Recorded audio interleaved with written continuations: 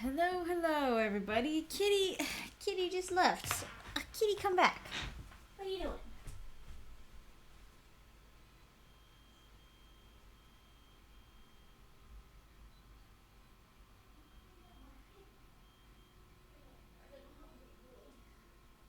Hey, no more little hungry boy. Oh, baby cat. Oh, baby cat. Okay. Lee, you want to know what the songs were. I can't tell you what exactly the song you were listening to was, but I can tell you all of the songs you just listened to. So at the start of the stream, the first one was Omnibound, and then we're gonna go down to what I just stopped. So it was Omnibound, Odd Penguin, Misery, Mania, Insane Shadows, Nasty Shadows, I Believe in You, Gearworks, Fluffy Clouds, Deep Woods, Clockwork Overture, Head Baskets, and the one I just stopped in the middle of was The Binding. So hopefully that helps you find it. And yes, indeed, it is the Heartbound soundtrack. Yeah, I don't know a whole lot about the Thor situation. I do recall, I did notice that his public image did a 180, but all I heard is that he from Jacksepticeye, he had the wrong perspective on a petition or something like that.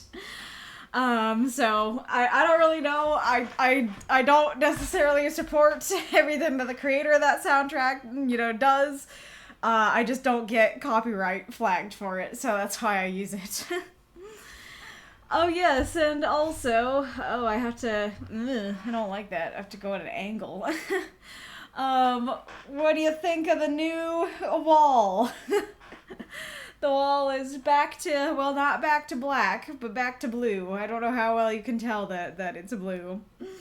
What do you think? You do your own looking. Okay. Really bad then. Alright. Hello, me. Hello, Marks. Thank you for the 18 months. Hello, Mako. Ghoulish Misfit, Magistrate Ironlung, Mr. Strangely, Mako Cam, Nightwolf, first time chatting, welcome.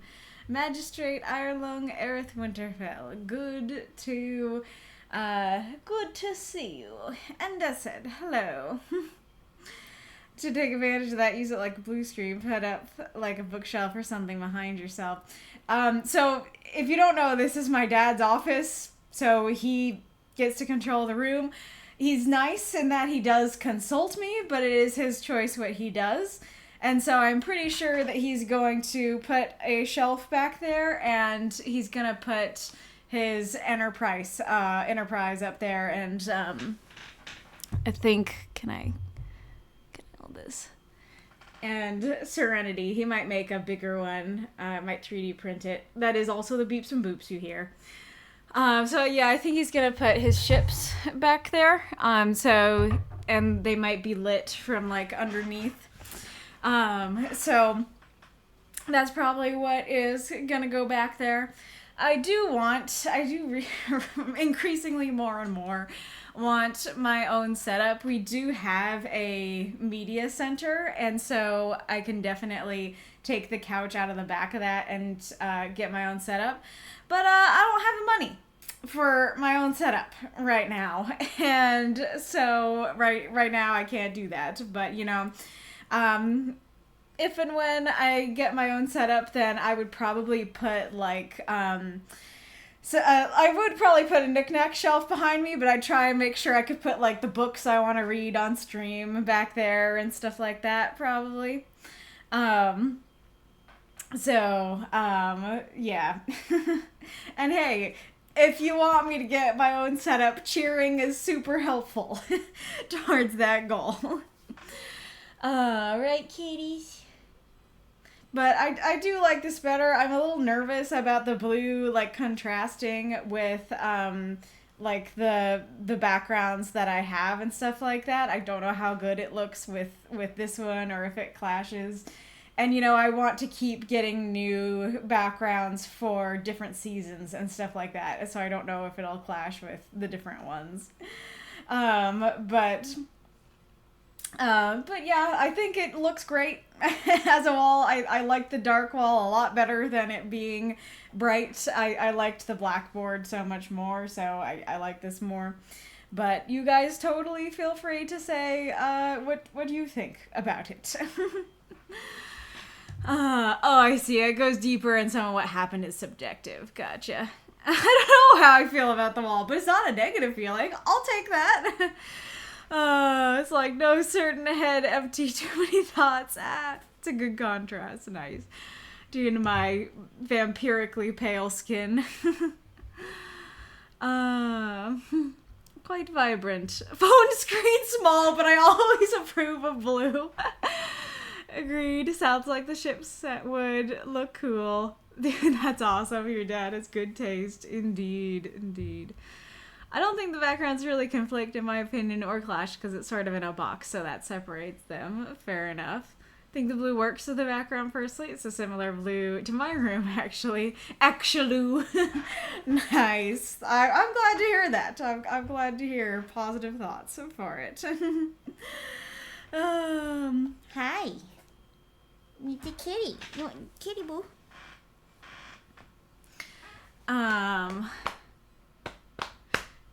Alright, so welcome to the stream.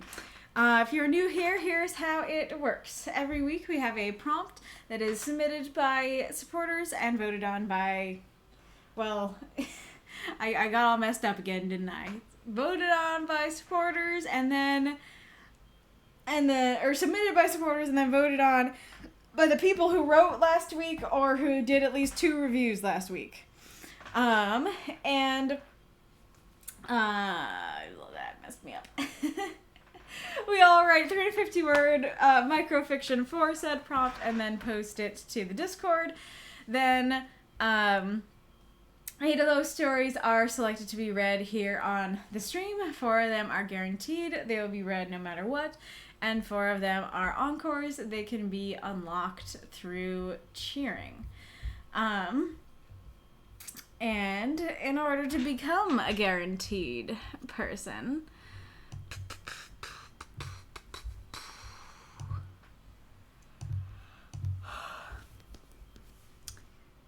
boop, boop.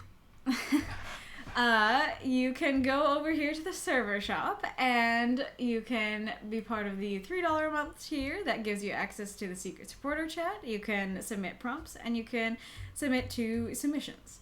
Then we have the $5 a month tier that gives you access to all those things, but you can submit 3 submissions, 6 word prompts, and your submissions will be in the guaranteed section, provided there are no issues that week. And then you get emojis. And then the $10 tier transformed one gives you access to all those things. You can submit 4 submissions, 7 word prompts, and the first prompt that you submit to the secret supporter chat goes automatically to the poll, provided there are no issues with it. You can also have a universe tag for your ongoing universe if you want, but you need to DM me or tag me for that. So yeah, there's the stuff. The cocooned and transformed ones are also on Twitch. They are the same. They offer the same perks. Well, now the other kitty is complaining. Really? Did I take your throne?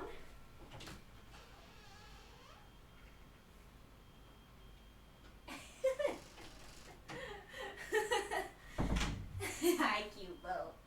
I see you. She just walked like 3 steps out the door and then sat down. And so it's just like she's protesting that I'm sitting in her throne.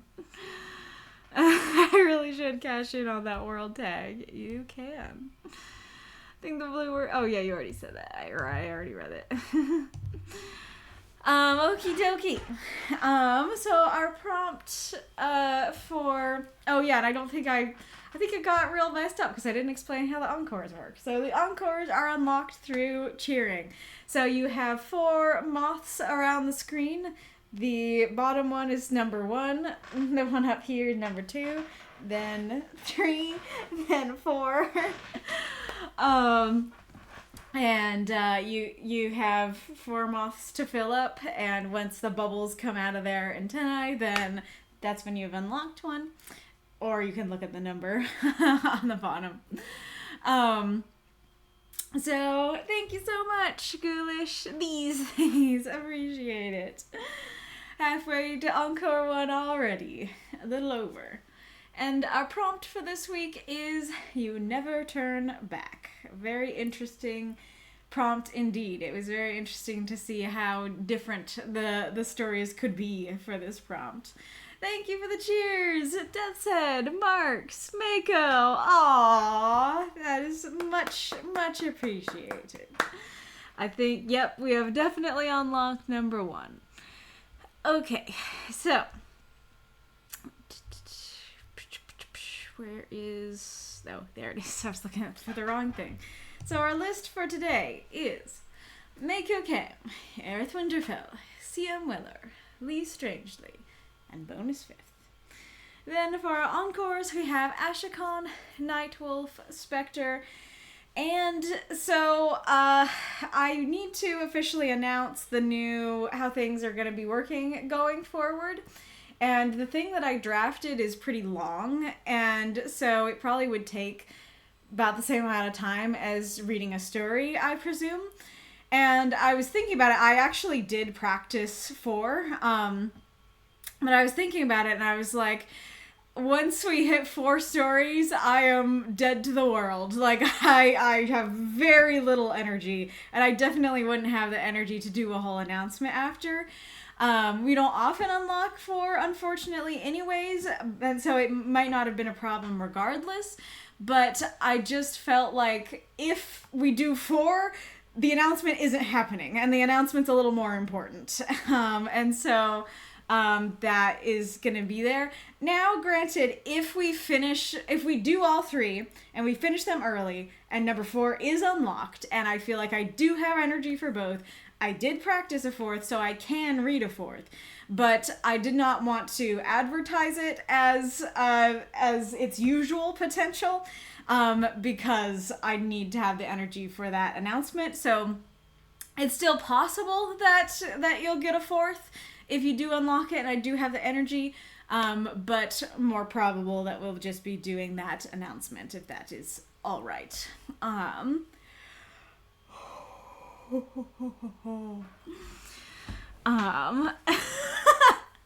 Well, I forgot to mention Gregor the Overlander and the Curse of the Warmbloods and its prophecy. Ah, yes, of course, natural things that come up. I assume that's like an example for this prompt that you forgot, but it's very funny to be like, ah, yes, I totally forgot, and then proceeds to list a bunch of fantastical things. It's like, well, were you actually isekai'd here? Is Gregor your friend? Okie dokie. Alright. Without further ado, I see that Mako is in the chat, so I think we will get started. So, see she, be there.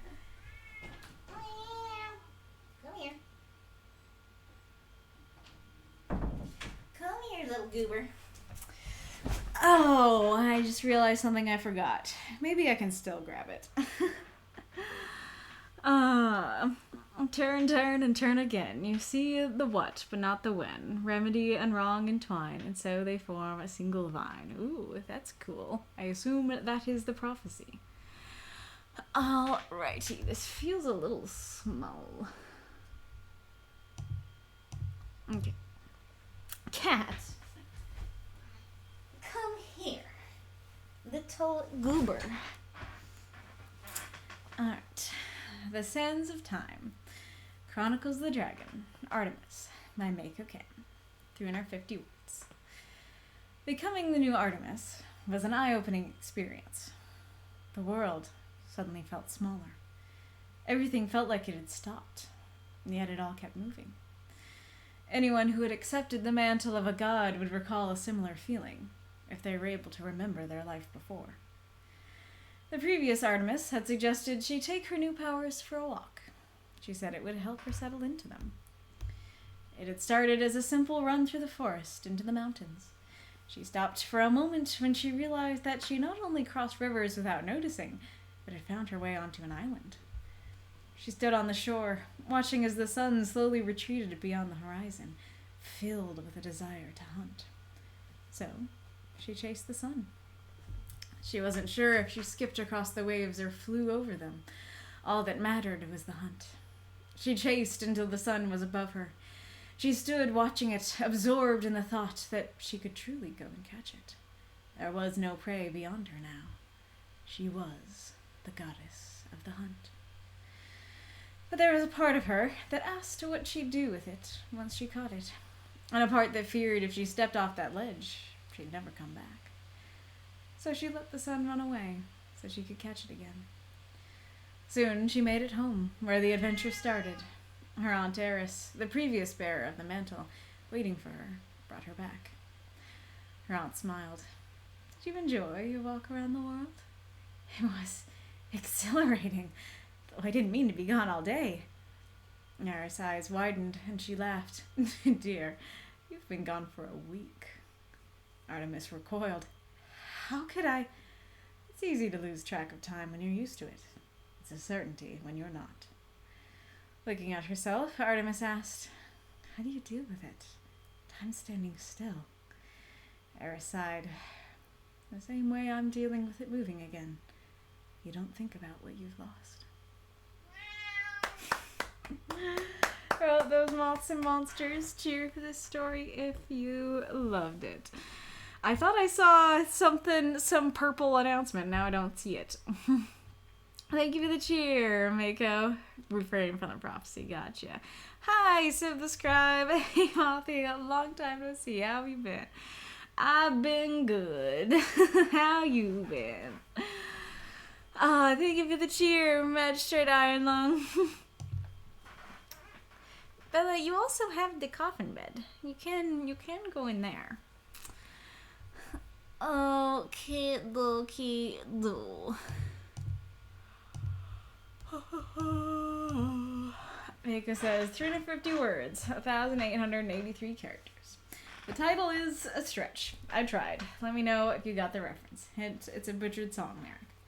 It's after 3 a.m. and I had to cut out over 100 words by the time I realized I'd gone over. Fitting for a story like this that I got lost in the sauce. So hopefully it's not a mess, and if it is, please forgive me. Toast level light brown. No other questions at the moment. I hope you enjoyed.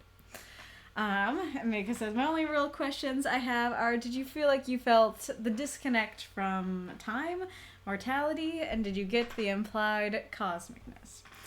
And I also have some questions for the chat myself, which I will go into, which is, did you realize, A, that Artemis had gone around the entire Earth, B, that she'd lapped the Earth and gone around the Earth multiple times.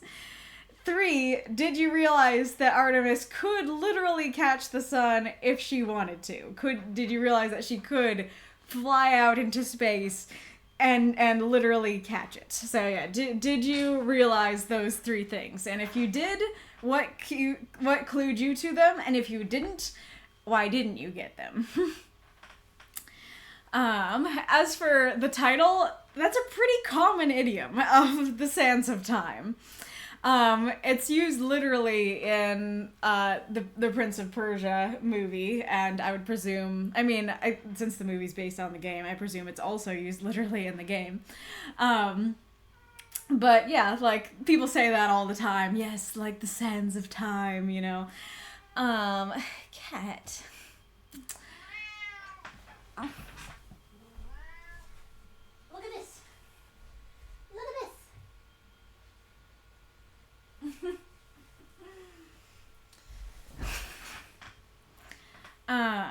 So it never occurred to me that it would be a song. I mean, of course it could be a song lyric because expressions get into songs all the time, but I would never have thought of it as purely a song lyric or thought of that first.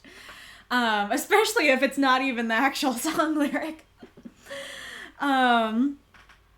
So, I mean, I think it works. I don't know. Funnily enough, because it's such a common idiom, it seemed a little cliche of a title to me. So, like, my issue was not that it's like, oh, the song lyrics butchered, but rather this is such a common idiom that this is a little cliche of a title.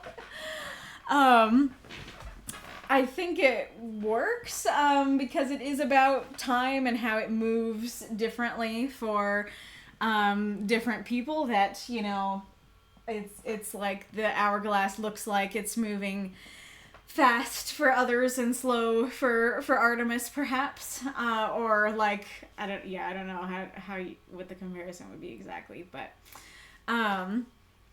maybe something, I mean, I'd have to think more to know for sure, but something about, like, not just the sands of time, but how, like, I don't know. I think you could go for a different time idiom, I guess. Like, time idiom or phrase about time that might be a little more fitting for the story, I guess. But all of this is pretty nitpicky, and only because you asked. There you go. There you go, Kat. Yeah. I really enjoyed this story a lot. So Mako mentioned that he might be doing Artemis for this prompt, and I was like, I don't know. I feel like you have other characters who could fit this prompt better. But then I read it, and I was like, no, this is fantastic. I think you went with the right one. And I'll talk more at the end about, you know, the prompt use and everything. But I really enjoyed the story. I feel like, a little nitpicky, I don't love the first line here, because it's like, yeah, becoming the new Artemis was an eye-opening experience. It's kind of like, well, duh. You know, it's like, yes, becoming the king of the world, it was an eye-opening experience. It's like, okay, you know, like, you don't need to rub it in our face kind of thing, like, yeah, I'm totally a goddess now. Like, you know, it's a bit eye-opening. Like, you don't say, you know? So I feel like just going straight to when I don't remember what her actual name is, but, or her original name is, but, when name became Artemis, the world suddenly felt smaller. I think that would be a better opening for me, or you could use a time thing. When blank became the new Artemis, something about time, that could work as well. Or I guess that would be this. I guess you could do that as well, that you could just start with, the world suddenly felt smaller. When blank became the new Artemis, everything felt like it had stopped. That could work as well. And I do like that you introduce the time theme right away at the beginning. I think that's great. And I think this, just in general, this is a pretty good opener of, like, because the whole thing, and part of what I love so much about this story is that when characters get superpowers, it is often like, wow, awesome! I can shoot lightning out of my fingers. I feel so powerful. And I think this is really cool and kind of more unique than things I've read before, because it's not just about, like, oh, cool, I can jump higher and run faster and stuff like that. It's a complete change of her essence. That, like, when she's jumping rivers without noticing, it's not so much a, wow, awesome, I can jump rivers. It's just like, this is how I work now, if that makes sense. That it's like, before, what was a hop onto a rock in the middle of a river, and then a hop to the next rock, also still in the middle of a river. What felt like that now feels like, what that felt like is now how it feels to just go all the way across the river. And so it's a complete change of how she perceives things. Like, I don't know if I can think of another image. I don't know. But I just love the way it's described. I can really feel the flow of the story and how it just feels, I don't know, so totally different to be Artemis, that your entire being is different. I think that is really cool. I like this idea of, like, if they were able to remember their life before, so kind of calling out how, like, some people who accept the mantle of a god are gods for centuries, maybe millennia, and so they may not remember their human life. You know, I don't think I've asked you about this before, but are there gods who, like, never give up the mantle? Because, like, you know, like, yeah, there's kind of an element of why would you? I would assume that some do eventually get tired and or like, yeah, I think I don't want to continue to be in this fight, or I want to, you know, finish a human life and die or something like that, and that just might take centuries to get to. But I feel like there are some where that would never happen for. Thank you for ever followed. I feel like some people would just would just be like, no, like, I am Osiris now. I am Osiris forever. You are going to pry this mantle out of my cold, dead hands. You're gonna have to actually scatter my body across the world to get me to give this up.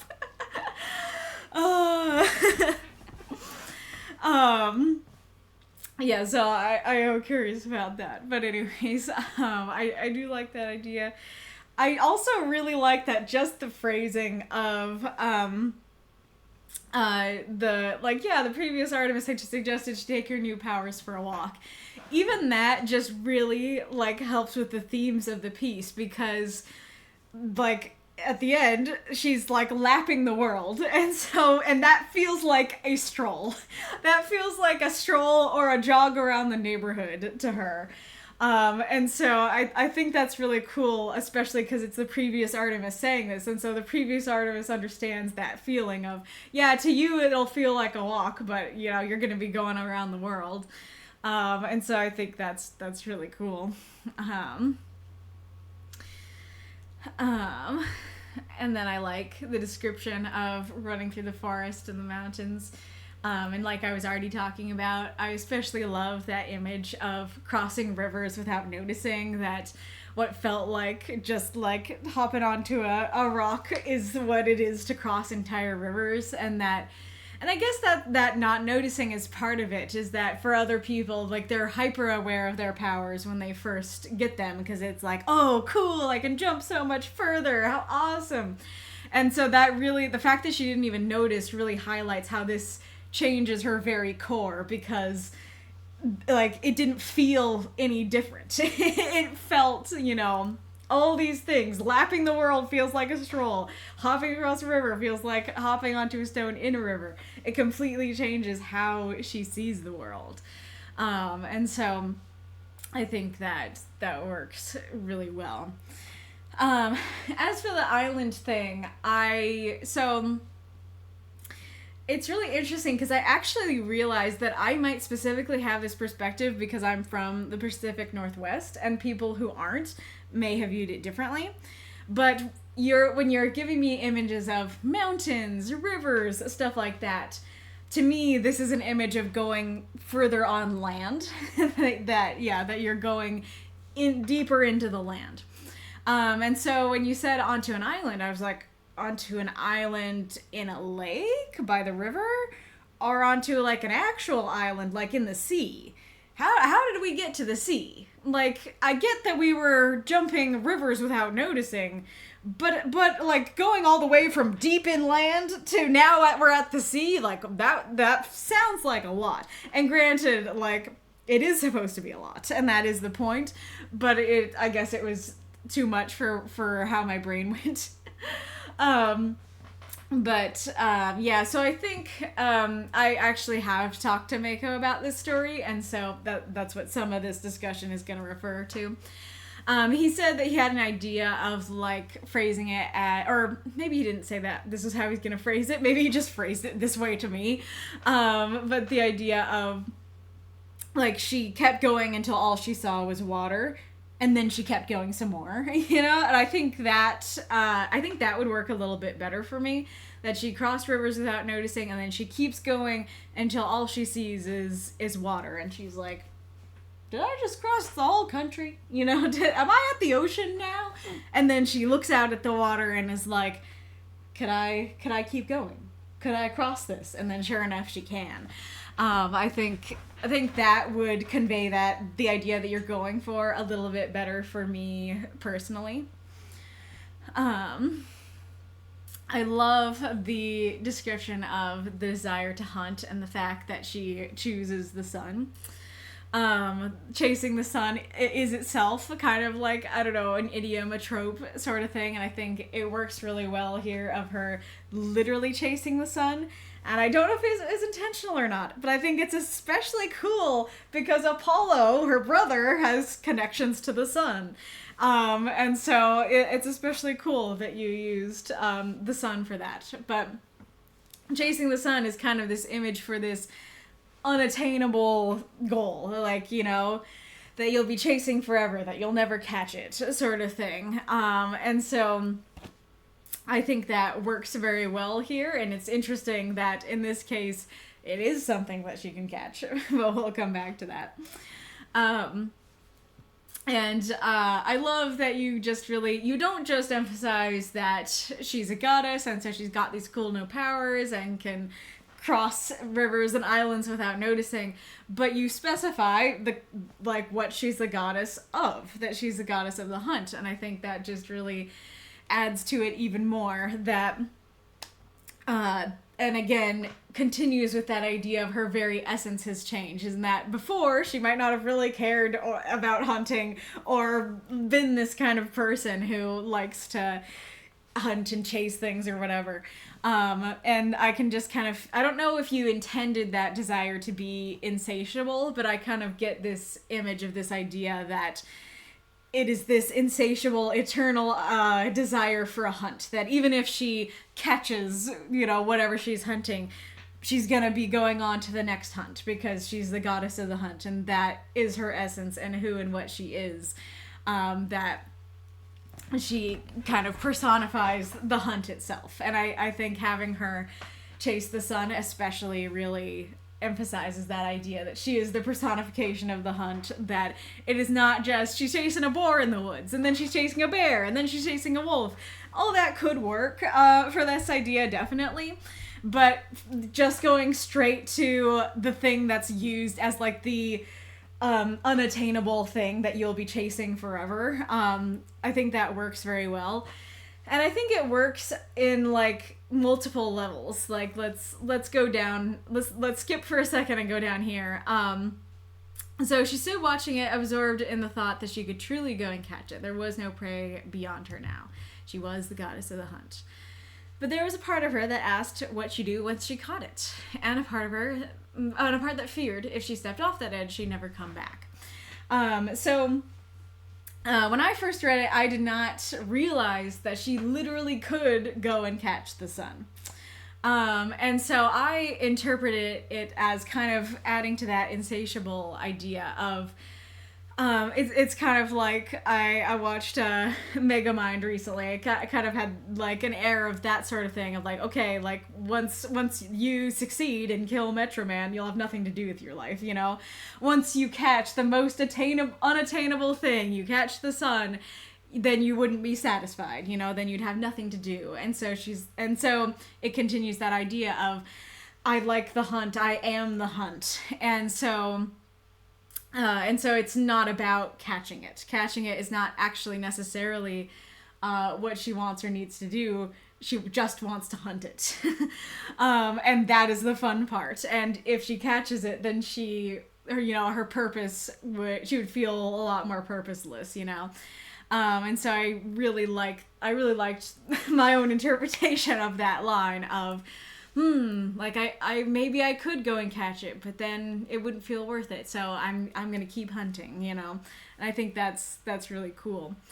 I did not realize that it meant no, she could literally go into space and go catch it. And I think that like part of why I didn't think she could is because personally I think of the gods as very earthly. Like even in actual Greece, in actual ancient Greece, Mount Olympus is an actual mountain that they actually thought that the gods lived on. Like there was like I think a Tumblr meme about it that was like, if you ever think you're lazy, remember that the ancient Greeks thought that the gods lived on a perfectly climbable mountain and nobody went to go check. You know?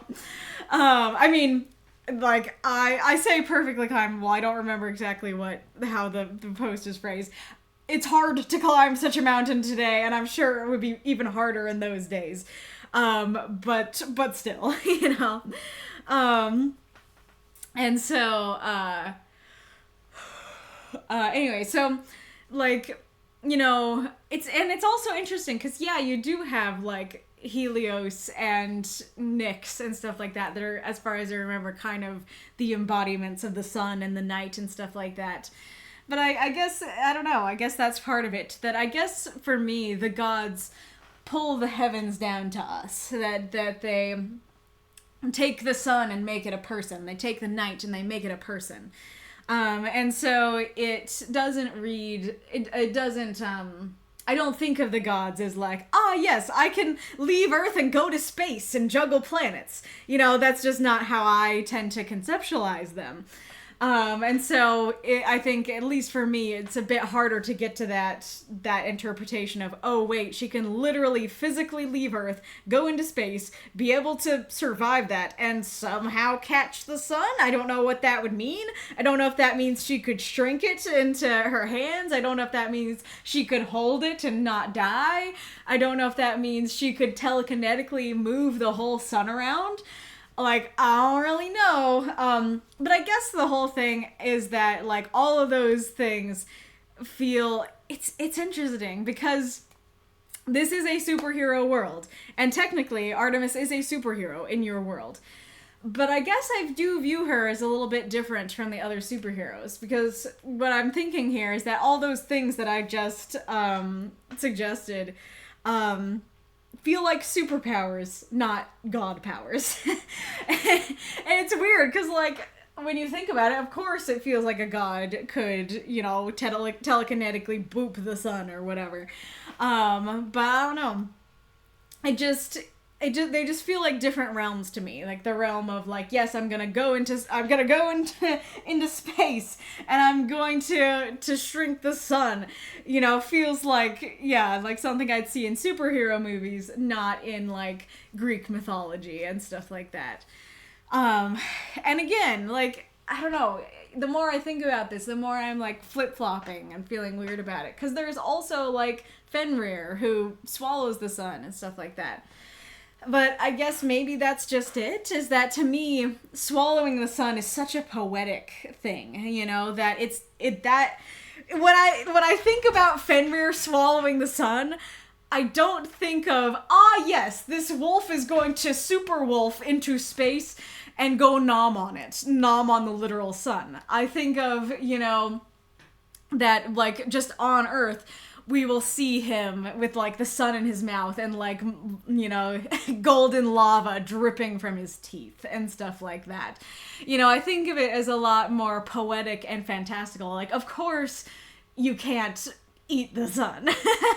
But when somebody has that image of, like, yes, he's gonna swallow the sun, I don't, like, think about how that's physically happening in, like, how we understand our world and someone going to space and doing that. I just think of it as, like, yeah, poetically that's gonna happen.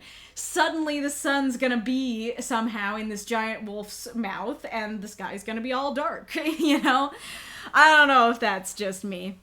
But yeah, so there's my train of thought about why I wasn't thinking about her literally catching it, I guess. And so,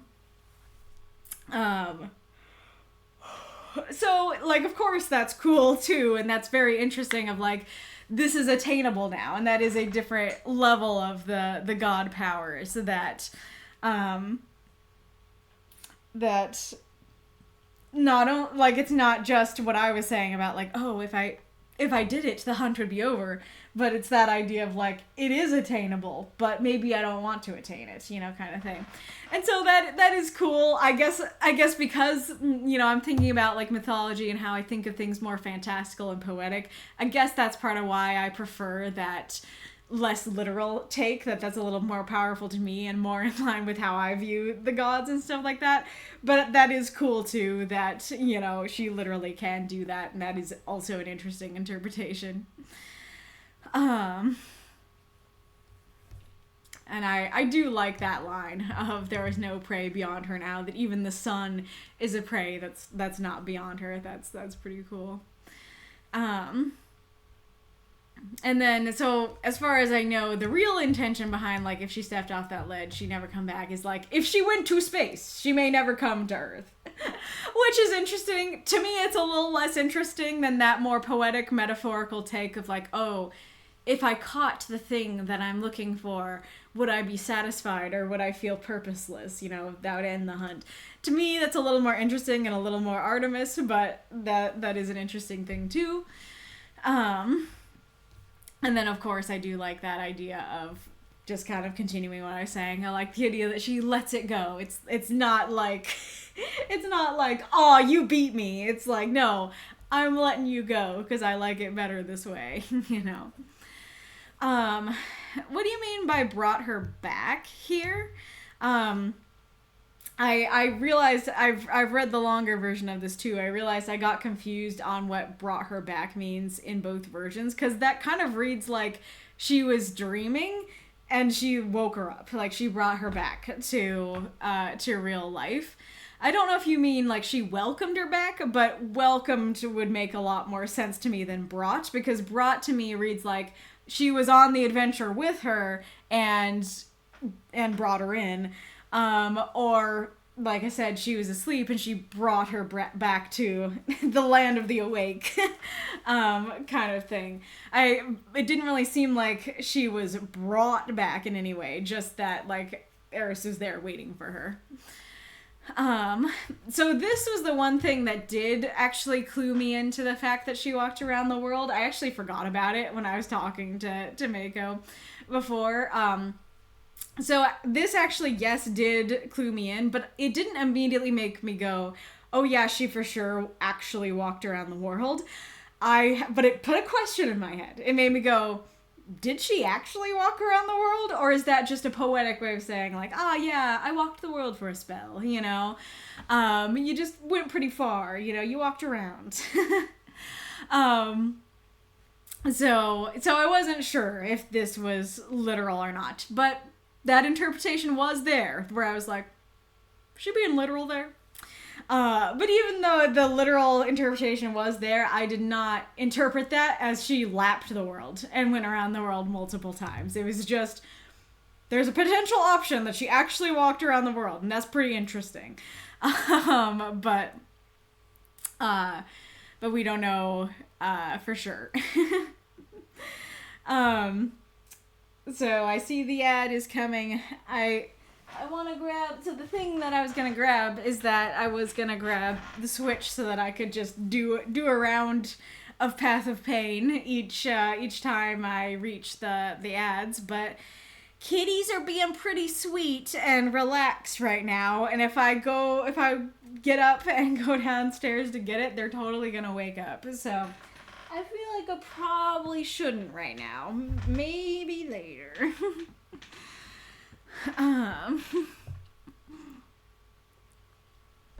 Hello, Eddie. I used to submit the prompt Swallow the Sun. It never caught on. Gotcha. Fair. It's really interesting how those prompts can be, because, like, talking about it in this context and knowing that you're talking about, like, Fenrir and stuff like that, it's like, ooh, that's really interesting. But I do wonder if I just, like, I assume I did see it. I don't really remember it, unfortunately. But if I saw it in the list, maybe I wouldn't, like, make all the connections that I'm making of like chasing the sun, the most unattainable hunt, Fenrir with the sun in his mouth, you know. I don't know that I'd make all those connections just seeing it in the list, and so I don't know, that's interesting to think about.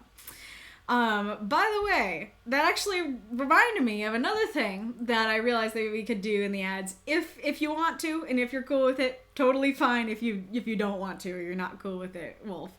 But Wolf, you have a lot of prompts that you like wanted mine and others' approval on, right?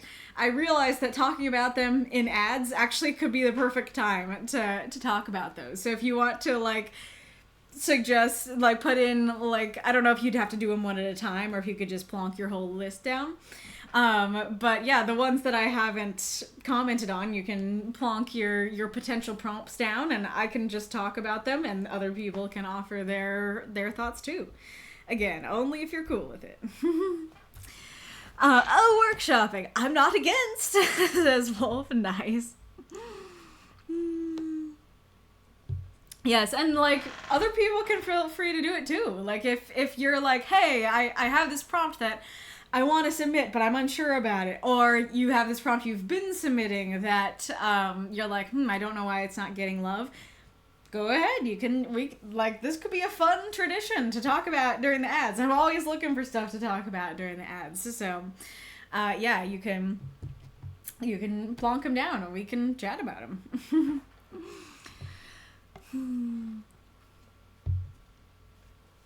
I don't know how easy it would be to show you the cats right now. Is that, yeah, there's, well, is she? No. There she is. There's a little bit of fluff. I think you just see like the back legs. Just a little bunny feet. So funny. Oh, there's only 30 seconds left in this one though, so you might let it percolate or grab what you need to copy for next time.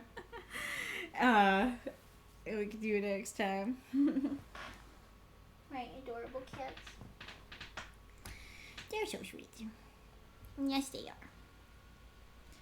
Yes, they are.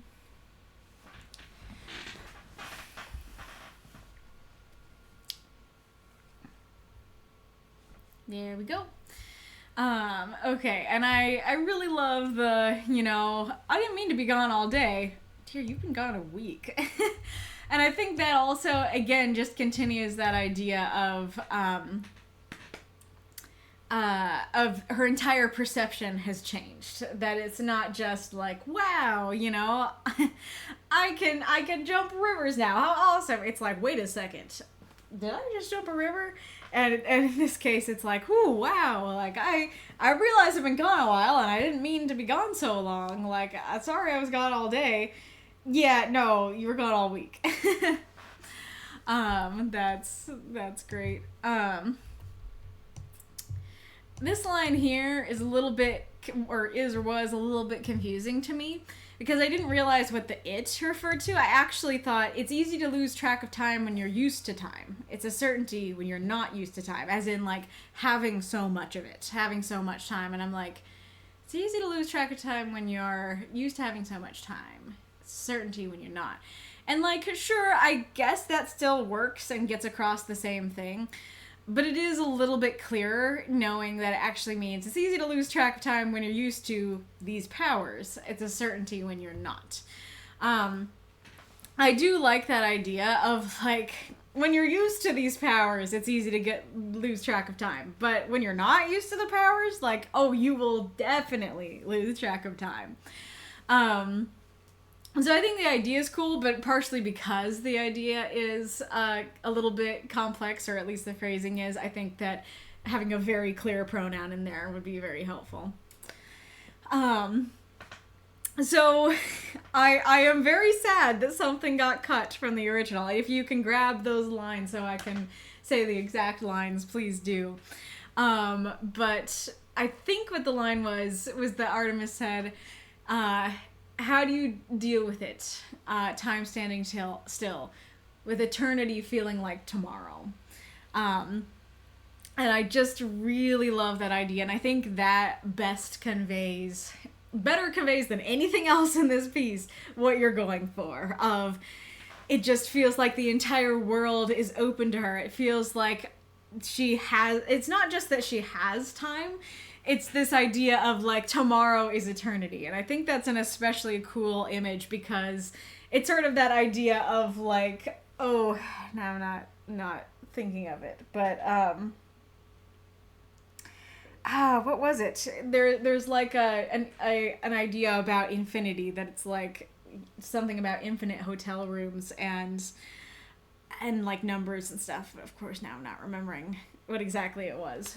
But anyway, so it's like tomorrow is eternity and the next day is eternity. It's all just eternity, you know?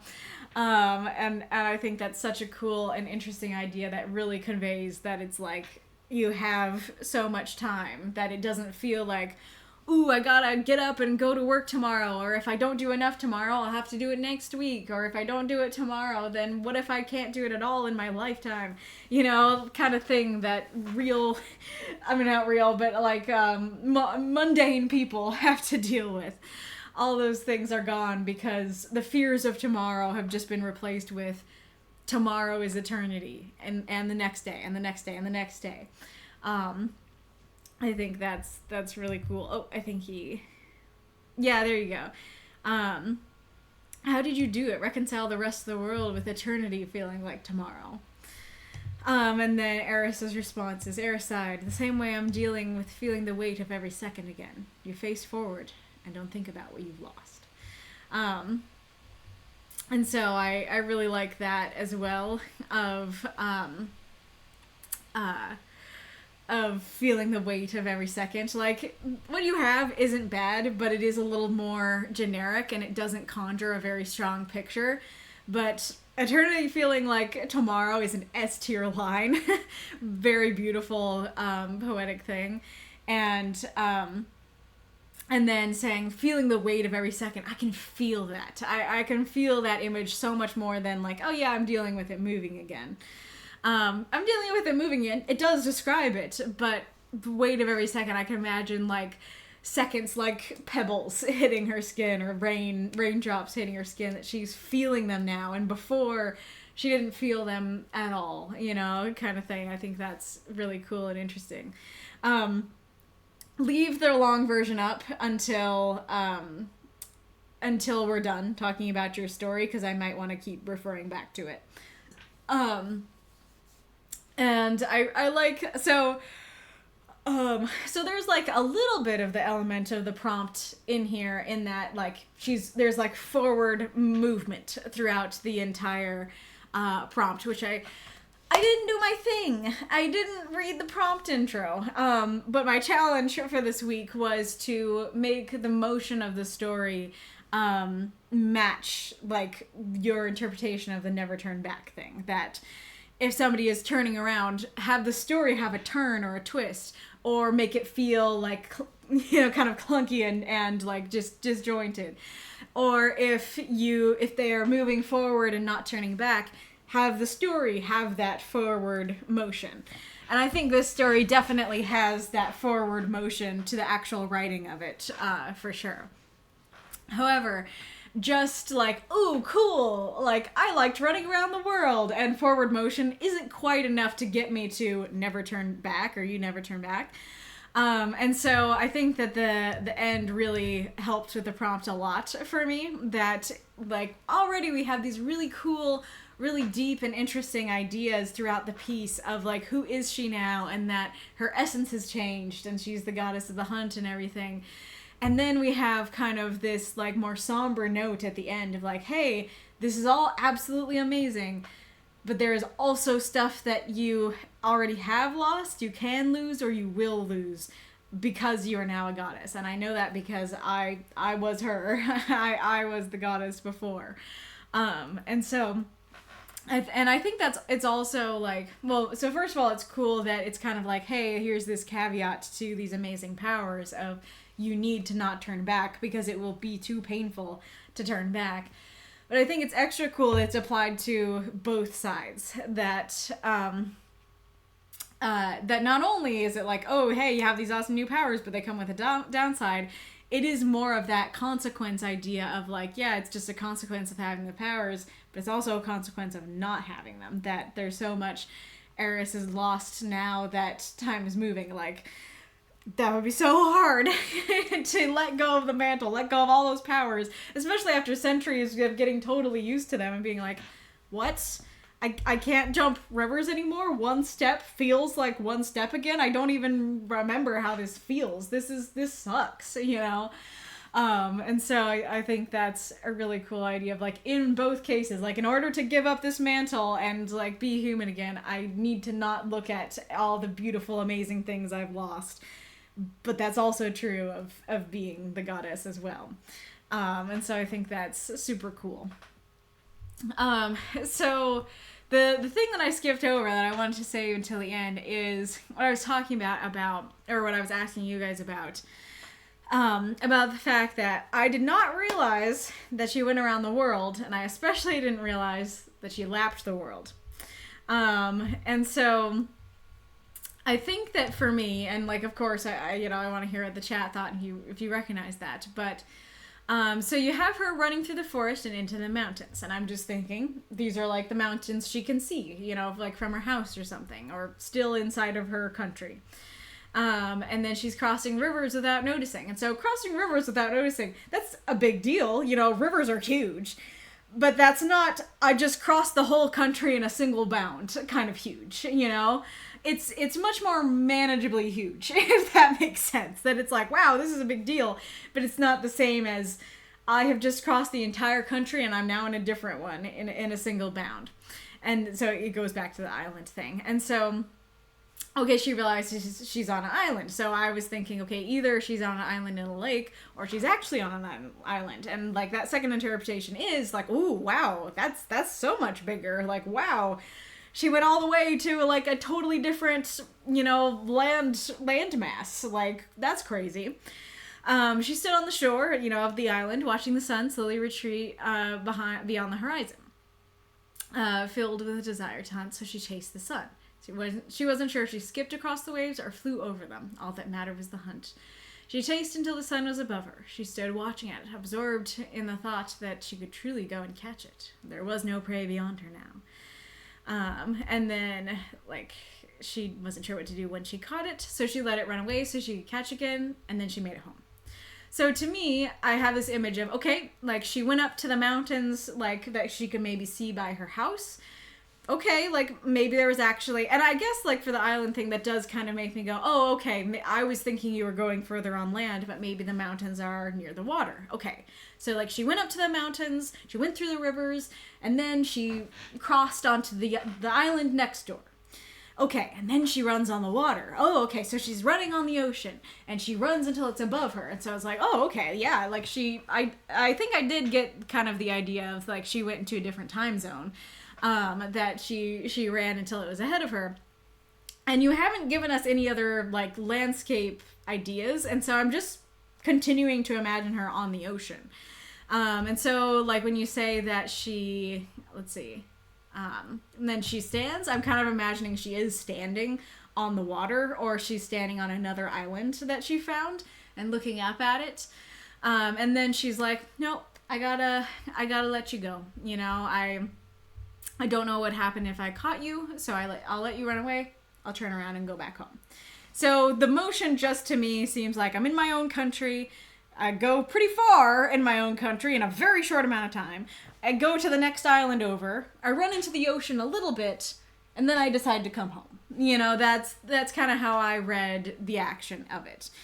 And so I definitely did not realize that she was outrunning the night. That she was going all the way around the world, so much so that she is outrunning the night. And I think that's a really cool idea. I like the idea a lot. But at least for me, what you have here isn't enough to convey that. Partially because it's such an interesting, unexpected idea. And so...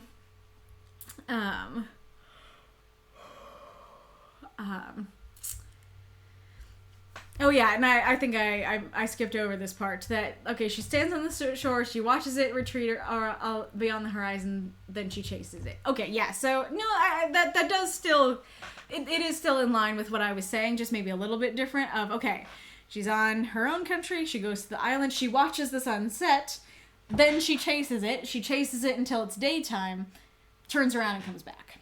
So like I said, I did think she went to a different time zone, but not that she fully outran the entire night. Especially not multiple times. And I think I think it's both the fact that you don't give any more landscape details, and also just the action itself, that you do say she watches it retreat behind the horizon and then she chases it, but then after that she goes over the waves, there's no prey behind her, she's okay, what would happen if I caught it? Run away.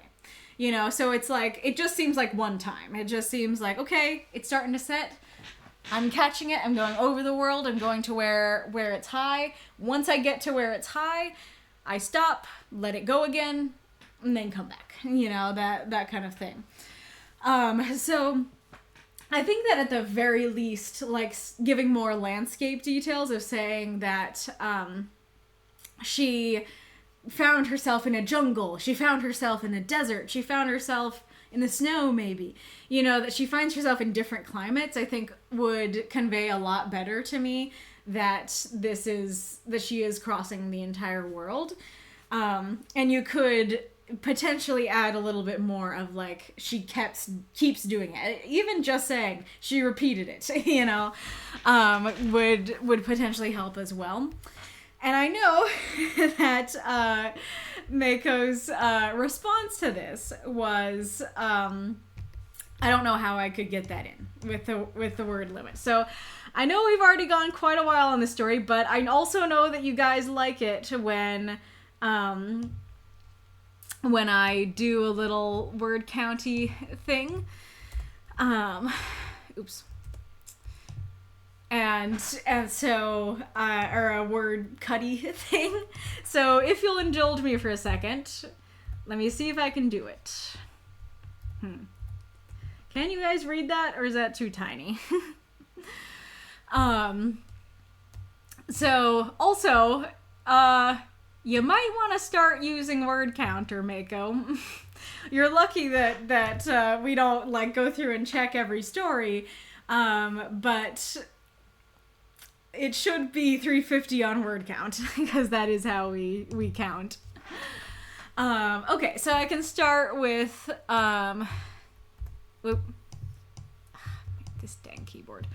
I can start with that first critique. Well, actually, let's start by adding stuff rather than cutting stuff.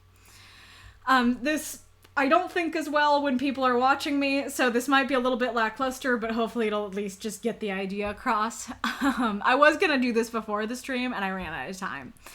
But let's see. So let's see. So she chased the sun until it was above her. I'll try something.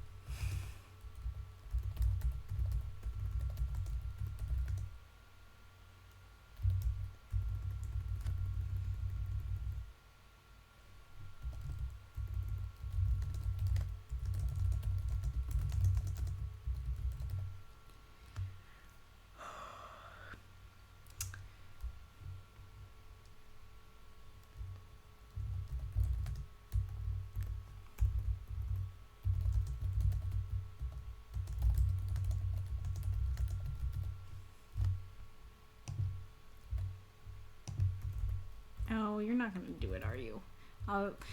That dash should be 2 dashes, but it will count it as multiple things, so I'll just do it like that. MS Word is different. Everything, like Google Docs, MS Word, Scrivener, all of them will be different, and so this is the standard. This is the standard that the group uses. So that's, yeah. So that's the standard to use, is the same one that the group uses. Otherwise, they're all going to be different. Some will let you, like, what... Generally, in my experience, I found that word counter is the most lenient. I don't generally use word, so maybe word is the most lenient. But we did pick a particularly lenient one. I don't know then. Did I add something? Did I add any words? Thought I would have put it in blue if I did. So let me see what happens when I copy it from just from Discord. Oh, but then but now I added my thing. Okay, so let's copy like that. I guess I'll oops. Huh. Well, it's spooky.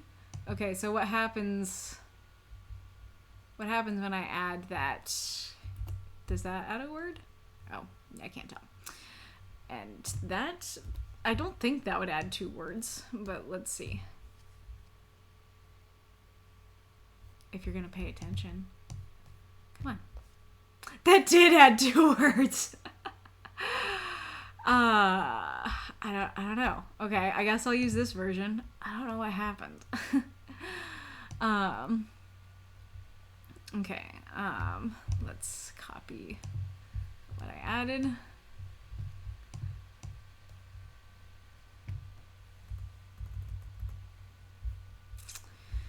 Okay, I think it was right here.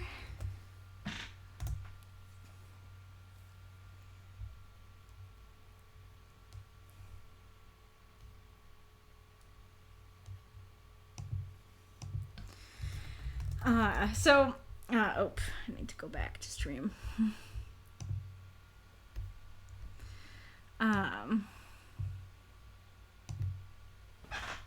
Yep, Google Docs is gonna be different. Now you guys are starting to make me feel like I need to actually start checking them. But okay. So I don't know if I'll keep everything that I've added so far, and again, not my best work, but I think it gets the job done. So she wasn't sure if she skipped across the waves or flew all over them. All that mattered was the hunt. She chased until the sun was above her, and when it started dipping again, she chased it until the waves led her to a jungle, and again until it rose above the hot sands of a desert, which somehow didn't hurt her feet as she ran. She stood watching it, absorbed in the thought that she could truly go and catch it. And there was no prey beyond her now. I guess that should be now its own paragraph.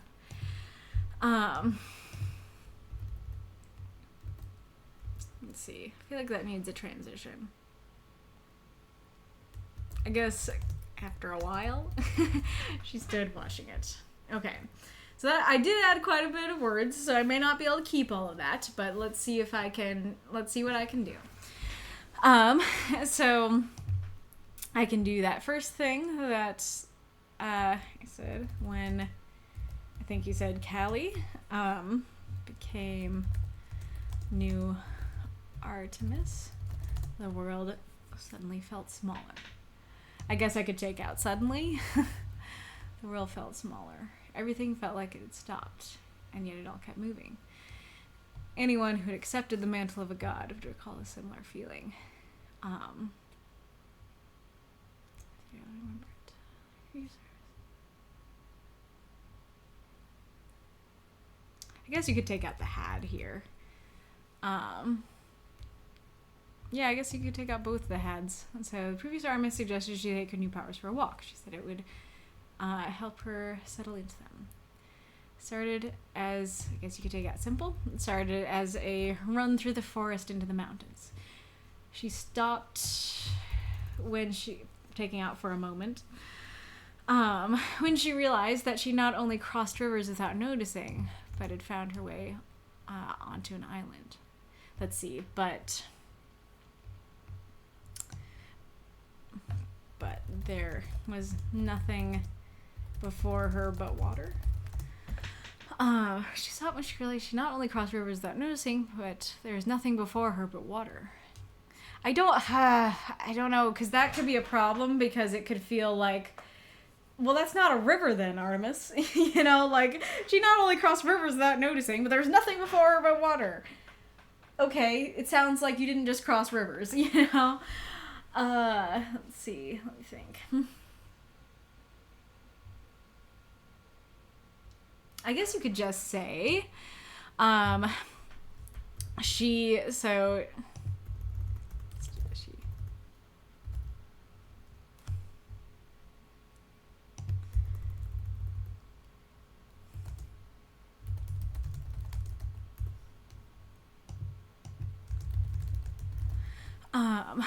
It started as a run through the forest into the mountains. She crossed rivers without noticing. Only when there was nothing before her but water did she pause. Only when there was nothing before her but water. Only when there was nothing before her but water. 9. Only when there was only water before her. Gives you 1. Only when there was. Oops. When there was only water before her.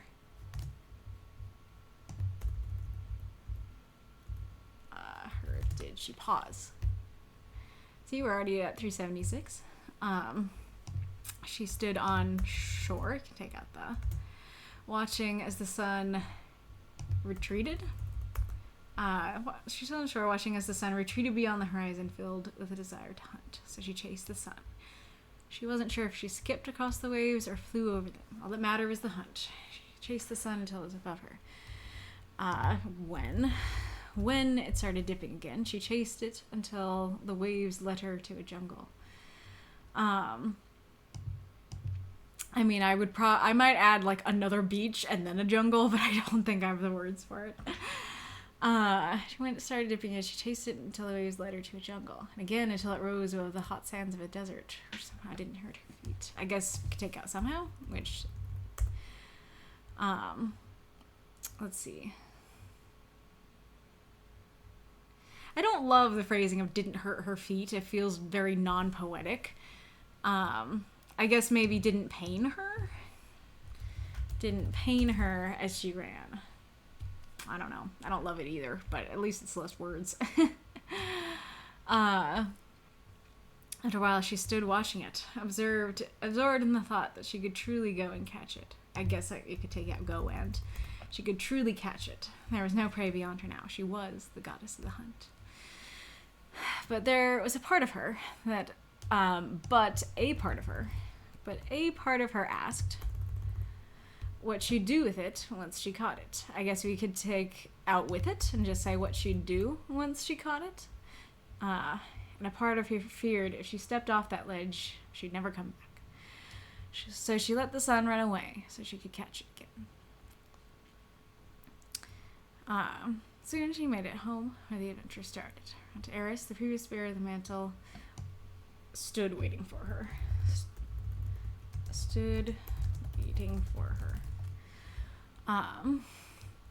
Not smile. Did you enjoy your walk around the world?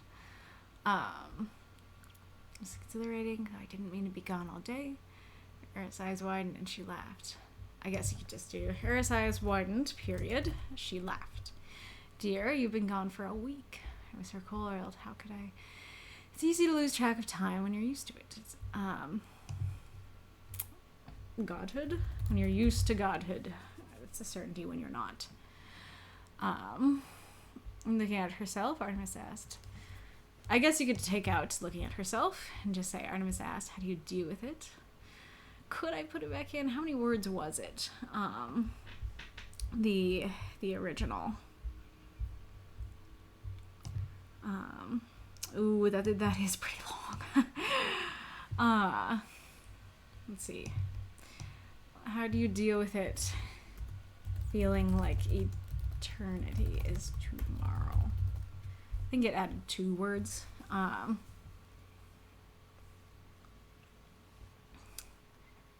So in the same way I'm dealing with feeling every second. Okay, so we're at 360. 10 more to I don't like Callie. How do you spell her full name? Wow, there's a lot. We talked a lot. Sure, you guys talked a lot. Callianthus. Now, me and this. And Callianthus became the new Artemis. The world felt smaller. Everything. See, everything felt like it all kept moving. One who accepted the mental god.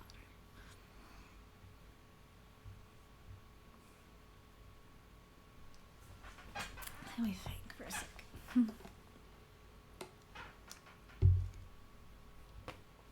Maybe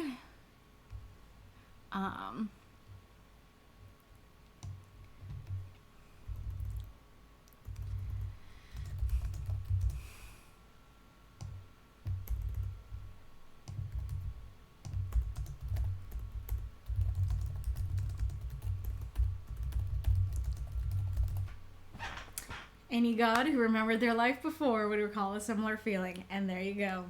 349. Alright. And that is 1876. And I see Death says request that I copy it into Discord. So let me read through it to see how it sounds. If I need to get rid of any clunk, and then I'll copy it into Discord for you. Oh, dang it. So I thought of an idea before stream started, and I just put it in a draft in the stream chat, and the line is, the night couldn't catch up with her, to try and convey she's outrunning the night. Oh no, I love that line. That's better. Okay, let me see if I can add that in. Oh,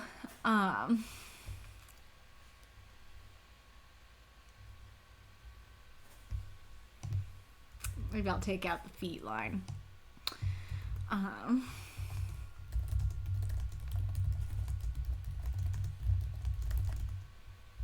Hey, that actually took out some words.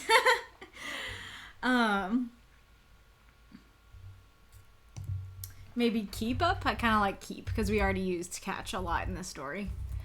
The knight couldn't keep up with her. Okay, let's read through it. When Callianthus became the new Artemis, the world felt smaller. Everything felt like it had stopped, and yet it all kept moving. Any god who remembered their life before would recall a similar feeling. Before the mantle.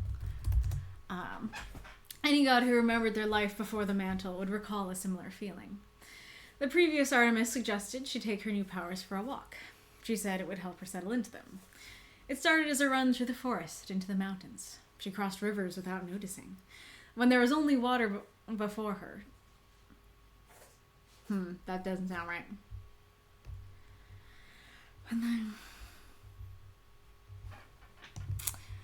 I mean, she paused would work, but does so. When there was only water before her, she paused. I don't love that as much. Can I put the old phrasing in there? She only paused when... Oh, no, that doesn't work. Only did she pause when there was... Oh, that still doesn't... I don't like repeating only.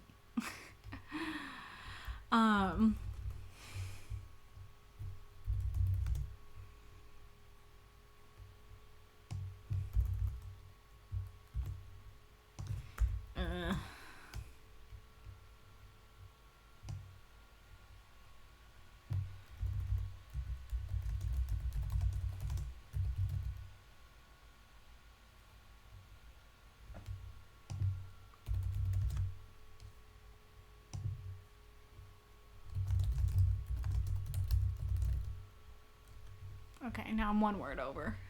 I get rid of one word.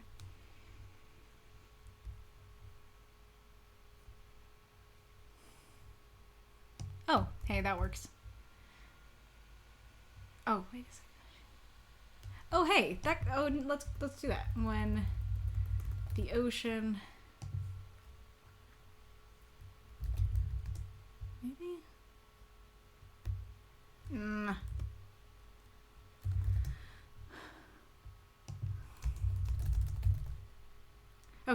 It started as a run through the forest into the mountains. She crossed rivers without noticing. She only paused when the ocean lay before her. She stood on the shore, watching as the sun retreated beyond the horizon, filled with a desire to hunt. So she chased the sun. She wasn't sure if she skipped across the waters or flew over them. All that mattered was the hunt. She chased until the sun was above her. When it started dipping again, she chased it until the waves led her to a jungle, and again until it rose over the sands of a desert. The night couldn't keep up with her. After a while, she stood watching it, absorbed in the thought that she could truly catch it. There was no prey beyond her now. She was the goddess of the hunt. But a part of her asked what she'd do once she caught it, and a part that feared if she stepped off that ledge, she'd never come back. So she let the sun run away so she could catch it again. Soon she made it home when the adventure started.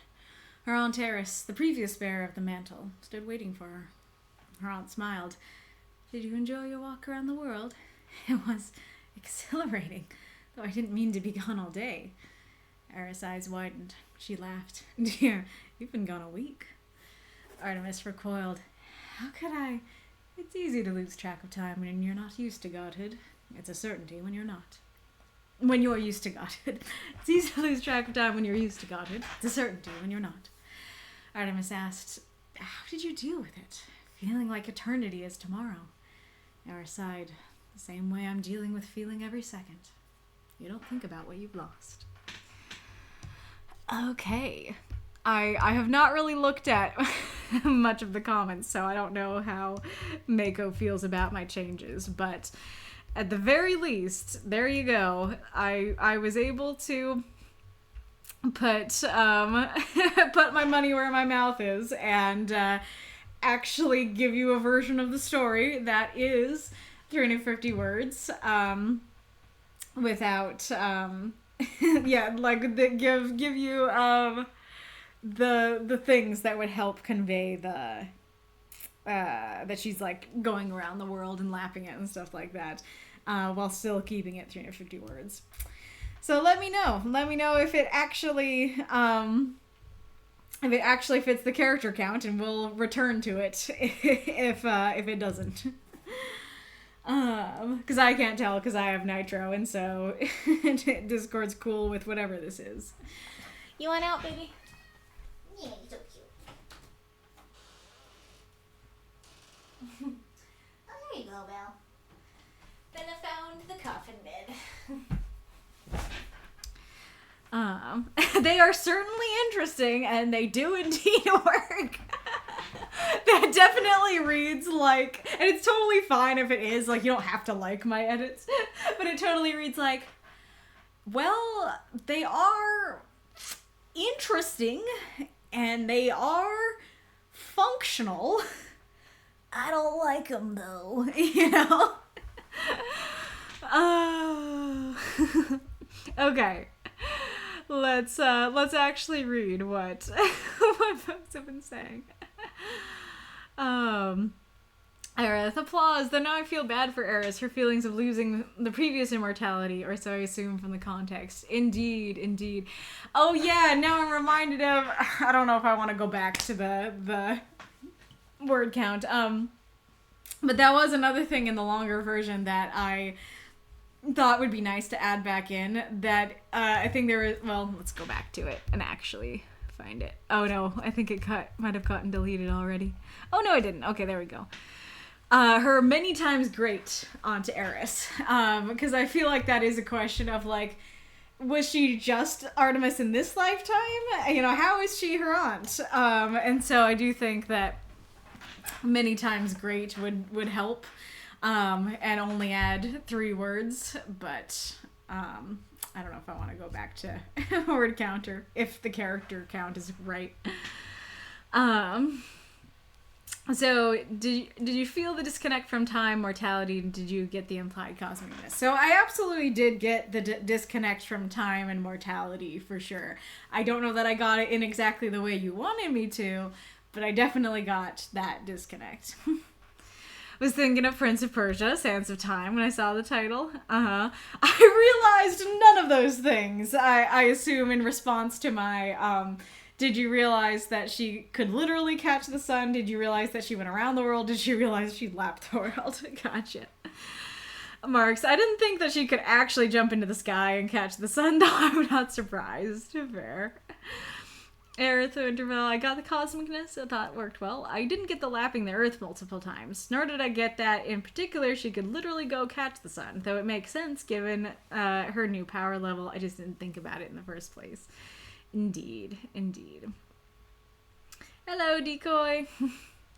Like, I was fun to try and explore these ideas of what taking on the mantle is like and why they are the gods of the things that they are. Yeah, totally. I took it as the metaphorical fun of the hunt thing as well, the sun thing. Good to know I wasn't alone. Yeah, definitely not a good example of being lazy. Many pilgrims did climb that mountain and left artifacts of devotion at the summit, which we found over the years. I didn't know that. It's also fairly common that gods need human worship to be empowered, so the idea of going off planet would be like Superman going to a red sun. Gotcha, yeah, fair.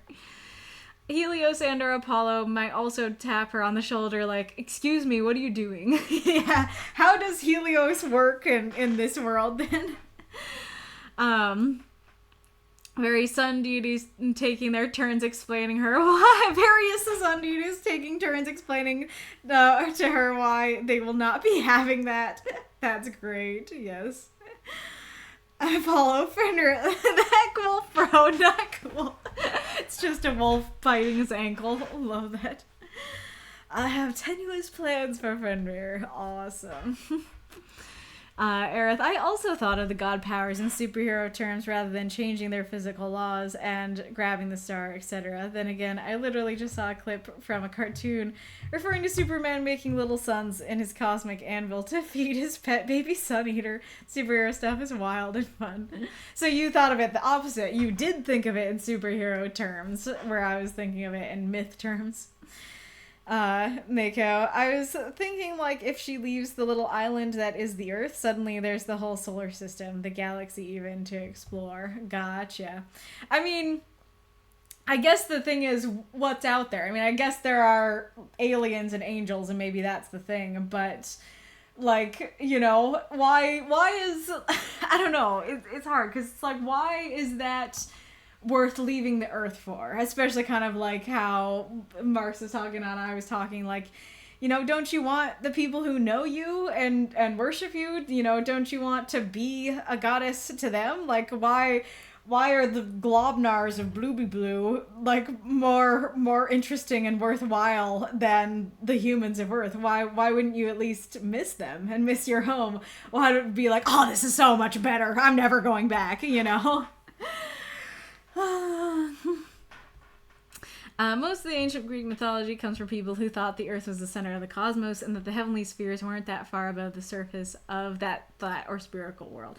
Yeah, that could be part of it as well, is that, like, back then they didn't know there's space and you can go into space and the sun is an actual gas giant, you know? And so I think that's part of why I do think of mythology differently from, like, superhero stuff, because often in superhero stuff you do have, like, literally Superman, you know, flying to the sun or whatever. But they didn't think of things in those terms back then. And so even though I'm aware that this is, like, a different version, a different reality of our modern day world, I still think of, like, these characters in mythology terms or thoughts. That is kind of what I meant. I meant as in she was brought down to earth metaphorically, grounded her, brought her attention back to the here and now. Oh, that's super cool. Never would have gotten that on my own. I do think that if you said brought her back to earth, that would help a lot. Again, I'm sure I could shave 2 words off somewhere so that we could get that. But yeah.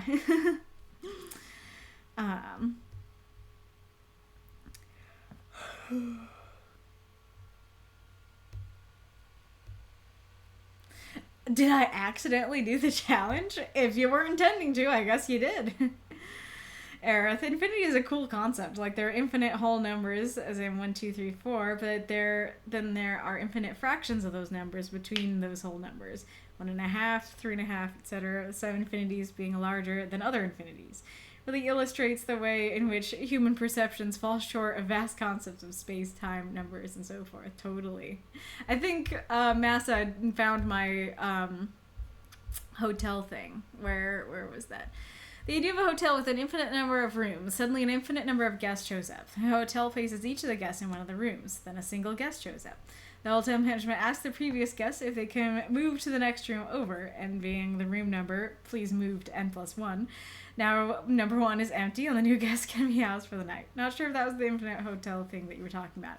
I don't know that it's the same as the one I was thinking of, but it is a very similar idea of, like, it's because it is that idea of, like, yes, the infinity and, like, the counting infinity kind of thing of, like, there are infinite rooms, and so if you need another room, you can have another room because there are infinite rooms, you know, kind of thing.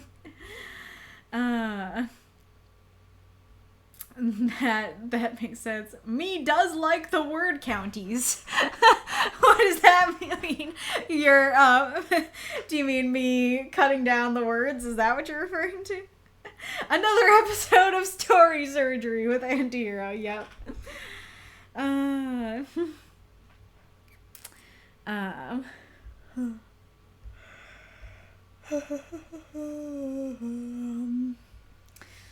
mean, depends on what you mean by pretty comparable. Because in one sense, yeah, of course they're very comparable. Because they'll only be like 4 words off in general. But 4 words are 4 words that your story should not be off in this kind of a thing, you know? Yep, exactly. I personally use Microsoft Word to check word count and the word counter for checking character count as needed. Well, I like that. That works for me as long as you're still using it. Check the character count by copying the text into Discord, swearing at the right number, and then editing until it fits. Fair enough. That's how I test the character count as well, complete with the swearing. I have a channel I made specifically for testing character limits. Oh, that's nice. They're certainly interesting, and they do... Oh, yeah, that's what you're saying.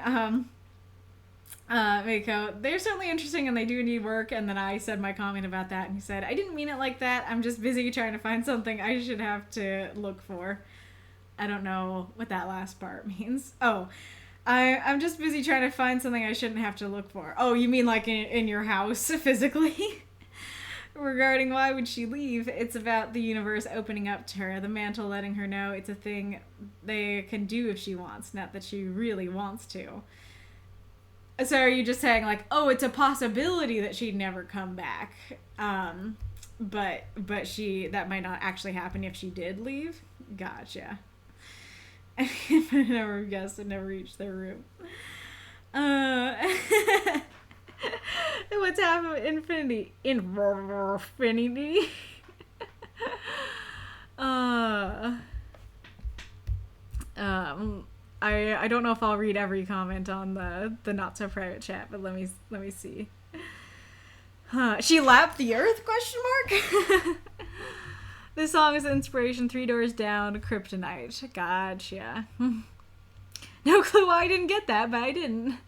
I took a walk around the world to ease my troubled mind. I left my body laying somewhere in the sands of time. Ooh, that's neat. That is very fitting. And granted, if you called the story A Walk Around the World, I would have at least got that she went around the world once. You could call it Lapping the World, but I think that's a little, like, the story's so poetic, I don't think that would fit well enough. Yeah, there's a lot of Sands of Time songs, It's the only part I felt could work as a title. Well, I could listen to the song later, but I do think A Walk Around the World would work. Well, I did get that she was literally catching the sun, but I had more of a chasing Helios's chariot image. Yeah, exactly. So it goes back to the mythology thing, because I actually did have a similar idea. Granted, again, like, I didn't necessarily get that she went all the way around, but I was thinking about Apollo, right? So I was totally thinking about her, like, chasing the chariot, yeah.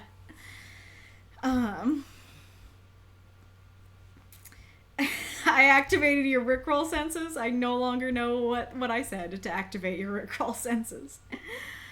It would be unfortunate to be chosen for the next Osiris, especially if you know the mythology. I don't know if I know it well enough. I feel like there was something about his junk that was in the mythology that's probably what you're referring to. I don't remember. Which creates an interesting question. Do the gods have to be, like, does the mantle have to be passed to, like, always the same gender? Like, could Artemis be a guy, or does it have to be a girl? The gods are very humans, but super powerful in vibe. Yep. Well, Atlas is holding the sky. Yep. I mean, again, like, it's just that same thing of, like, yeah, I also do have that feeling of they're quite human, but super powerful.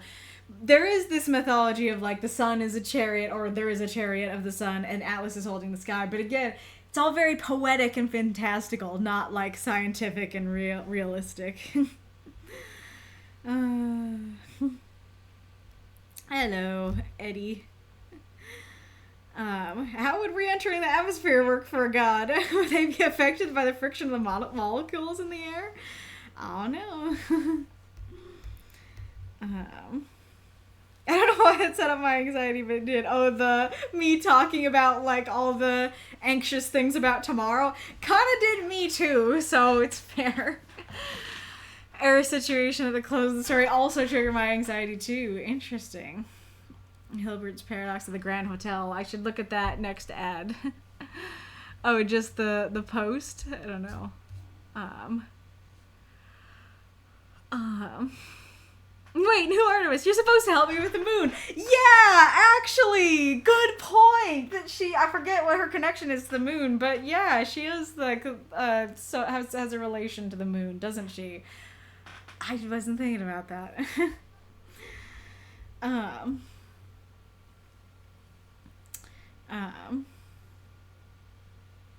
The idea of the infinite hotel is that infinity guests equals infinity rooms. So if there are infinite guests, the hotel is fully booked. But at the same time, if there are infinite rooms, there's always room for you to just move them one room over. And then room number one becomes available. Oh yeah, so it actually is the same thing as Massa, but I just wasn't connecting that final, like, bit. Yes, I think that is it. So that it's that idea of, it's like infinity, but it's the infinity but countable thing of, like, you know, it's infinite. So if it's all filled up, it's filled up. But if you get another one, you can fill the room. Yeah.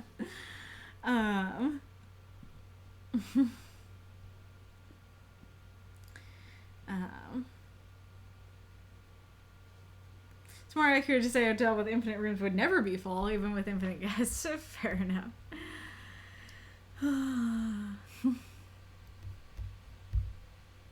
Achievement unlocked. Consciousness. Amazing. I achieve that achievement each day. I should maybe feel better about it.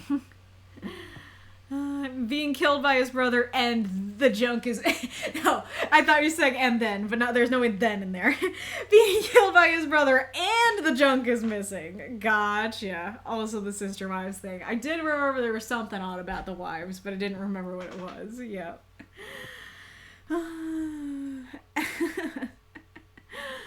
Oh. Nice.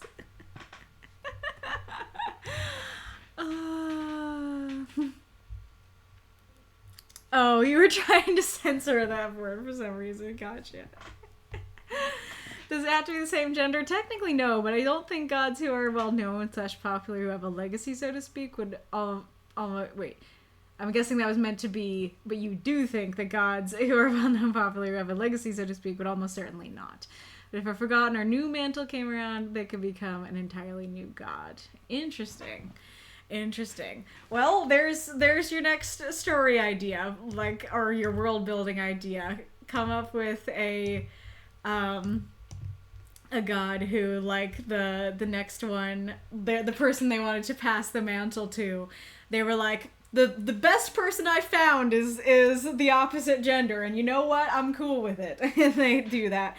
I don't feel like they would need to become an entirely new god, though, to just switch gender. Because, like, all the time You know, that's the whole thing, is that people make gender bent versions of characters all the time, and like it doesn't mean that they're a different character unless it's like really integral to their character. And granted, maybe for someone like Osiris, it is pretty integral to like the mythology and stuff like that. But if it's not, you know, like I feel like, I mean, that is interesting, because now that I'm thinking about it, I was going to say I don't think it's integral to Artemis, but actually I do think it's integral to Artemis. And like, we've talked way too long about the story, so I don't want to go into it. I learned stuff about Artemis lately that was super cool and interesting, at least to me. But so gender is actually pretty important to her, so I actually probably wouldn't be the best idea to do it with Artemis. I guess unless you had a guy with the same like ideals like and ideas about like gender and stuff, maybe it would work. But anyway, so like if you had a god where the gender is not like not important to like their godhood, I think you could switch gender and they would still be the same god. But yeah, if it is important to, you know, it's integral to their godhood, then that would be more of a problem to switch it. Oh, I'm sorry. I knew Osiris honestly wouldn't need to worry, as it's a part of history that happened. It doesn't need to repeat. That's fair. That's fair. Now I'm just thinking about, like, okay, do you want to be the new Osiris? It's like, yeah, totally, I'd love to have godlike powers. And then they accept the mantle, and then the old Osiris is sharpening a knife, and they're like, all right, you ready? Ready for what? You know? Yeah, Loki could absolutely be whatever gender. That's super true. Absolutely. Yep. Well, so Artemis is a protector of me, and literally asked Zeus if she would be a virgin forever. Mm-hmm. Is she, like, I don't know. I don't want to go too much into it.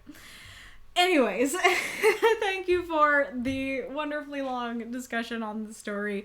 I thought it was fun. I hope you guys enjoyed it too. It is now time to go on to Aerith Winterfell's story. It Hunts in Dreams, Starlit Darkness, Dalan, by Aerith Winterfell, 343 words. Don't look back.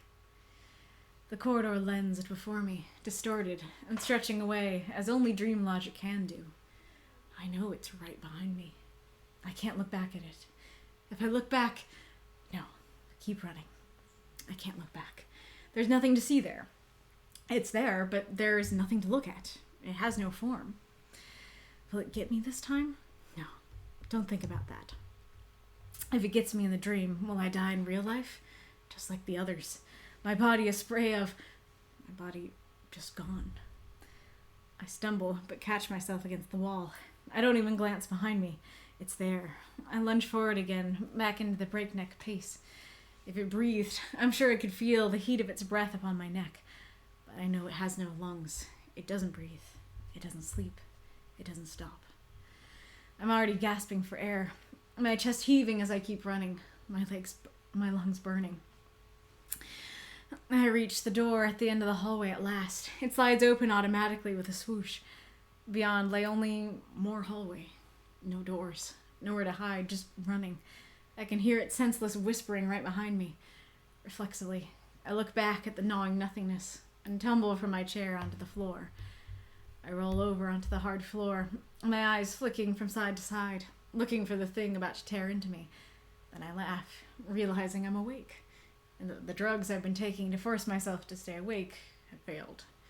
I'd fallen asleep, and it was there, still waiting for me. I pushed myself up from the floor and sat up, looking out the window of the space station into the darkness between the stars.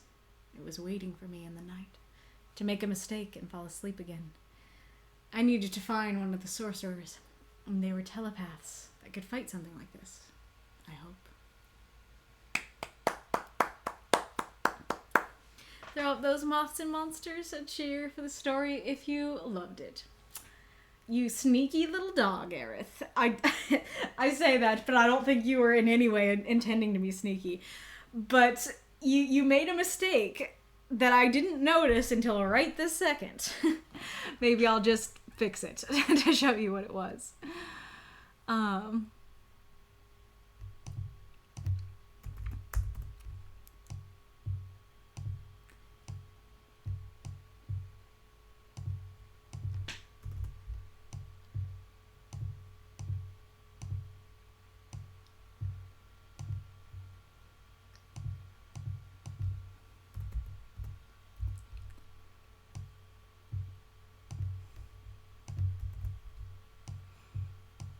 yeah.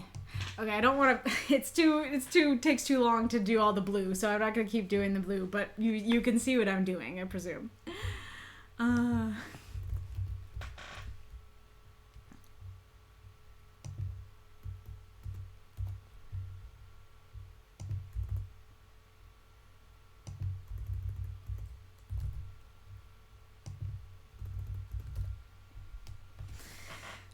I doubt that you recognized it because even I didn't recognize it for like 3 times, but you switched from present to past.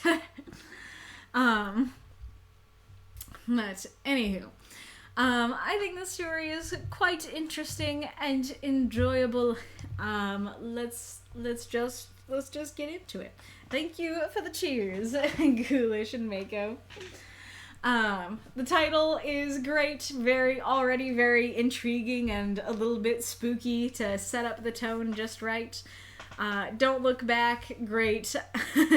Great thing to do for this prompt without, directly using the phrasing of this prompt. Now, granted, this might be one of those rare times where I would be okay with you using the prompt directly, but this for sure works for me, that you didn't use it directly, but that's the idea.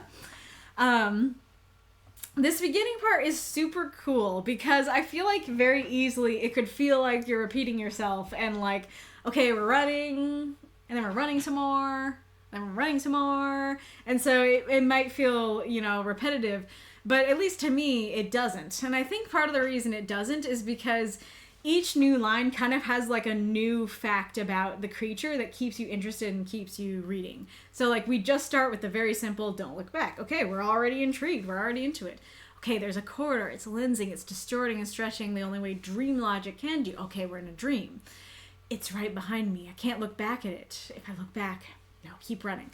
Ooh, okay, so like there's some sort of creature or being behind you. And of course I like the repetition of I can't look back. I think that works well. And then we have the new thing of there's nothing to see. It's there, but there's nothing to look at. It has no form. Ooh, well, no, I wasn't expecting that. Now that's an interesting idea for a creature. And I definitely, in general, just think that's a really cool thing of like, there's this thing, but it's nothing. It's a creature, but you can't even see it. And I think that's super cool and interesting. It's especially interesting because it doesn't really seem like it's invisible. It seems like it's like a greater, deeper kind of nothingness. So that is just really interesting and cool as a concept. And then if I die in the dream, I will die in real life. Ooh, okay, so then now there's another element added in. My body will just be gone, another element.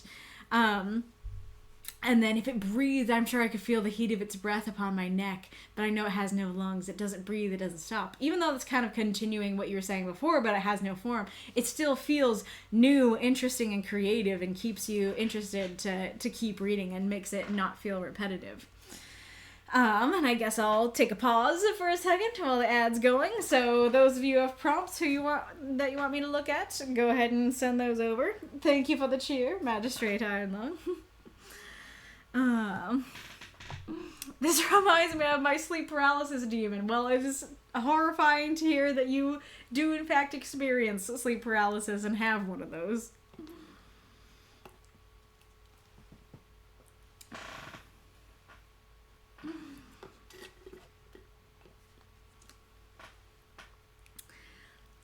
I see Wolf typing. I assume the prompts. Okay. Reality distortion field. All right. So what I've been doing with Wolf in these prompts is that he posts the prompt and then he posts like what it means. And so for me, the mark of a good prompt is that you can just look at it and get an idea. If something requires like external reading to understand, like to like baseline understand, then I don't think it makes for a good prompt. But if you can understand it immediately and then extracurricular reading makes you like understand it more and love it more and gives you new ideas, I think that's a good prompt as well. And so for me, like when I do this, that's kind of, if you didn't know, that's kind of what I'm testing, is that I'm going, okay, can I look at this prompt? Can I get an idea? Do I understand what it means? And then if your desired meaning is very different from how I interpret it, then I'd probably say it's not the best prompt, you know? So this prompt is reality distortion field. Okay, so that just makes me think of, I mean, it seems pretty self-explanatory that you have a field that distorts reality. So it kind of makes me think of like a dome that underneath it, all of reality is distorted, or like the scene in Thor: The Dark World where it's just this area where like reality is distorted and you can drop your water bottle and then it starts like it comes up above and starts circling, you know, that kind of thing. I don't know how I feel about this and how I'm interpreting it as a prompt, because like I think it works and I think a lot of us can come up with ideas for a reality distortion field, but it is just kind of a noun. It is just kind of reality distortion field, right about a reality distortion field. And so there's not a whole lot you can play with that. And so I definitely think that we could use that to write with, but I don't know that it leaves a lot of options open. So let's look at what the meaning is. The meaning is the persuasive ability of a leader or entrepreneur, especially in misleading or convincing others to promote a product or service, an environment which alters one's perception of reality. Well, I definitely didn't get the leader, like, human element. I think that, like, maybe I could have got to that idea of like, oh, this person can create a field where reality is altered. I don't know that I would have, like, just looking at it, ever caught that it could be something mundane like that. I think I still would have thought, it's a sorcerer creating a reality distortion field, not like, oh, he's so persuasive that I lose track of time, you know, he's so persuasive that I forget reality, you know. Yeah, no, by the way, if you didn't know, you guys are totally free to reply to these prompts too. Like, if you're like, I agree with Kaylee, or you're like, I totally disagree with Kaylee, or like, here's how I interpret it, you know, you could totally feel free to do that, because more opinions is always more helpful, especially with something like that. Hey, and 3 minutes was what it took to talk about one whole prompt, so I guess that worked out. I don't know what you change it or how. I mean, honestly, even if like if you, because the thing is, like I said, I can come up with ideas for like, ooh, cool, fantastical reality distortion field. I just don't know if I would have got to the more mundane idea.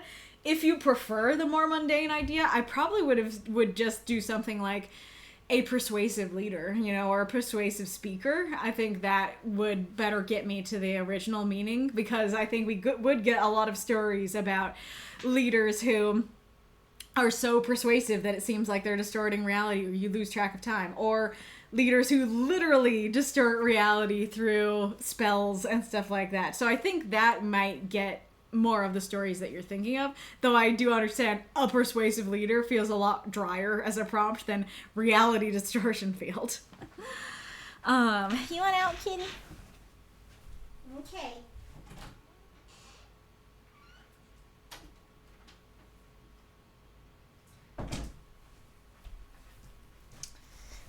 All right.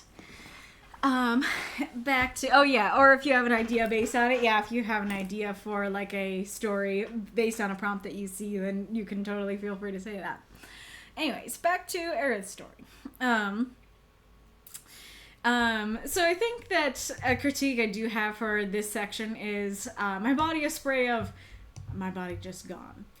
It seems a little bit odd. I kind of like the image that it conjures, you know, for this story. I mean, it's a gross image, but it works for the story.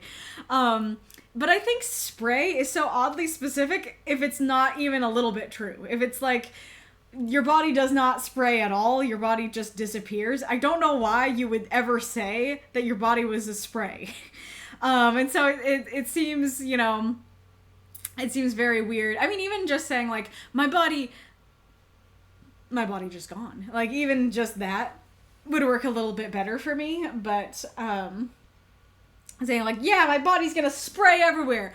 No, wait a second. It's not gonna do any of that. It's gonna disappear. It's like, why would you ever think that it would be a spray if that's not at all what it was? You know?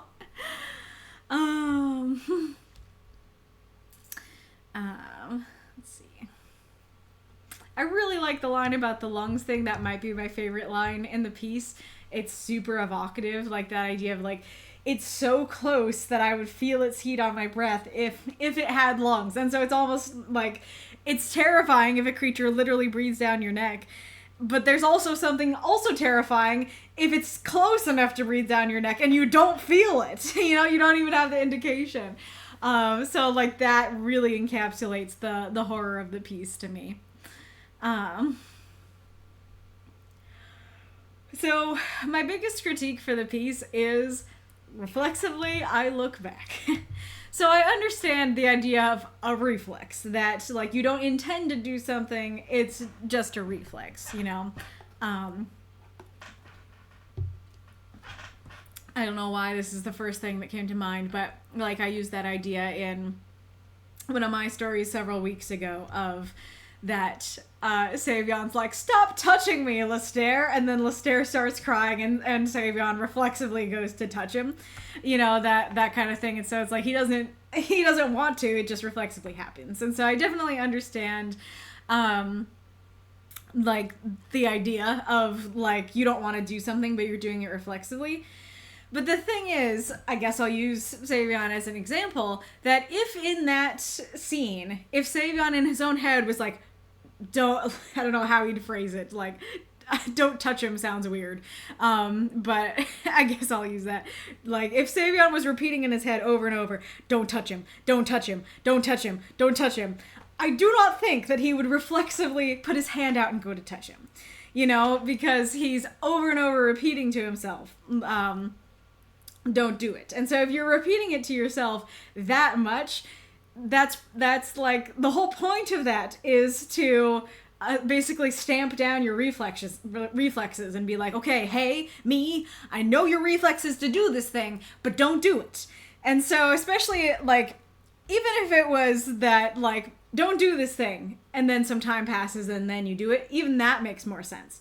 But if you're saying, don't do it, don't do it, don't do it, don't do it, don't do it, and then even in the process of you 5 seconds ago or less saying to yourself, don't do it, you do it, that doesn't really make sense to me, even reflexively.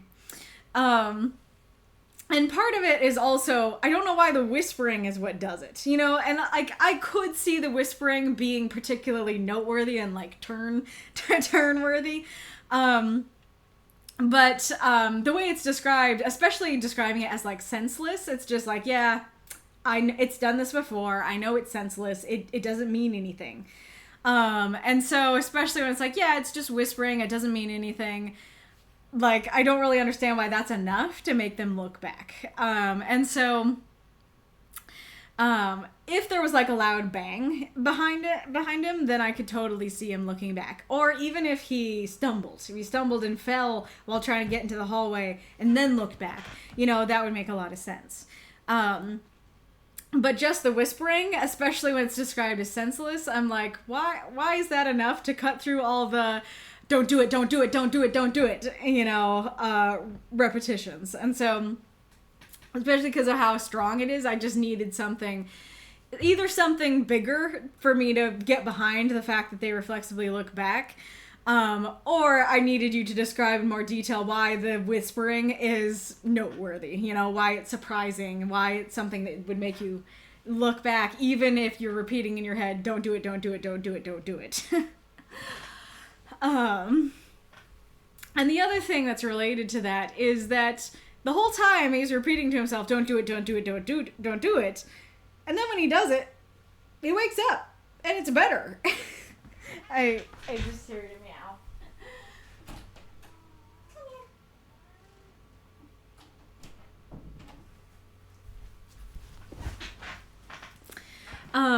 And so it's like, it actually seems like that was better to look at it, because like, it's hunting you in your dreams, but you're fine when you're awake. So awake is what we want, you know? And so if all you do is you wake up when you look at it, then what's the problem? You know, is it meant to convey, oh, like when you're in the dream, you're desperate not to look, but the dream itself is trying to keep you from waking up? That's really cool, if so, but that's not quite conveyed. And so I think you'd need a little something to properly convey, oh, hey, him thinking, don't do it. That was the dream. That was the dream trying to, you know, keep him enthralled. He actually was supposed to look at it. That was the good thing. And like, I don't know if it's meant to be like, oh, if he looks at it, he could die or he could wake up. It's a toss-up. That could work too. And like, that's a little bit there, but I because what happens is that he wakes up, I'm left going, so it was a normal nightmare then, you know? So homeboy is a little bit cuckoo for Cocoa Puffs out here on the space station. Like, he's totally fine, and there's no monster. It was a regular nightmare, you know? He just woke up. And so if it is like, hey, he woke up this time, but next time might be dead. Then again, I think I need a little bit of something to convey. Even just a simple like, oh, thank God I'm not dead, you know? That, cause when he wakes up, it's like, I laugh realizing I'm awake and the drugs I've been taking to force myself to stay awake failed. I fell asleep and it's there still waiting for me. That doesn't read like, hey, there's a raid. Hello, Chai Latte Nebula. Welcome. We come bearing tea and shiny rocks. Amazing. Welcome, Raiders. If you are new here, we're a writing group. We have a prompt every week, and we write 350-word microfiction for said prompt, and then I read and critique some of the stories from the prompt live here on Twitch. So that's what I'm doing right now. I'm talking about one of the stories. So if you would like to join the Discord, please somebody put the link in the chat. Thank you, Death said. Cat, I just let you in. Goodness. So like this whole line here, it seems like he's upset that he's awake. You know, it seems like he's like, thank you for the follow, whoever followed. That's not what he seems like he's doing. That's what I'm doing. But it seems like he's like, he is laughing and stuff, and I could totally see if he's like, oh, thank God I'm not dead, you know, kind of thing. But it seems more like he's like, I'm awake, oh, you know, or, well, actually, I misspoke. Not that he's mad to be awake, but that he's mad that he fell asleep, I guess. Like, I don't know. And I guess maybe him being mad that he fell asleep is meant to convey that idea of like, I almost died just there. But it seems a lot more about like being mad he like went to sleep than it is that he is like happy, or yeah, than he's happy to be alive. And so I think even just a line in there of like, I laugh realizing I'm awake and I'm alive, you know. You could even say, I'm alive. It didn't get me this time. You know, I think would help convey that idea of, we could have died, you know.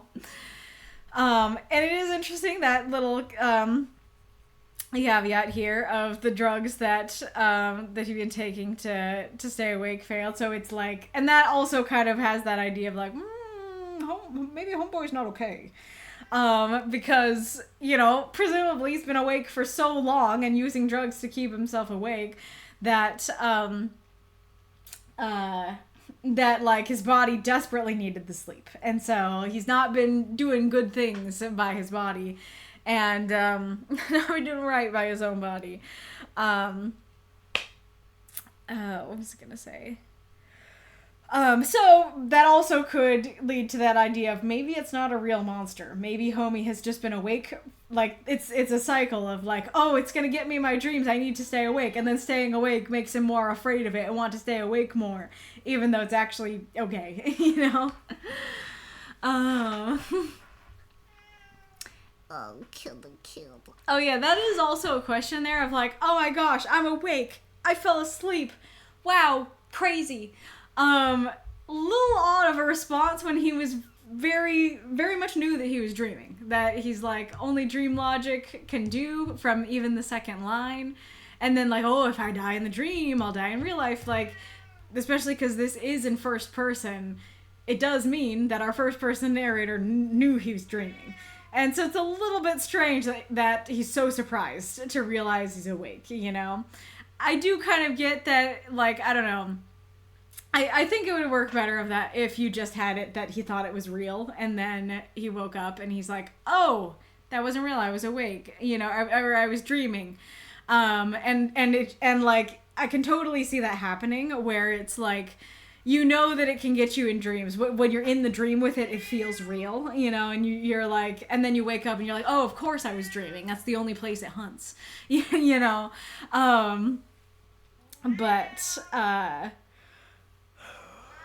Goodness, cat. But, you know, knowing that you're dreaming and then waking up and being like, oh my gosh, I'm awake, is a little bit strange. Not too bad, but a little bit. Also a little nitpicky, I tumble from my chair onto the floor, I roll over on the hard floor, a little bit repetitive, so I'd probably use a different image for one of the floor images. So I do like the space station. Like, I do like that this is a surprise sci-fi story. And I do think it's really interesting, the idea that this creature is the darkness between the stars, or it lives in the darkness between the stars. I think that's really cool and interesting as that idea, and I am very curious to see if you'll continue this idea. And I'm glad that Homie's seeking help. I'm glad that by the end, yeah, Homie's gonna get help.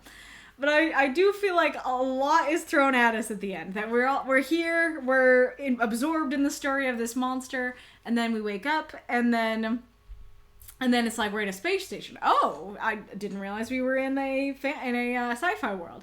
I need to find the sorcerers. The sorcerers? We would have sorcerers in a sci-fi world? Okay. They're telepaths. A new element added too. Like, it feels like a little too much is being thrown at us at the end. And so I do think that at least going, like, I need to find a telepath. They can fight something like this. I think that would work better. Just space station, telepath, those do go a little bit better together, and like, you can kind of understand telepath. They can look into your mind. They can look into your mind when you're dreaming, so they can help fight. That does kind of make sense. But especially going, we're not in a we're not in our modern world, and we're also not in a fantasy world. We're in a sci-fi world. But here's a fantasy term, sorcerers, you know, is kind of like, what's going on? What's happening? Who are these people? But just sticking on that wavelength of, okay, we're introduced to surprise sci-fi, but we stay on that wavelength, I think would work a little bit better. But yes, very, very interesting story, Aerith. Very curious to see if, Homie will get telepath help. And if this thing really is real. But I really like, especially how you describe the chase and everything. I think you did a great job with that, and the creature. So let's see what folks have been saying in the chat. I saw from the earlier conversation. So you want to be the new Loki, huh? Tell me, do you like horses? Not in that way. Yeah. I'm honored and kind of embarrassed we talked about my story for so long. Thank you for the cheers, Ghoulish Mako and Magistrate. Earth, yeah, I see the tense shift. For some odd reason, when I wrote this, I kept shifting tense here and there. Thank you for highlighting that and fixing it. You're welcome. I assumed he was going to say something like turned into a fine red mist and then not wanting to think about it and falling back on. Just gone. Not a body anymore. Well, I guess my issue with it is that, like, that would work for any other creature. But this is a creature that is nothing. And so if it was, yeah, like, if it was a normal monster, then I feel like I would have got that interpretation, too, of, like, oh, yeah, like, I don't want to think about becoming a fine red mist, so I'll just say, just gone. But I'm assuming, since it's a nothing creature, that when it gets you, you too become nothing. And so it seems a little odd to be like, oh yes, my body will spray everywhere. Oh, wait a second. Actually, no, my body will become nothing, you know? Basically, I meant there being blood sprays present, but the physical body down to the scraps of gore vanished. Police previous found victims' remains like blood spray, but no body left. Gotcha. I guess in that case, then it's the contrast that's the issue, because it seems like you're setting up a contrast. Oh, my body will be a spray of, no, my body will be just gone, and it's like, can't be both. You know, it's actually both. And so, I mean, maybe I'm being too nitpicky here, but I do think it does sound like, oh, my body's gonna be a spray. Oh, wait, no, it's not. It's gonna be gone. Rather than, it'll be both, you know? Yeah, plus the narrator doesn't even want to think about what would happen to his body, too. So Mako was right. I gotcha. Hi. And, like, even just like... Let's see. I don't know. Because I was thinking you could say my body a spray and then just gone. Then that would not have that contrast problem, or it'd be like, it's both. It's a spray and it's gone. But I'm trying to think how you could keep that cutting himself off thing.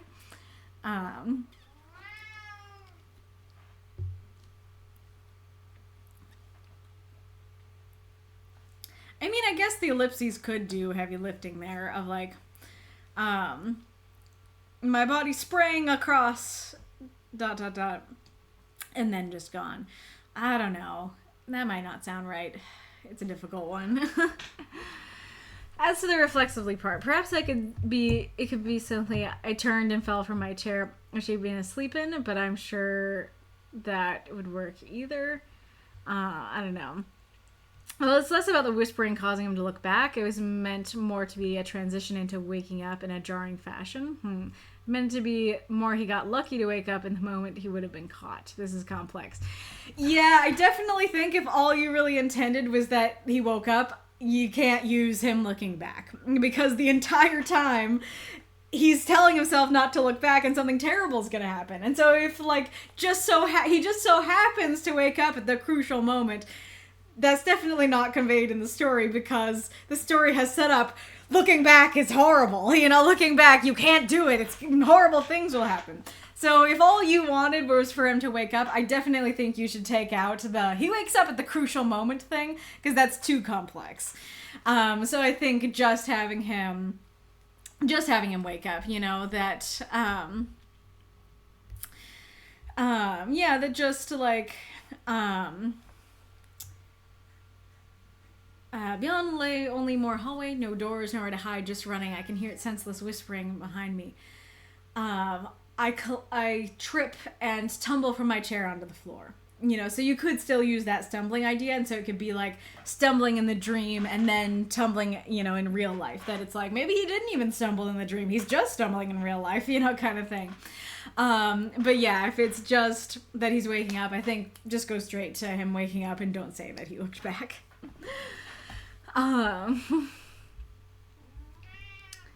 Yeah, Mako, honestly, this makes me think he's actually just paranoid, like super paranoid Blue. I don't know that. These are interesting ways to look at this, Azereth. I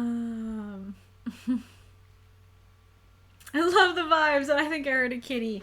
You want to be on camera, Kitty? I don't know if Chai is still here, but here's Kitty. But Kitty is still here. She looks like she's contemplating her life. Oh, you want on the desk? There's two adorable floops, yes. Was lurking for a bit and already enjoying the vibes here. Need to get back to my creative writing after studying my master's degree wrung it out of me. Fair enough. I'm glad that we are your method of choice to return to writing. Delenn, the narrator, was actually the recipient of a telepathic copy of a dream, leading to the thing now hunting him in his dreams. He got the dream copy originally because he was seeking a thrill or a new high. Interesting. That must have been what you wrote for Nightmares for Sale. Very curious. Are dream transplants a thing in the setting? I mean, it sounds like it. Apologies if I sound like I'm making excuses. I didn't mean to. Just trying to explain what I meant. But I'm really glad these stories are working. Oh yeah, it doesn't read like you're making excuses. Sorcerers were basically equivalent to Star Wars Jedi Knights, sort of. Just me trying to come up with the terms. I'll have to consider changing that part too. That's fair. I mean, the thing is, like, I don't know that you have to change it for the story. And, like, you could even write a writing group story and use the term sorcerers and it could be fine. It's just the fact that we're already surprised that it's a space station. Now you're throwing sorcerers at us. And then you're telling us they're telepaths. So it's just too much and too little time. So, like... Yeah, you don't necessarily have to change the word for the whole story, and that's part of why I had the suggestion of just going straight to the telepaths. And then in a later story, you could say, like, yes, the telepath I'm looking for, they're also called sorcerers, kind of thing. Because, yeah, if the next story you write for Delan is about him looking for a sorcerer, I'm sure you could use the term and really be able to explain it and have it not feel like too much. But that was the only issue here. Thank you so much for your feedback. It's been really helpful. I'm glad to hear that. Dream transplants as an addictive drug. Curious. Why did he get scammed? I was gonna say, why would you want the monster dream though? But I guess maybe it's kind of like the dealer giving you fentanyl in your heroin. That it's like, no, I didn't want the scary, awful monster dream, but the dealer gave it to me, I feel like if you use a word that conjures a specific thing and what you're talking about is not that thing, you should use a different word, and vice versa. That is a really good point, and we're actually going to talk about this in our first encore, I think. But yeah, like, because you can... It's either what Mako said, or the other option is if you can define your terms, you can use it. So that's why I'm saying in a different story you could use it, because in a different story you would have the words to define that term. But especially because in this story you don't. A sorcerer conjures something very specific, and it conjures a very fantasy idea, and you just told us this is sci-fi, and so we're like, what? There's magic, but it's sci-fi, but they're telepaths? What's happening? We don't immediately associate sorcerer and telepath and stuff like that. And so... I do think in this case it does have that issue where it's like, okay, sorcerer has a specific connotation. You don't have the room to explain what your use of the word is, so it's better to either just not use the word entirely or use a different word. But in a different story, you could define your terms and it could potentially work. And that is true of like any term like this, and again, we are going to talk about it in a later story actually. That, yeah, when you're using a word that has a specific connotation, thanks for the follow, whoever followed. When you're using a word that has a specific connotation, then people are immediately going to go to that connotation. And that doesn't mean that you can't have your own version of the word and use it differently, but everybody's going to think of the usual connotation first. And so you have to go out of your way to explain what your version of the word means, and that might cost you more words than you have sometimes. And if it does, then you should either not use the word or use a different word. Alright, the nods at Mako's comment. Yeah, I should consider different terminology. Any suggestion as to what I should perhaps use? Perhaps a fictional word altogether? I mean, I could try and think of words for you later, but for now, refer to my previous comments. Honestly, my biggest critique is the complete lack of flesh horse. I had the same thought. I don't remember exactly where it was. I think I wrote it down at, like, there's nothing to see. It has no form. I think that's where I started thinking, it has no form because it's a pile of flesh, because it's the flesh horse, so I totally thought that's what it was going to be, too. Laughed out loud, literally. Thank you for that, Mika. Yeah, that is what I wrote for Nightmares for Sale. Gotcha. Look at the cute kitty. Vexent. Nice. This conversation giving me Total Recall vibes. Yeah, totally. Hello, Kelly's Kennel. Welcome. So Kelly's Kennel, if you were not part of the raid earlier, welcome. We are a writing group. We all post 350 word microfiction for a prompt, and Then I read some of the submissions from the weekly prompt here live on Twitch on Saturday. So that's what I'm doing right now. And there is the link to our Discord. Thank you, that said. Mako, you could just call them space sorcerers. Oh man, I feel like I've heard a joke to that effect of like, you can't just put space in front of everything and have it work. But now I'm not remembering. I mean, I guess that would make more sense for this story. I don't know that I love it for the overall term, but that I guess that would work here. I don't know. I guess it feels a little cheesy. I'm like, I need to find a space sorcerer. It's like, well, if you live in space, you're probably not going to call them space sorcerers. You're going to call them sorcerers, you know? Get called space wizards enough. Oh, maybe it was just a joke. Get called space wizards enough that you could call them space sorcerers. Reminds me of a meme from The Mandalorian with a flamethrower shouting, "Parry this, you filthy space wizard." That's great. Maybe so. Sorcerers is sort of an archaic word for them that stuck. Psychic character used to be seen as magic users, so these people were called sorcerers, and it just stuck from ancient times. Interesting. That's pretty cool. I mean, granted, psychic could work. You could call them psychics, and that would work. Space and techno in the title is very sci-fi. Oh, okay.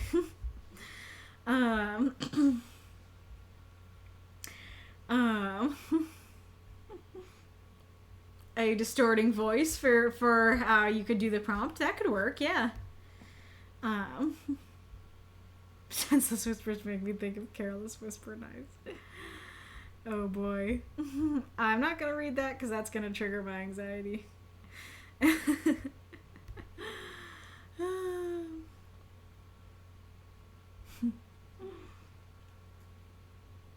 Techno priests, nice.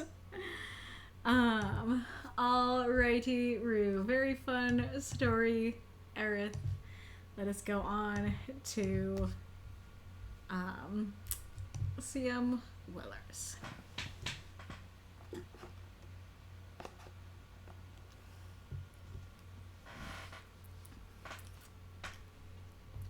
Tips of the Trade. Tales of Alpharel by CM Willer. 348 words. Harmon Hernson had a wagon and a very sturdy, very fast horse. He sold magical charms that were, at their best, hit and miss. He sold potions that were, at their best, mostly honey water, when they weren't, mostly alcohol. He occasionally did ritual magics that had a small chance of working. He knew a lot of big words that sounded impressive, unless you knew how to use them properly. He kept his wagon in top shape and looked after his horse. The wagon was his residence, and the horse was his lifeline. Everything else was his income. Harmon lived his life by the towns he passed through. Stop in, get supplies for the road ahead, put on a show for a maximum of 2 weeks, and leave before anyone could complain about his dubiously effective wares. Sometimes in the middle of the night, often in a hurry. He always took care to camp away from the more obvious campsites. Those were places where people would look for him. The people looking for him never did so with a reward in mind. That is, unless it was a reward for his head. That was how he found the kid. Well, how the kid found him. Left to wander in the woods, he stole bits and pieces of food and hid in little pockets of the wagon until Harmon caught him. The kid had been abandoned because of his club foot, something Harmon could use in his show. You'd think that raising a child would make Harmon a better man. No such luck.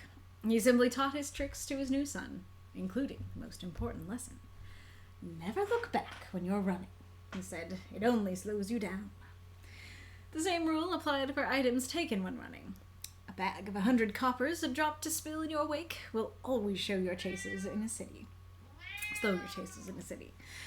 Not the guard, mind, but all the people watching the chase. They cluster after it, every time. They'll block the watch and give you a minute or 3 more to get away. Throughout those moths and monsters, cheer for the story if you loved it. Guilty, must go.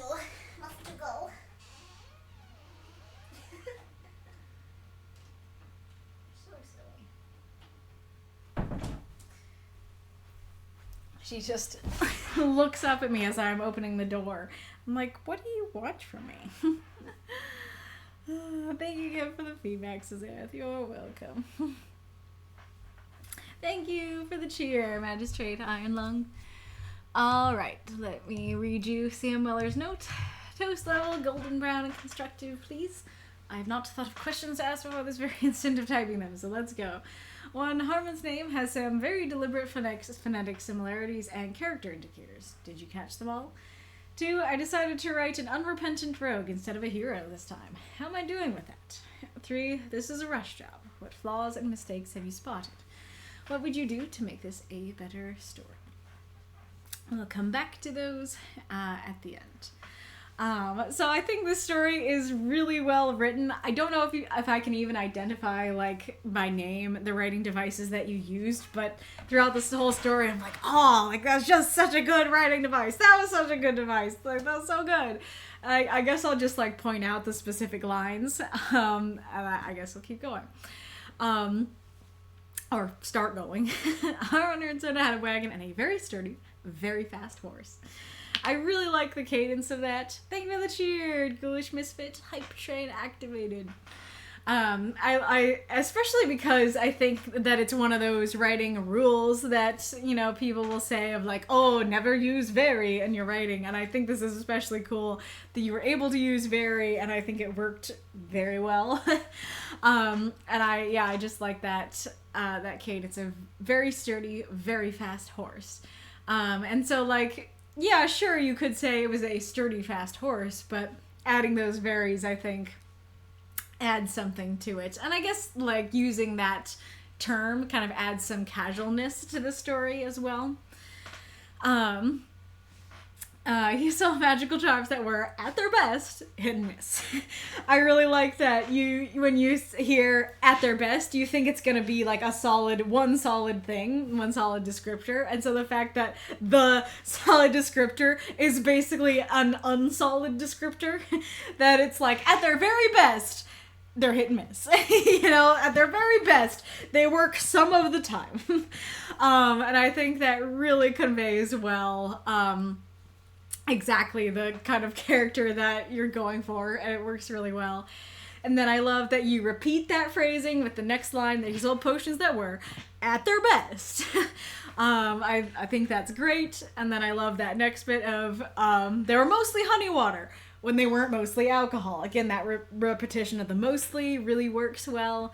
And I like both of the terms that you use, that it's like, yeah, I can totally see that as something that both of those things is something a scam artist would use. It's just like, just honey water and it's just alcohol. You know, the honey water is just like, oh yeah, this feels soothing and like it might work. And the alcohol is maybe to get them drunk so that they don't notice it's a problem, you know? Kitty, come here. Come here, you silly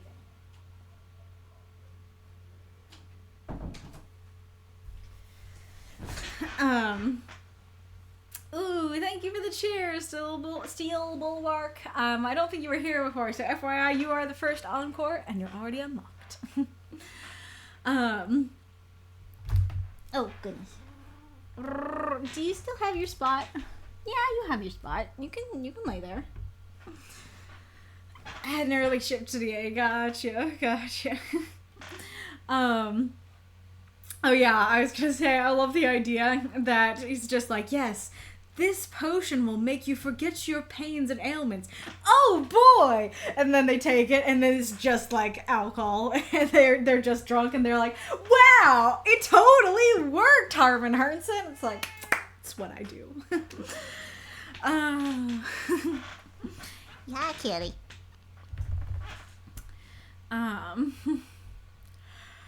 I like the idea that he actually does do some magic, but it just like doesn't work. It only has a small chance of working. There is kind of this question of, does that mean that if he spent more of his time and effort into like actually trying to do magic and trying to make his wares better, could he just sell wares that work? Could he just sell like potions and stuff that do exactly what he advertises that they do? But he's just like being a scammy little scam artist, and so he's like, and that could be a fun conversation with the kid. That the kid's like, hey, I don't know if he'd call him dad or by name, or like, hey, Harmon. So like, you know, I think if you put a little more effort into like learning your magic and stuff, you could make potions that work. And it's like, but child, that would require effort, you know. I really like the line, he knew a lot of big words that sounded impressive unless you know how to use them properly. Like, I don't even know how to like describe why that phrasing works so well, because there are other ways that you could phrase them that wouldn't be as cool and poetic and flow as well. You know, like, he knew a lot of big words that sounded impressive unless you knew what they meant. That would work as well, but it wouldn't sound as good as unless you knew how to use them properly. I guess it could also be just kind of that poetic idea of like, words are like swords that you know, they're tools that you need to know how to use, you know? And so I really like that idea of, yes, they sound impressive unless you know how to use them, you know? And then I like the clarification that he may be a scam artist, but he does take care of his horse. But of course, he takes care of his horse because he very much needs that horse. Love the wagon was his residence and the horse was his lifeline. Everything else was his income. I think it's especially cool because that's one of those like classic writing things that I would I often recommend not to do, is to try to avoid using the word was where you can, because often you can use a more evocative word and that leads to a more evocative verb, and that will lead to a more evocative story. And so this is really interesting that it's just that repetition of this phrasing, and the phrasing is a very simple like was phrasing, and it works super well, and it feels like you're using a very clever, you know, writing device there. And the specific words that you use are also creative too. Residence, lifeline, income. I think those are great. This is where he lives. This is how he gets away, and like everything else he sells, everything else he uses to make money, really conveys the idea of the character. I'm honestly kind of surprised. 2 weeks. I mean, this kind of goes back to, I can't remember the last time I've talked about this, but it goes back to this idea of whenever you're able to not give a specific number, you probably should not give a specific number. I don't know if I could find it, but I posted something in the meme channel about this a while ago, that it's like, if you ever use a specific number, then people are going to fact check you. And like, even if you try and do your research, you will never be as good as, I don't know, your reader who has this as their special interest and like dives down deep into this thing and stuff like that. So if you don't use a number, then nobody can question you because you didn't give a specific number, and nobody's gonna fact check you. And so I kind of have a little bit of that reaction to the 2 weeks thing, where I'm like, if you're doing it for 2 full weeks, people would realize that your wares aren't so good after like 2 days. So 2 weeks feels like a little long. Unless of course you're really starting with that alcohol. So yeah, I think that put on a show for maybe something more nebulous for like a week or two. I mean, I guess that still has the 2 in there. A couple weeks. I don't know. I'm not sure.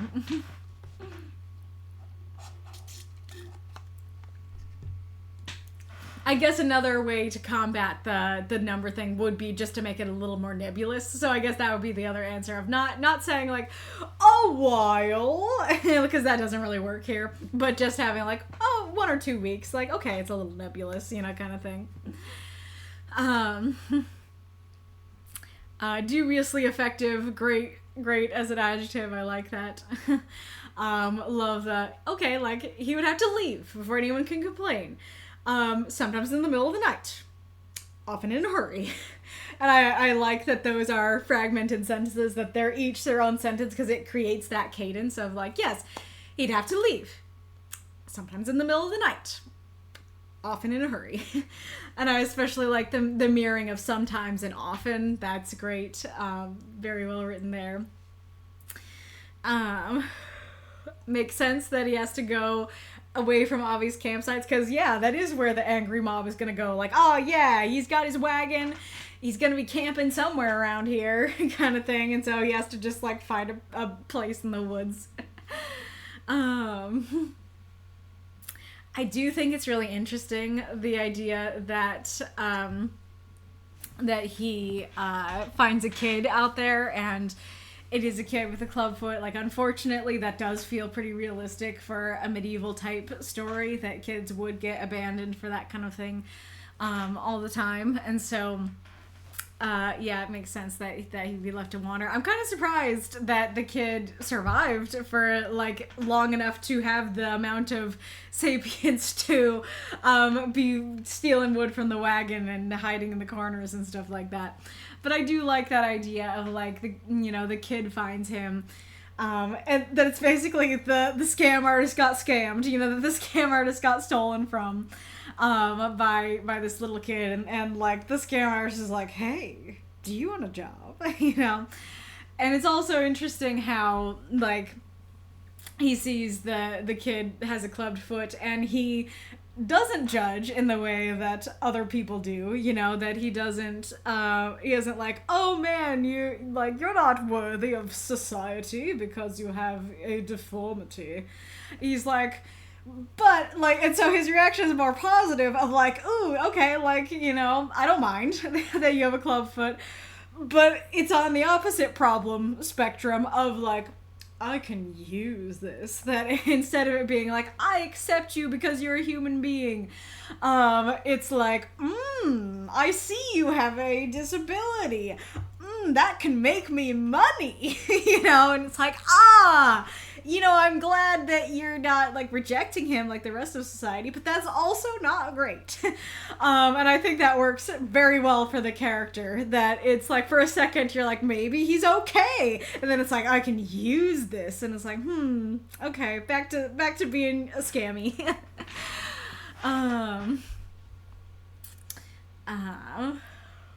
I do think it's interesting, this idea of like, oh yeah, you'd think that having to raise a child would make him a better man, because, I think that is kind of a trope, that someone becomes a parent and then, they have to settle down, they have to realize I don't want to teach these terrible things to my kid and stuff like that. And so it is interesting that it's like, you'd think that, wouldn't you?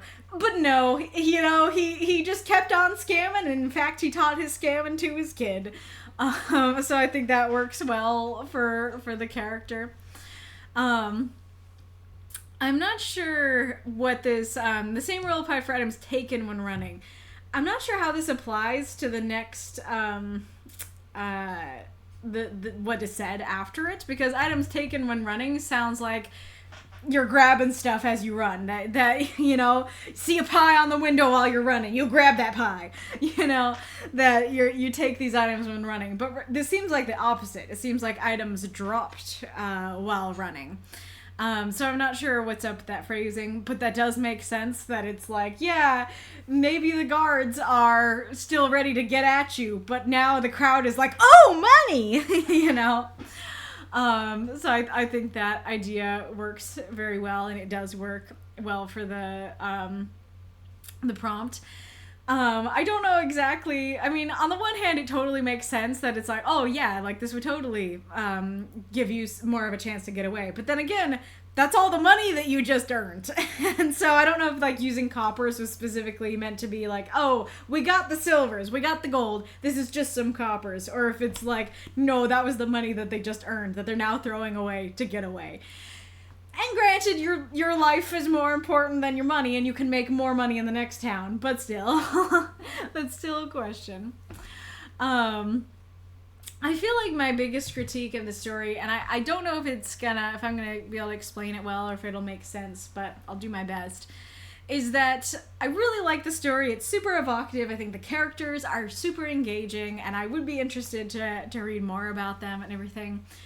But it feels like when the kid is introduced that this is a new element, that this is going to change something about the story. It doesn't necessarily have to make Harmon a better person specifically, but it feels like it should make the plot go in a new and different direction. And so it does make sense for the character that it's like, oh yeah, he just like taught his tricks to his son. But for the sake of like the story itself, it kind of makes the story feel a little bit circular. That it's like, okay, we start with Harmon as the scammy little scam artist, and we end with Harmon as the scammy little scam artist plus son, plus one. And so it feels like the son doesn't really actually do much for the plot of the story, that you could have taken the son out and the story would still be the same, that you could just have Harmon kind of maybe like talking in a bar, or like, I don't know, just like, I don't know, so the thing is, I am certain, maybe not totally certain, but I am rather certain that the son is a part of the story because that allows you to do the prompt, because that allows you to have him say directly, never turn back. And I also get that, like, sure, maybe he couldn't say this kind of thing in the town because everybody would be like, wait a minute, you're scamming us? But I feel like there are ways that you could do the prompt, or even potentially have him say this to someone that wouldn't have to introduce something so strong as having a new son, does. And so, at least for me, when it's like, oh yeah, that was when he found the kid, or how he found the kid, I'm like, ooh, okay, interesting. Like I said, it feels like this is going to change the story in some way. It doesn't have to be a positive way. It doesn't even have to change Harmon as the character, but it feels like it should make the story end in a different place. That we should, it should add something to the plot. And ultimately, it kind of doesn't. Ultimately, like, it's interesting, and I'm curious about the characters, absolutely, but it doesn't change the story. Like I said, the story would be the same with or without the son, and so he feels almost unnecessary. And I think especially because we're, like, at least for me, I'm very interested when the son gets introduced, it makes the ending feel a little bit dissatisfying, because it's just like, yep, if you're running, keep running, and it's like, okay, I kind of got that, from the earlier part. All right, and it doesn't feel like we have a, climax at the end there. Let me go back to your questions. Harmon's name has some very deliberate phonetic similarities and character indicators. Did you catch them? I am assuming these are similarities to, like, a real scam artist, but I am not very familiar with scam artists, so I don't know. It makes me think of, like, Stan Pines from Gravity Falls. But yeah, I don't know what, like, real life thing this is referencing myself. I decided to write an unrepentant rogue instead of a hero this time. How are you doing with that? I think you're doing great, and I think this story really exemplifies that you can write a character who's not a good person but is still interesting to read about, because I think we were talking before about, like, do characters have to be likable? That's a pretty key thing that people talk about in writing, and people often say in response to that, they don't have to be likable, they just have to be interesting. You have to want to keep reading about them. And I think Harmon is the perfect example of, like, I want to keep reading about him. He doesn't sound like the best person, but I'm definitely interested in his character and very engaged in the story. And so I think that works very well. Of like, yep, he is an unrepentant rogue, but dang if he ain't interesting. This is a rush job. What flaws and mistakes have you spotted? Would you make this a better story? Like I said, I think that I would guess that the circular nature of the story and the little bit unsatisfying nature of the ending was probably a result of that rush job, Let's see what folks have been saying. Thank you for the cheers, Magister Iron Lung, Ghoulish Misfit and Make Cam, and welcome, blah blah blah, Jerem.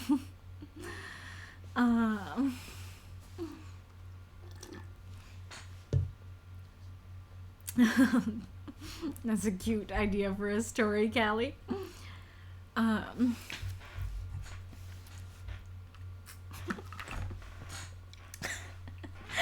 I just see Death says, Nightwolf is not unlocked. Next message. Nightwolf is now unlocked.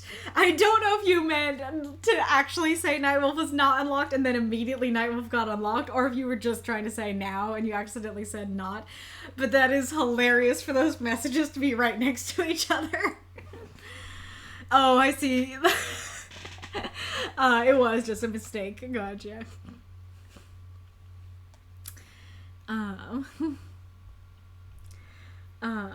Yes, a good character does not mean a good person, just one that's interesting. Yep, exactly. Oops.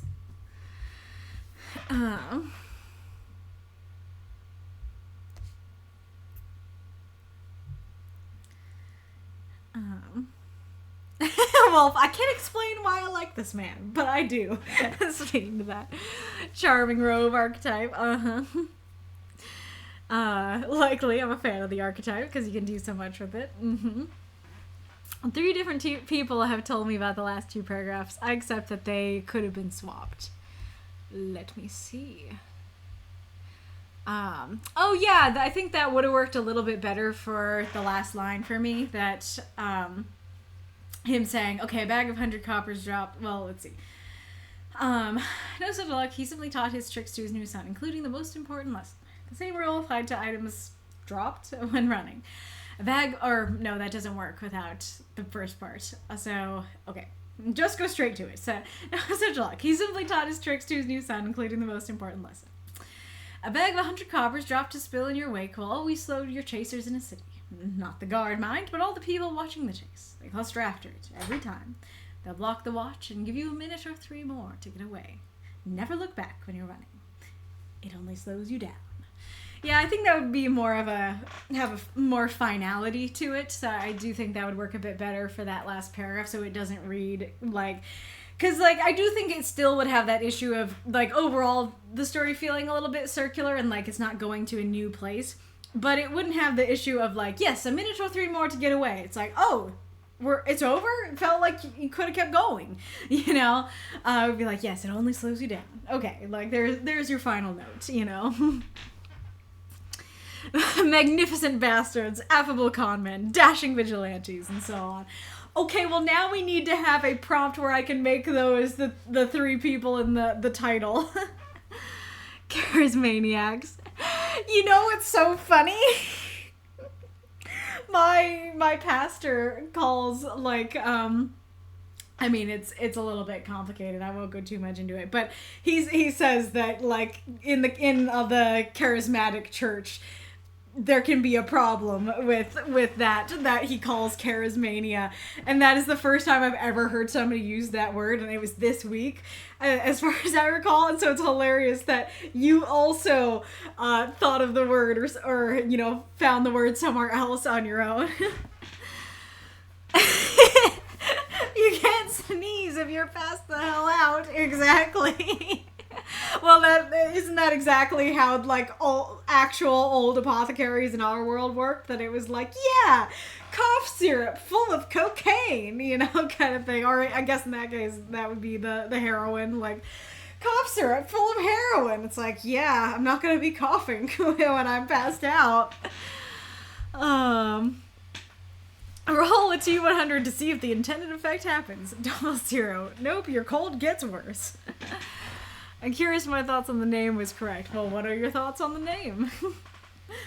Sarman has seen many chances to be a better person. He likes to watch them as they pass by. Nice. That's great. Oh, you did put the answers as a reply, so I'll have to look at that. Couldn't you just study harder to make your potions do what you say they do? Nope, alchemy isn't my field of magic. What is your field of magic? Explosion. So you're not turned into Megamine. I don't know about Megamine, but that looks like Freeren, which I will be watching at some point here. 2 weeks is the maximum. That is a good point. I don't think I quite connected that it's like that's the maximum. I like to stay like a shorter amount. 2 weeks is as far as I can go. So maybe that does work actually. Um. Okay. So the name is Harman Hernsson, and in German, Hernsson means son of a whore. That in German, that's wild. And then CM just smiles, I assume meaning that's correct. Also, the ad just started, and I think it's kind of hilarious that you probably just all heard "son of a whore" ad, you know. Congratulations, you're a bastard involved into a son of a bitch. Amazing.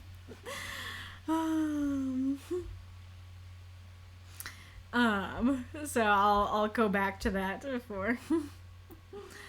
Kaylee doesn't know Konosuba? Is that the anime? Apparently not. What's your next prompt for me, Wolf?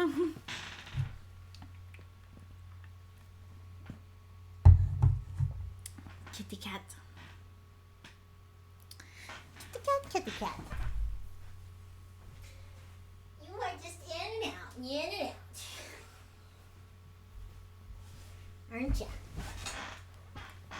Kitty cat, kitty cat, kitty cat, kitty cat. Hi. You're so silly. Oh, slow blink.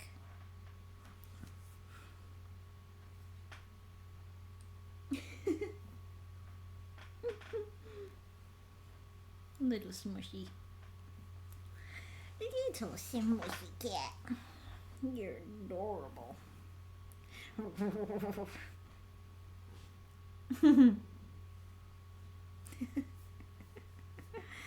Reap the whirlwind. Oh boy. That conjures to mind the idea of like there's some kind of whirlwind, you know, like a tornado, a hurricane, a whirlpool, something like that, and someone is able to get something from it. Like a tornado goes through a town and someone like follows it through town and they're able to like get stuff out of it. Like stuff, you know, comes out of people's houses and they grab it off the street and steal it. Or a hurricane goes through town and then like somebody runs back into the houses that were evacuated and goes and steals from them. Something like that.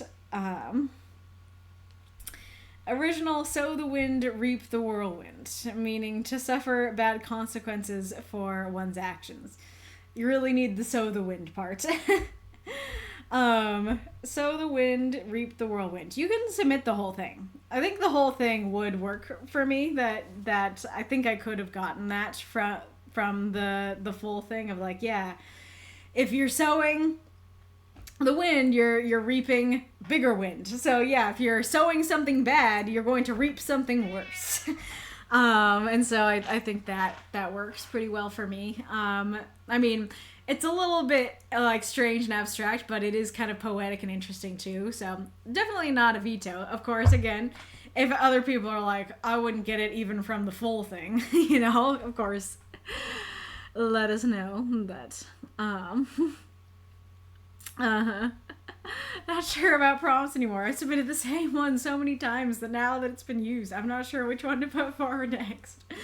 Fair. I mean, next ad you can like put your list up and I can say which one is my favorite and other people can say which ones are their favorites.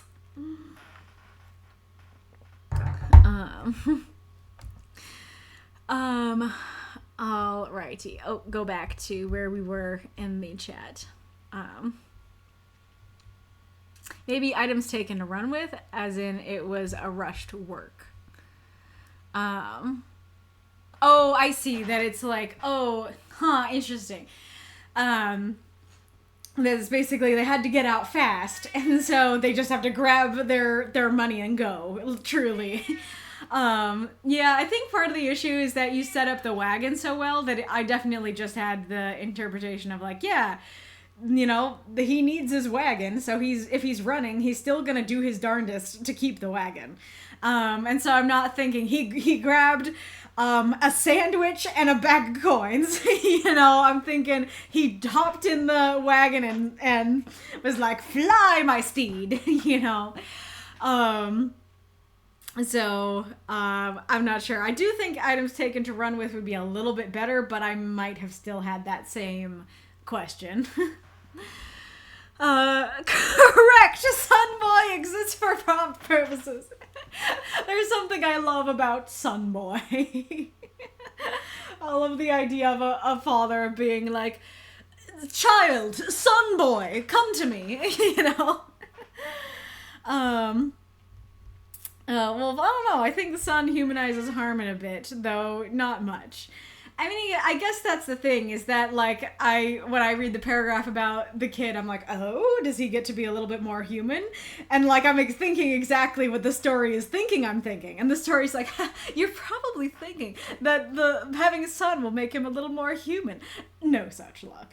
You know, so I think especially because it, like, directly addresses it, I just took that as at face value of, like, yeah, he like...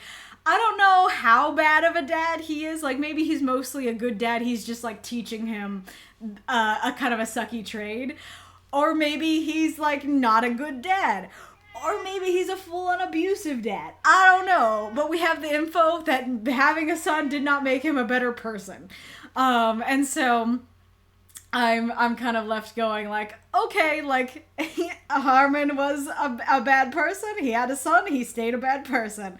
And so that exacerbates that feeling of like, okay, having the son doesn't really change anything about the story, because it also didn't change anything about Harmon, I guess. I mean, I guess I don't know. It's interesting because by default, it humanizes him at least somewhat, because he could have left the kid. That at least taking the kid is better than just leaving him to rot in the woods, you know? So I guess by default, there is some humanization happening. But the story does also say it didn't make him a better person, and I don't know how far that goes, you know? What if the boy and Harmon got separated? That could be interesting. Yeah, that could be a really interesting story. We could see how they react to that. Sam Pine's a very good archetypal scam artist. Whoa, children fighting. I can sell this.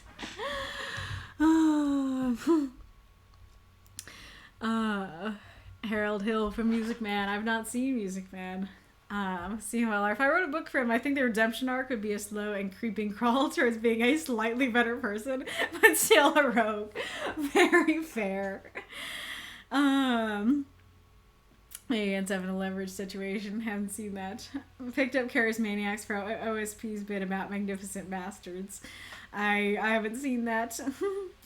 Oh yeah, this character also reminds me of, I think I showed it to you on stream a couple weeks ago, of Jiminy Cricket's parents in Once Upon a Time, that indeed they're a lot like this, that they're just scam artists, and having a kid does not stop them from being scam artists, and they totally teach their trade to him, and he's like, but what if I don't want to be a scam artist? And they're like, why would you not want to be a scam artist, you absolute weirdo? Meow. There's I was gonna say you should pin him. Sun Boy.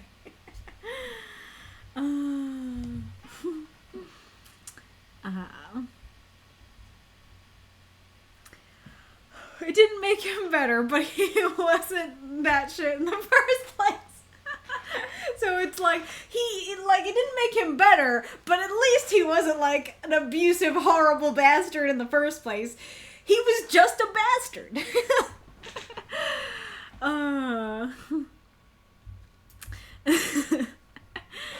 Alrighty. Very fun story. C.O. Muller. Let's go on to Lee Strangely's story. I don't think you had any questions in your... I don't think you had a note. I don't think you had any questions in your note, because I don't think you had a note at all. So if you have thought of any questions, don't hesitate to say them in the chat.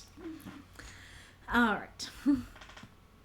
Speed Demons Waltz by Lee Strangely. 349 words. She smiled as trees, buildings, even other cars blurred around her. All were paint smears beyond Delilah's window, and she loved it.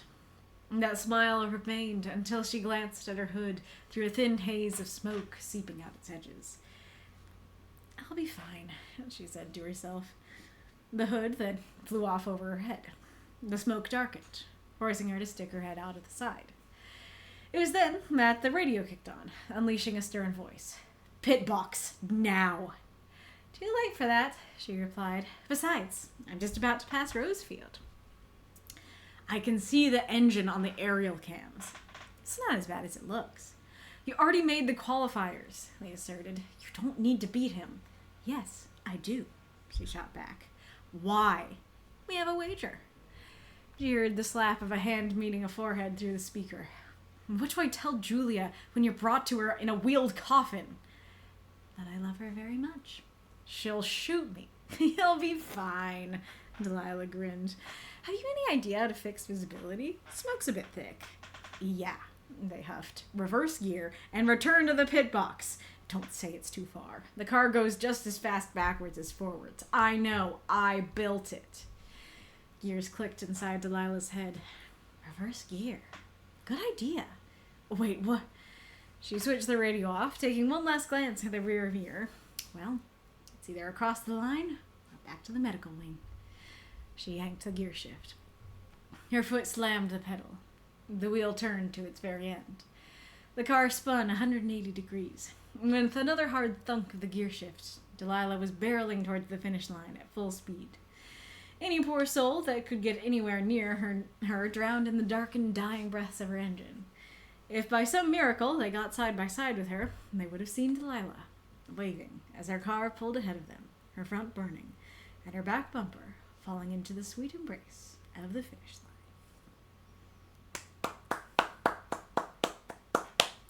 Throughout those moths and monsters, cheer for this story if you loved it. I was not sure what to think when I saw this title. I was like, Speed Demon's Waltz. Like, that is quite the title. And so one thought was that it might be a literal demon, because, you know, we do get a lot of those in this group. And then another thought of mine was like, is this about speedrunners? Are we going to get a story about a speedrunner in a video game? Lee says, I honestly didn't have much to say with this story. I had no questions. I was just in a particular mood to make a fun, fast-paced racing story. Very fair, very fair. So FYI, overall about the story. So I really liked this story overall, and like, I hopefully will have quite a few, praises for you. But my critique for the story is also kind of an overall thing. And anytime I've practiced talking about it, I got kind of heated. So I apologize in advance if I get kind of heated talking about it. And let us begin. I really like how you describe the just the beginning of like the buildings and trees and stuff being smears around her. Nitpicky thing, I did not notice it at first, but the cars would be going at comparable speed to her, so they might not necessarily, well, I was about to say they might not necessarily look like blurs. However, I just realized that might have been intentional, because your whole point is she's in first, she's passing everybody. And so even the other cars, she's going so fast that the other cars that would have been going comparable speed are actually blurs too. So actually, maybe that works. That I like that idea of like we start with everything's blurring around her. And it's a really cool opening because blurring can be a very negative thing. It can be like, oh no, like what's happening? Why are things blurring together? And then you realize, oh, it's because she's a speed demon. It's because she's speeding along. So it's a really cool image. I especially like paint smears. That's very evocative. I can really imagine that. And I think it's a great intro to the problem of the piece, that she's smiling, she's happy, she's having a great time. She sees the smoke seeping out. I think great transition, introduces it very well. Even that first "I'll be fine" introduces her attitude quite well. And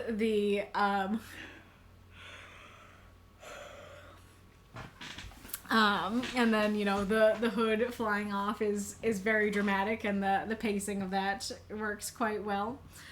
I can totally understand, and you'll find out when I go into my main critique, but I'm totally with the guy in the pit box, and so I like his, or their emotion, as well. And just starting with unleashing a stern voice is a great descriptor for that. I like that she's talking about like a specific other car, other person that she wants to pass. I feel like that totally sounds accurate to how I presume things go in the racing industry, that it's like, oh yeah, like we have a bet, we have a wager, I gotta pass him, you know, kind of thing. I really like the person in the pit box going, you know, you made the qualifiers, like you don't actually need this. Like it's one thing if she if like, oh, this is the biggest race of her life and she has to win this. Everything's been leading up to this, versus it's like this race doesn't even matter in the grand scheme of things. And so I think that's a powerful thing, maybe too powerful, as we'll talk about later. But I think their back and forth, just in terms of writing, is written very well. Both of their personalities come through very strongly. Their attitudes are complete opposites, and I think that's very strong and works really well. And that, I mean, that is most of the story. Interesting that they built the car. I am a little bit curious, because on the one hand, it feels like maybe they didn't build the car well enough if it's in this position. But on the other hand, I feel like this might be the case with race cars. Like, I don't know a whole lot about race cars, but I feel like this could be, like, even the best builder would run into this kind of situation where it's like, yeah, they built to go fast, but, like, when they brake hard, you know?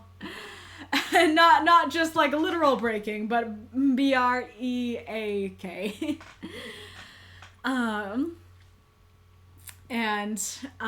Again, putting my critiques for it on hold for the moment, I do think that her reversing gear is kind of a cute and fun idea, where it's like, ooh, yeah, I am gonna reverse gear, but not into the pit box, over the finish line, you know?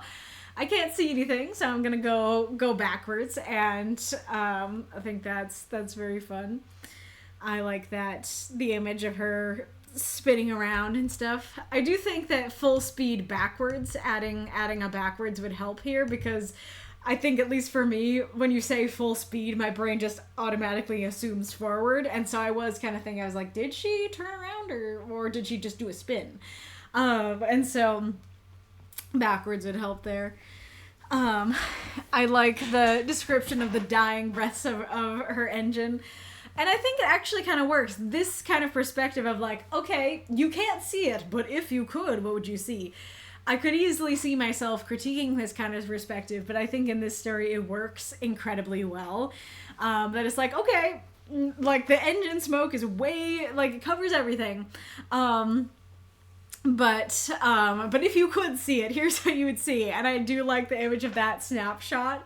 Because I could totally imagine like an episode of a TV show ending or going to ad break on just that screenshot of, you know, her waving as her back bumper goes over the finish line. And I really like that phrasing as well, of her back bumper falling into the sweet embrace of the finish line. That's a great phrasing there. And so I think that's a lot of fun. And so I do think baseline, this story is super fun, and that was the main thing I was left with the first time that I read it. And I don't think I've ever read a race car story in the writing group, and so it felt really fresh and new for our group, and so I liked it a lot. And I do think it does the challenge of, it feels fast paced and stuff like that. I honestly, like, I feel like the stories so far, like, all kind of have had that, where so like yours has felt like speedy on her moving, Aerith's has, or not, Mako's had a flow to it. Aerith's was a little more janky because it was meant to be, because it's like, oh, don't turn back, don't do this, kind of a little more staccato, because that was how it was meant to be, that it was meant to be like, oh no, there's this terrible thing. And then I think that C.M. Weller's also had some flow to it, like, especially I was complimenting all, like, the writing devices and stuff like that. And C.M. Weller's is interesting, because come to think of it, those writing devices do kind of create this idea of, it's this, or it could be this.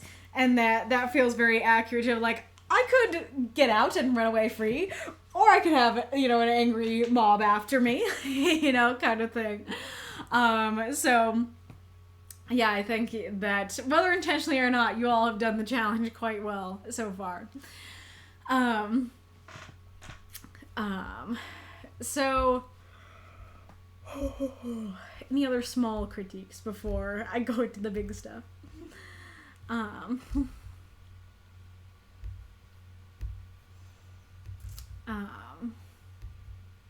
Oh yeah, that was the other thing about the I built it thing, is that, okay, one option is you needed to build it better.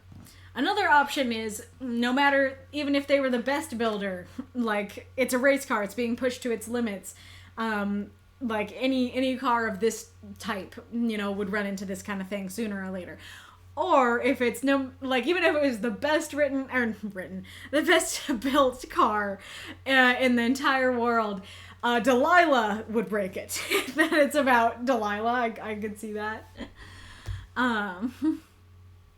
Oh, this is kind of related to my big critique, but it's a smaller aspect of it. Well, yeah, okay, I guess this will just be my transition into the bigger critique. So, so my big critique has to do with the fact that I am someone who is very good at suspending disbelief. Like, even things that other people are like, that makes no sense, I'm like, works for me. Like, I'm not thinking about it too hard. And so, I'm trying to think of an example, because there have been a ton that, that, like, people have pointed out to me, and I'm like, oh yeah, like, that really doesn't make sense. And I'm like, and I really didn't notice or care, So it takes a lot for me to be like, that's not realistic, and that took me out of the story. And unfortunately, this story hit that for me. And so, so the things I'm going to talk about first are smaller things that didn't take me out terribly, and then I think after that I'll talk about the big thing that was really what got me. And so the thing down here is that race cars aren't meant to go backwards. I made sure to look it up. They can go backwards, but usually their reverse is extremely weak. That it's just like, it needs to be there for regulations. It's not there because it will actually function like as well as forward, but just because it has to be there. And I feel like cars in general are generally not as aerodynamic backwards because they're built in a certain way. They're built, so everything goes over the hood and stuff like that. And the back can often be like a square shaped thing that creates like, not friction exactly, but just like, I don't know, resistance against the wind and stuff like that. Okay, so a race car, not really designed to go backwards. Most cars aren't as aerodynamic backwards because they're built a certain way. As far as my research told me, I could be wrong. Not all race cars have a back window, though they do have a rear mirror. And so you wouldn't necessarily have a back window to look out of. Though she was looking at, like, sticking her head out the window, but that's another thing to talk about. And the thing is that regardless if none of these things were true, if a race car could go backwards the same speed as it can forwards, the act of turning around would lose her valuable time. And so it feels very unrealistic that she would be able to, like, not just go backwards and get over the finish line, but keep the lead. And not only that, it feels like turning around would kill someone.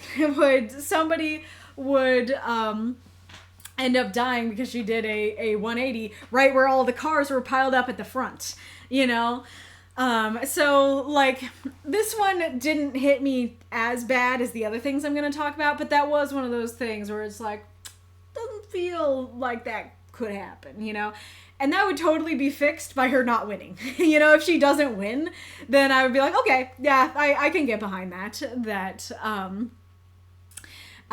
she could go over the finish line backwards, but she lost the lead, you know, to do it. It's a lot in the fact that she still won, you know.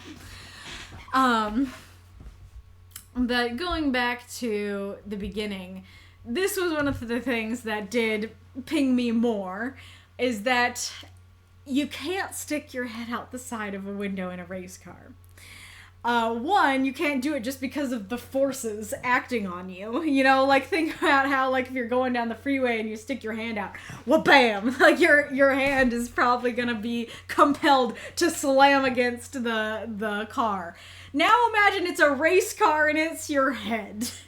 You're not doing that. But more, like, maybe even more realistically, race cars have a device that I read up on, also fact checking myself to make sure I was right in doubting this. It's called a Hans device that like is behind your neck and stuff, that keeps your head in place so that when you crash, it's not as bad. It doesn't, like, your head isn't able to jostle and give you a worse injury. And so, like, even if, like, the forces would allow you to stick your head out the window, the car literally won't allow you to stick your head out the window. And so, like I said, I feel like usually I'm the kind of person who would not care about this kind of thing, but it did really ping me and take me out of the story for this particular story. But at the end of the day, the main thing that did this to me, that took me out of the story, that all these things are really just like addendums to, is that she should be dead. Because at least for me, like, so I reached the end of the story the first time and I was like, that was a really fun story. But, like, I feel like I have, like, very mixed feelings about the ending. Like, I'm really glad that she didn't die, but why am I feeling like, I kind of feel like she should have died there? And I've had time to, you know, sit with the story and think about it more. And the more I thought about it, the more it bothered me. And I think part of the reason, like, for me at least, that it bothered me is because the minute that, well, okay, let's say a bigger thing first, is that in a race car, you are going at speeds that any small mistake, you're dead or grievously injured. One of my mom's favorite movies is a race car movie, and it's been a while since I watched it, so I'm probably not going to remember the specifics, but if I recall, he does get into a horrible crash, and it is very small what happens. It is just that he takes a turn a little too fast or a little too slow. And that alone, the car is flying. Like, the car is going like this, you know, in the air, vertical, going off the track and towards the audience. And so, like, from the minute that I'm hearing that there's smoke creeping out of her engine, I'm like, you are inches from death, my girl. Pit box now. And so, like I said, I'm totally, you know, with her pit box buddy. And so, like, okay, then we have her forcing her to stick her head out the window, and I'm already like, you should already be, like, you're already close to death, and now you're sticking your head out the window? Now you really are dead. And then she's like, nah, I'm fine. And we'll come back to her attitude about it in a second. But, like, the smoke gets worse, and now she can't see. And I'm like, you can't see in a race car at those speeds? Dead. You know? And so then, and oh yeah, and the other thing is, like, okay, hood flies over. Only if by some miracle the hood didn't fly onto the track, like, is someone not dead. That hood is killing someone. If it's not her, it's killing someone else or a bunch of other people who are getting piled up or grievously injuring them. There could be some miracle where it flies, you know, into like the middle. But even if it flies into the stadium, now an audience member is dead. You know, that's yeah. So okay, maybe the hood flying off isn't gonna kill her, but it's gonna kill somebody else probably. So I'm like, okay. Smoke is seeping out the edges. You are close to death, my girl. Hood flies off. Okay, somebody else is dead. The smoke has darkened. You have no visibility. You're dead. You're sticking your head out the window. You're dead. And so basically that's kind of what I'm thinking the entire story. And so then when I get to the end, and so I'm kind of expecting that this story is going to end with her dying or getting grievously injured. And so when I get to the end and she doesn't, like I said, of course I'm always happy when there's a happy ending. I'm always happy when things end positively. And so of course it's nice that she survives, and it, you know, makes me in some ways enjoy the story more because it didn't end in a terrible way. But on the other hand, it feels so unrealistic that ends up messing with my enjoyment of the story in a different way, that I'm like, okay, like I'm glad that she's not dead, but she should absolutely be dead. And I think part of it is that, like, I don't know how to describe this, and anyone that I've described this to, they have argued against me, and so I confess that this may just be me thinking this, but it is what I think, and I have to say my thoughts, that I am assuming that, of course, you, Lee, did not intend for the story to have a message like what I am about to say. But the thing is that whether you like it or not, your story's going to have some sort of message. It won't always come in the form of, like, here's a moral of the story, but stories convey ideas and meanings, and whether you like it or not, there will be ideas and meanings in the story that you may or may not have intended. And so I wish I could come up with, like, examples, but, like, let me try and see if I can think of any. Like, I guess, like, I don't know if he'd be mad at me for talking about this, but I don't know if I can. I guess, like, okay, it's kind of related to, like, my rule on religion, right? Religion and politics and stuff.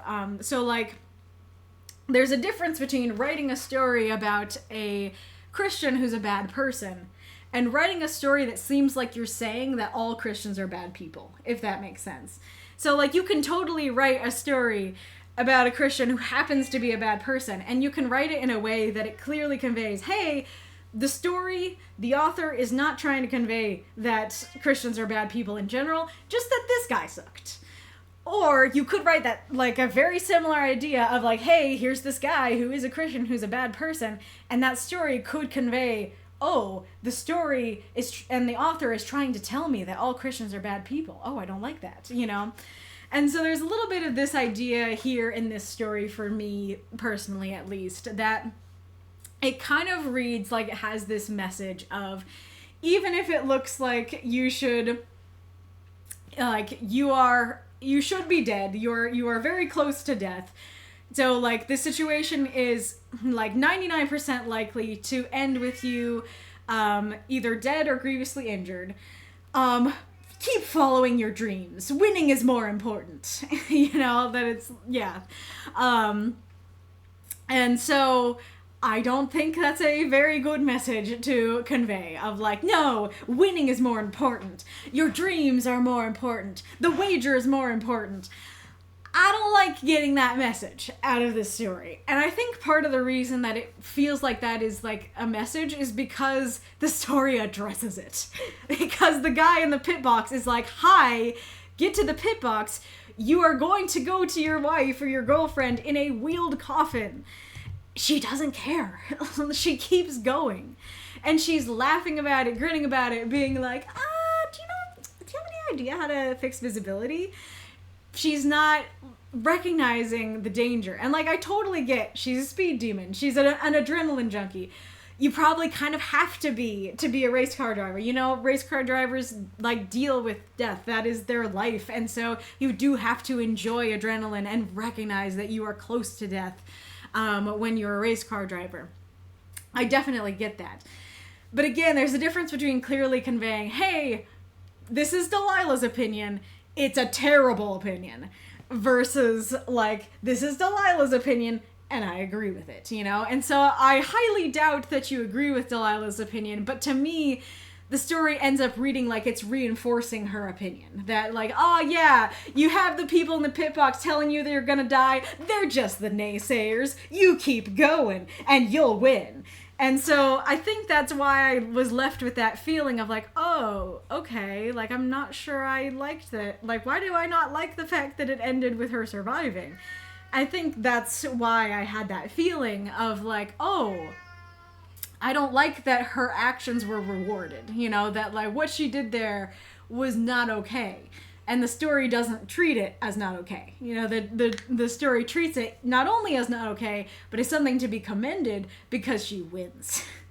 And so, again, I'm sure you didn't intend it to read that way, but I have to say my main critiques for the story, and that is my main critique from the story, is that that's kind of what I ended up leaving with, whether that was intended or not.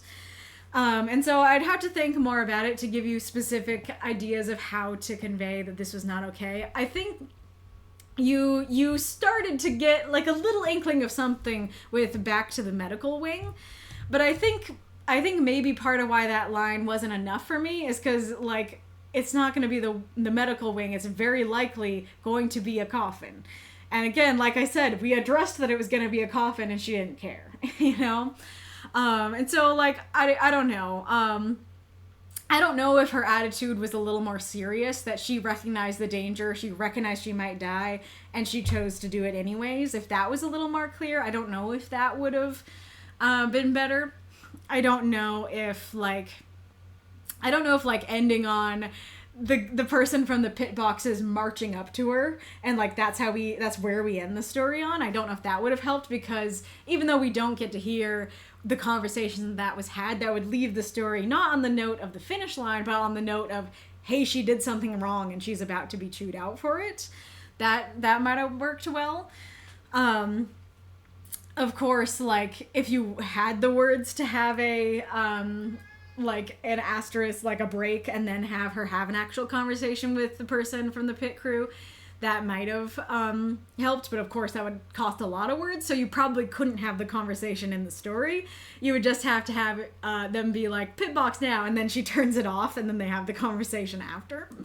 I'm not sure. So I think there are different ways they could have done it, and you could have, like, throughout the story, like, another way to do it is throw in little nuggets. Like, you could have done, like, more with the medical wing thing. Like, maybe if you had her thinking about, like, oh yeah, last time I broke, something really bad, and the time before that, I broke this, but I think I'll be okay this time. If she lists all the things that she broke, all the injuries that she's had, and then she's like, I'll be fine.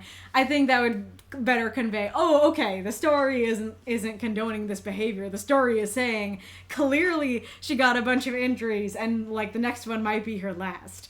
Kind of thing. I think that could have helped with that feeling. But let's see what folks have been saying.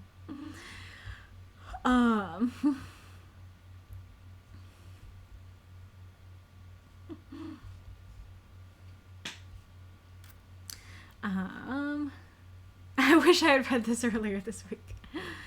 Didn't know that I was listening to the Speed Racer soundtrack of it recently. That makes sense. Is this a stock car or drag racing? There's a difference. Oh, yes, that would be a difference. Which does remind me of the other thing I was going to say. There is another way to fix the issue. Make it a street race. Make it a street race, or make it that she's running away from the cops or something like that. Because A, that would remove all the problems about, like, a race car keeps your head in place and a race car isn't very good in reverse and stuff like that. It would remove all those issues, and, like, you're gonna kill someone by turning around and everything like that. all those issues would be gone, and then it would make a lot more sense. Like, I don't know if I still would have gotten that impression of like, oh no, you could have died. But I think even if I did get that impression, I don't think it would have been so strong as to incite this kind of reaction for me. I think it really is the fact that it was a race car setting that did it for me. That like, as far as I'm aware, one little mistake, you're dead in a race car. Sure, that could still be true in a street race or if you're running from the cops or something. Or driving away from the cops. But I would be like, okay, yeah, like, it's not, I wouldn't think of that as being nearly so fast, nearly so bad as a race car, you know? I don't know what hereditary moment means. These are the sort of race cars I envision this, just insane contraptions. That could work. That could work better. Closer to movie logic. I think a lot of Kaylee's research is about stock car racing. If I understand what a stock car is, like, I'm thinking so. Like, I think I saw a lot of, like, Formula One racing sort of thing. Okay, Decoy said, when I started reading, I was thinking Formula One, and then went, nope, we're not in that genre. Okay, so you didn't have the realism problem because you knew more about racing than me, enough to go, okay, this is not this kind, because it wouldn't make sense in this kind, so it's a different kind. And I just didn't make that switch to, like, oh, okay, it's a different kind of racing.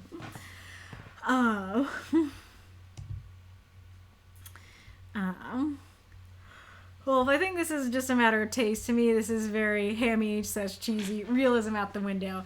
I guess that's part of why, like, the reason it stuck with me negatively is because of the message, because I do think it is a bit like, oh yeah, it is meant to be over the top and a bit cheesy, but it still leaves me with that message of, like, oh, you're very close to death? Like, nope, winning matters more, you know?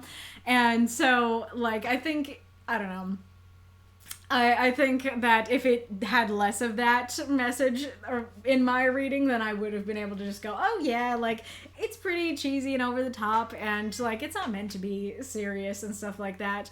I guess it's just the fact that I got a very serious message out of it, that I was like, this makes me unable to see it as hammy or cheesy, because this is not a message I think is okay, you know, kind of thing. Lee, in my defense, I was fully aware of real-world racing regulations. I just decided to go in neck-deep into cartoon territory, because why not? I personally imagine this whole race as being some sort of fictional, no rules, just get across the line with rubber on the road sort of death race. In fact, in the first draft, I specified the event was being called the Demon's Road, of which she barely survived the first time around. That would have fixed it. If you had said that this is the Demon's Road, she barely survived, then I think that would have helped. I mean, granted, if at the beginning you said she barely survived the first time around, there's a chance it would have exacerbated the problem. Maybe go, yeah, she's really about to die, you know? And so there's a chance it wouldn't have fixed my problem totally, but I think that might have helped. Also imagine Delilah's determination being a major flaw for her. She runs out of luck and a limited amount of it.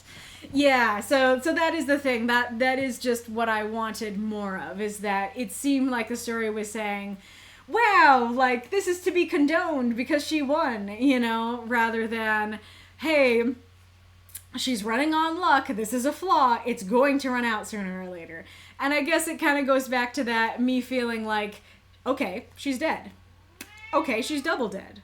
Okay, she's triple dead. You know, that I'm like, her luck should have run out today. And so the fact that her luck didn't run out today makes me feel like, okay, so it seems like we're condoning this. Like, in all of these aspects of the situation, she should be dead. And the fact that she's not seems like, you know, the writer's trying to tell us something, that it's like, hey, this is good, what she's doing here. This is something we want to replicate because it gets you the win, you know, kind of thing.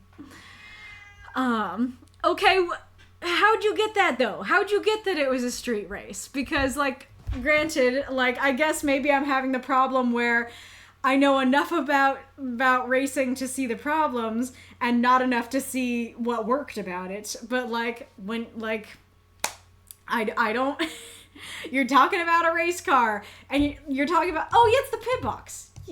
Yeah, I don't think, like, again, maybe I don't know enough about street racing, but as far as I know, in street racing you don't have a pit box. And so I think that the minute that you said pit box, I'm like, this is an official race with a pit box, not this is just a race on the street. A stock car is NASCAR, F1 is very different. Oh, okay, yeah. The first draft also specified the design of the car, but after the critique, I don't think it's going to help my case. Fair enough. Yup, exactly. I'm probably not going to read that to the chat because it's pretty gruesome, but that is exactly what I was thinking. Hi. Goodness. Oh, not much chat over in the not so private chat. Decoy just says, thoroughly enjoyed this one. Super wacky races. And we have a cheer from Ghoulish and Magistrate Ironlung. Magistrate Ironlung has to get going. But appreciate your cheers and your presence. Yes, we are after, we are quite a bit. We are quite a bit after, question time. So yes, Massa usually has to go in question time. But today, question time was story time. If the hood is coming off, it's not a stock car because they wrap their cars in plastic. Gosh, yeah. But again, like, I don't know. Like, maybe, like, I don't know this. And am I expected to know this? Like, there's kind of an element of like, okay, I'm talking about like the Hans device and stuff like that, and your regular average Joe is not going to know about that. And so I am knowing about things I shouldn't know about. But then again, I also don't know about, the car being wrapped in plastic and stuff like that. And so, I mean, I guess it just comes down to, like, okay, sure, like, your average reader probably isn't going to know about the Hans device, so they're probably not going to have a problem with her sticking her head out the window. But your average reader also isn't going to know that race cars wrap their cars in plastic. And so they're not going to know that if the hood flies off, it's not a race car, And so if this was a street race, that needed to be a lot clearer. And, like, maybe it's just a problem that I don't know enough about street racing to know that they do have a pit box. But I saw a pit box. I think we're on a racetrack, So, I don't know. I don't think they wrap their cars in plastic applies because the engine is... Okay, I'll just read it as it's written. Applies because of the engine if belching black smoke, things have clearly already gone very wrong.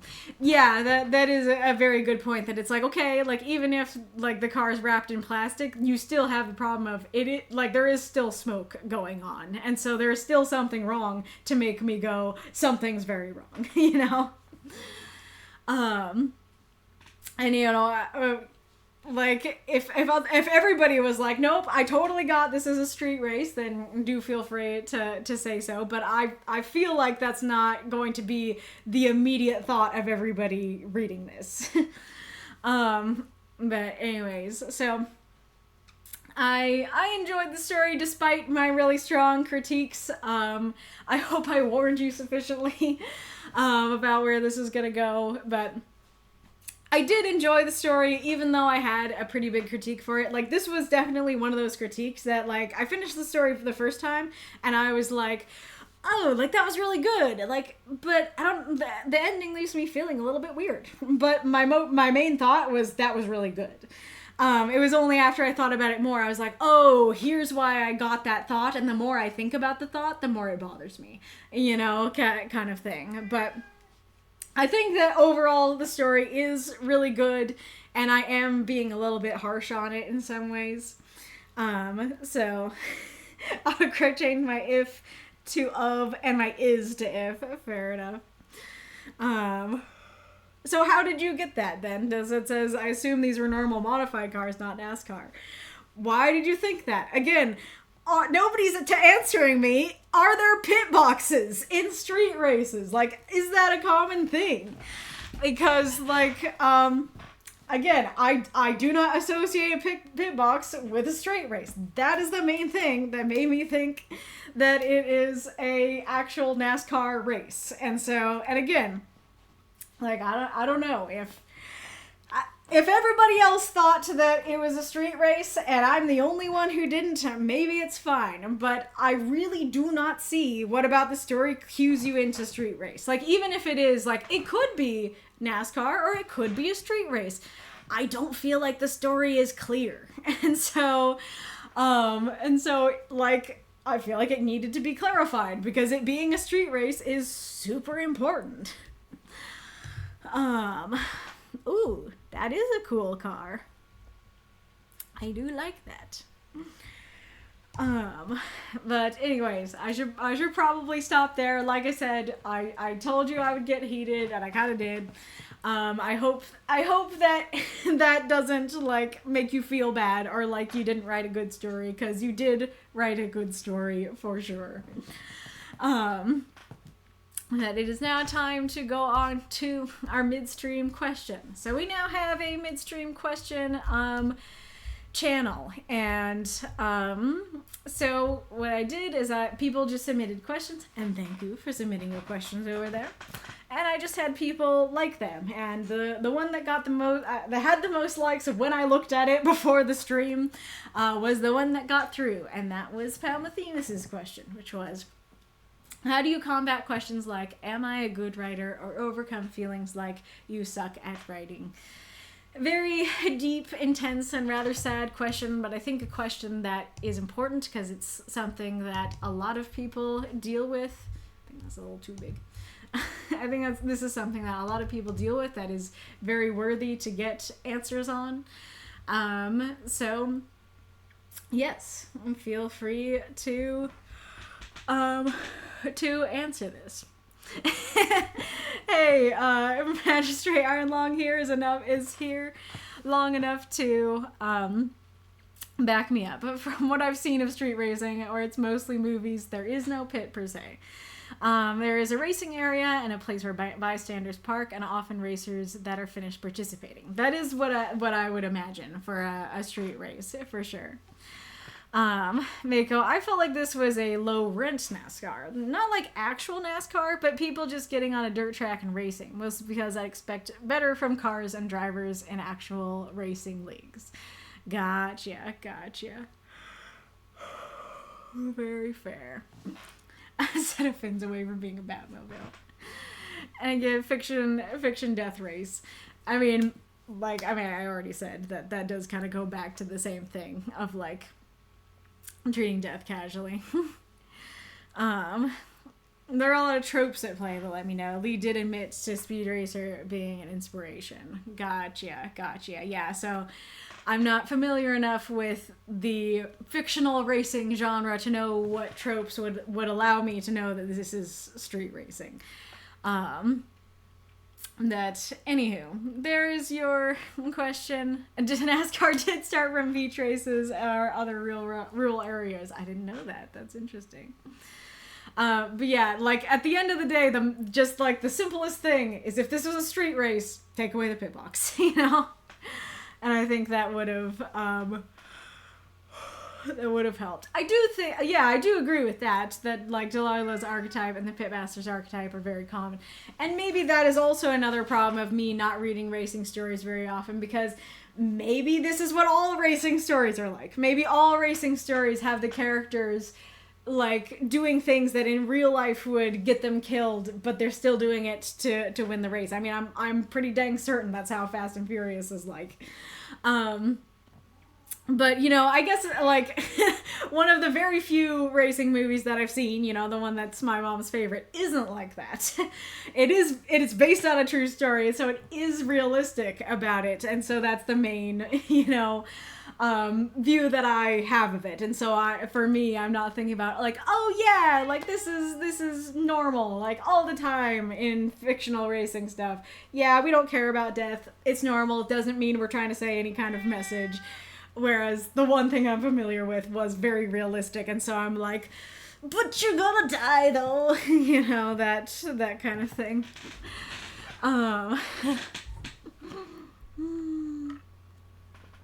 Actually, the origin of NASCAR is from moonshine running in the Appalachians. Oh, interesting. From racing modified cars made out to outrun the cops during Prohibition. I assume that's what the moonshine part is about. Interesting. Okay, I already kept reading chat after I should have, so we're just gonna go to the question, and the tunes. There you are. And I will talk to you later. Hello, peeps. I am back. So, here's the thing. I was doing worse emotionally than I thought after that, and I also really thought that watching some silly videos that my dad showed me would cheer me up, but I'm still not feeling great. And this is one of the most emotionally intense questions we've ever had. Honestly, it might have been my favorite question on the list as well, because I think it's really interesting and deep, and like I said, important. And I do want to discuss it, but I don't know that I can do so right this second. So what I'm going to do is I'm going to read Ashikan's story, and hopefully that is going to get me into a different emotional place, or at least, more back to neutral, so that I can return to this and read the sad answers that presumably came about. Or sad or intense or emotional or whatever. So I do still want to talk about it. I definitely don't want to just breeze past it, but I just need a second. So I'm gonna read Ashikan's story, and then we will come back to this. If I'm still not doing well enough, we'll do it again after Nightwolf's story. Alrighty, I hope that Steel Bulwark... Oh, I see Steel Bulwark's name, so Steel Bulwark is still here.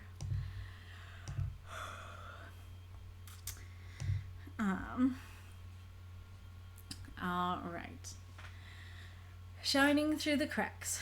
Honor yet valor. By Ashikan. 343 words. The camp was destroyed. Tents rent by claw marks. The ground more crimson mud than dirt and grass. The bandits that were camped here were here no longer, and a fate worse than the abyss had sent them. David couldn't move, for fear that he might find his missing sister among the lost. This looked worse than any animal attack he had seen before. Even from here, he knew that no normal beast had done this. Kenneth, David whispered as his friend came near. The scout may have been wrong, Sir David. Kenneth's voice was grave, a far departure from his usual flamboyant demeanor. I really hope you're right.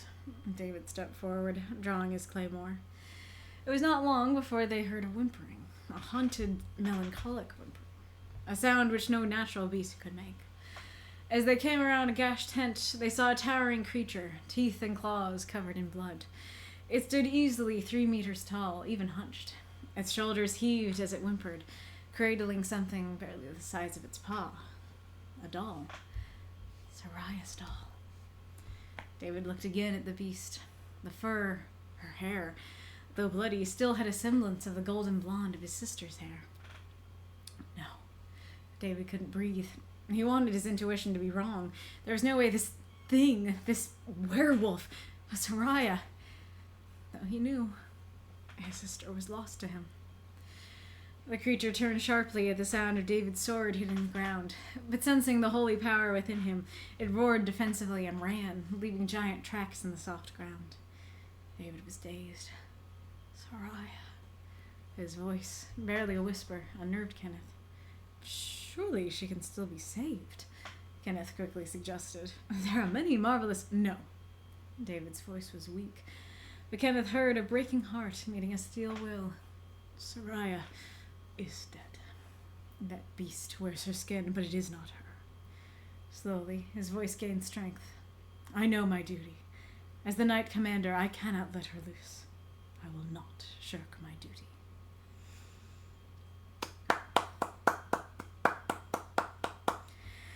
Throw up those moths and monsters. Cheer for this story if you loved it.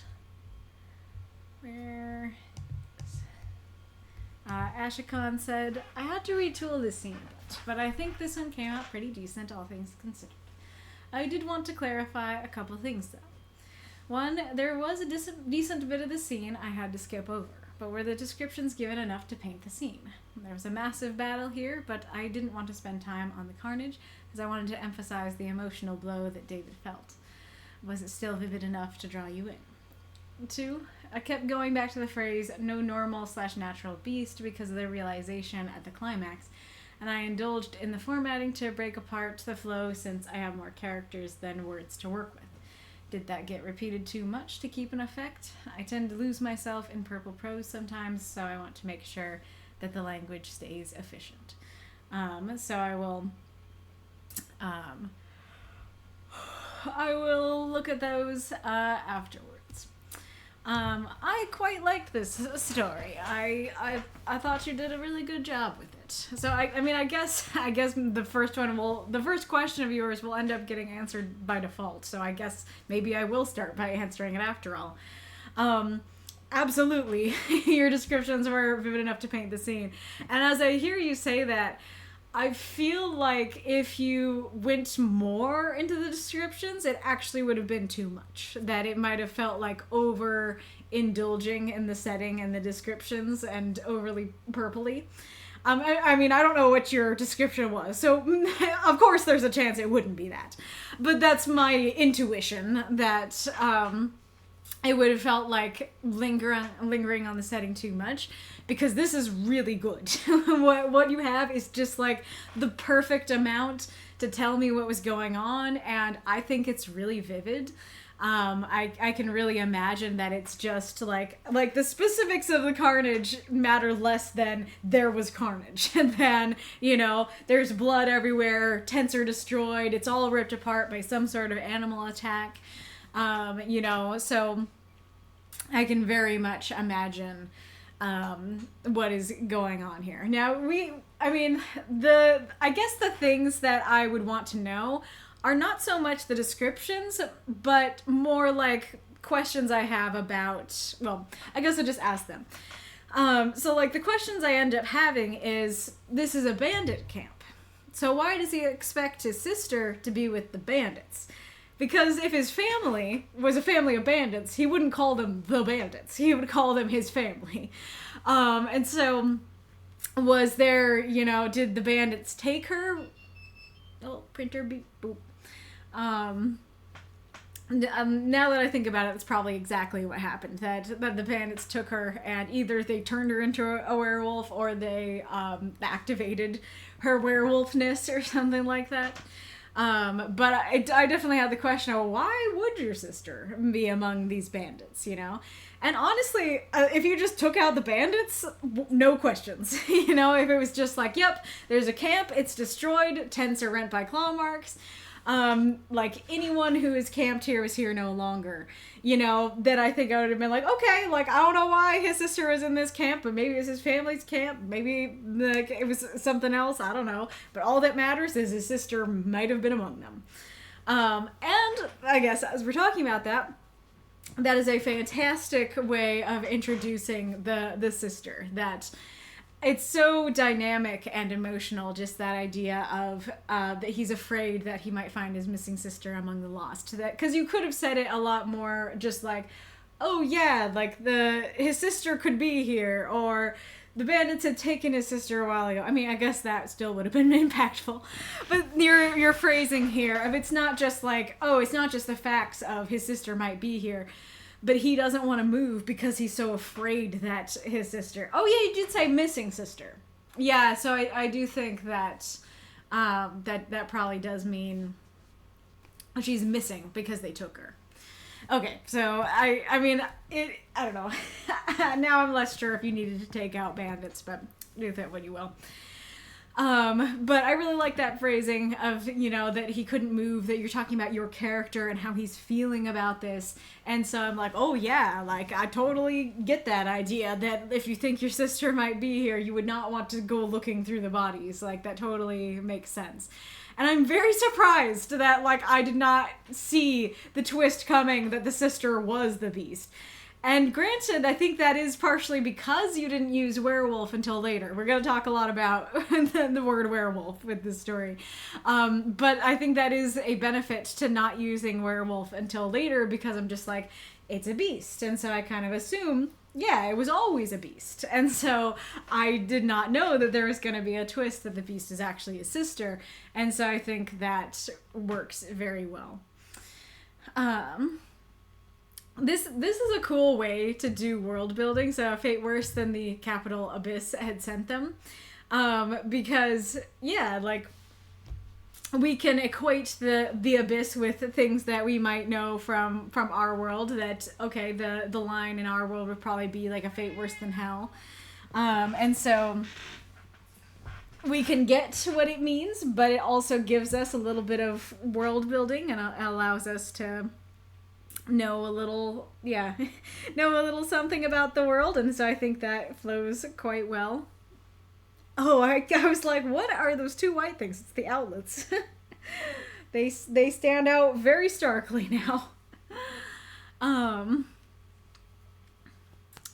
Oh, and going back to what I was saying about how the description works, I just have some questions.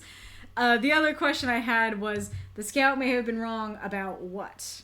My guess is the scout may have been wrong that like, your sister was spotted among the bandits, but it's not really clear, because it could have been so many things. Like, I don't know, it could have been, the scout could have been wrong that the beast looked like this. The scout could have been wrong that they were bandits at all.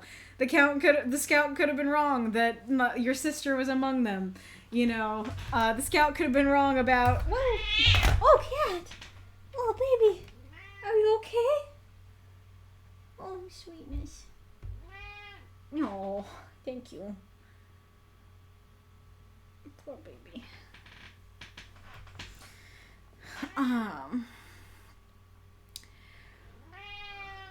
Sweetie pie.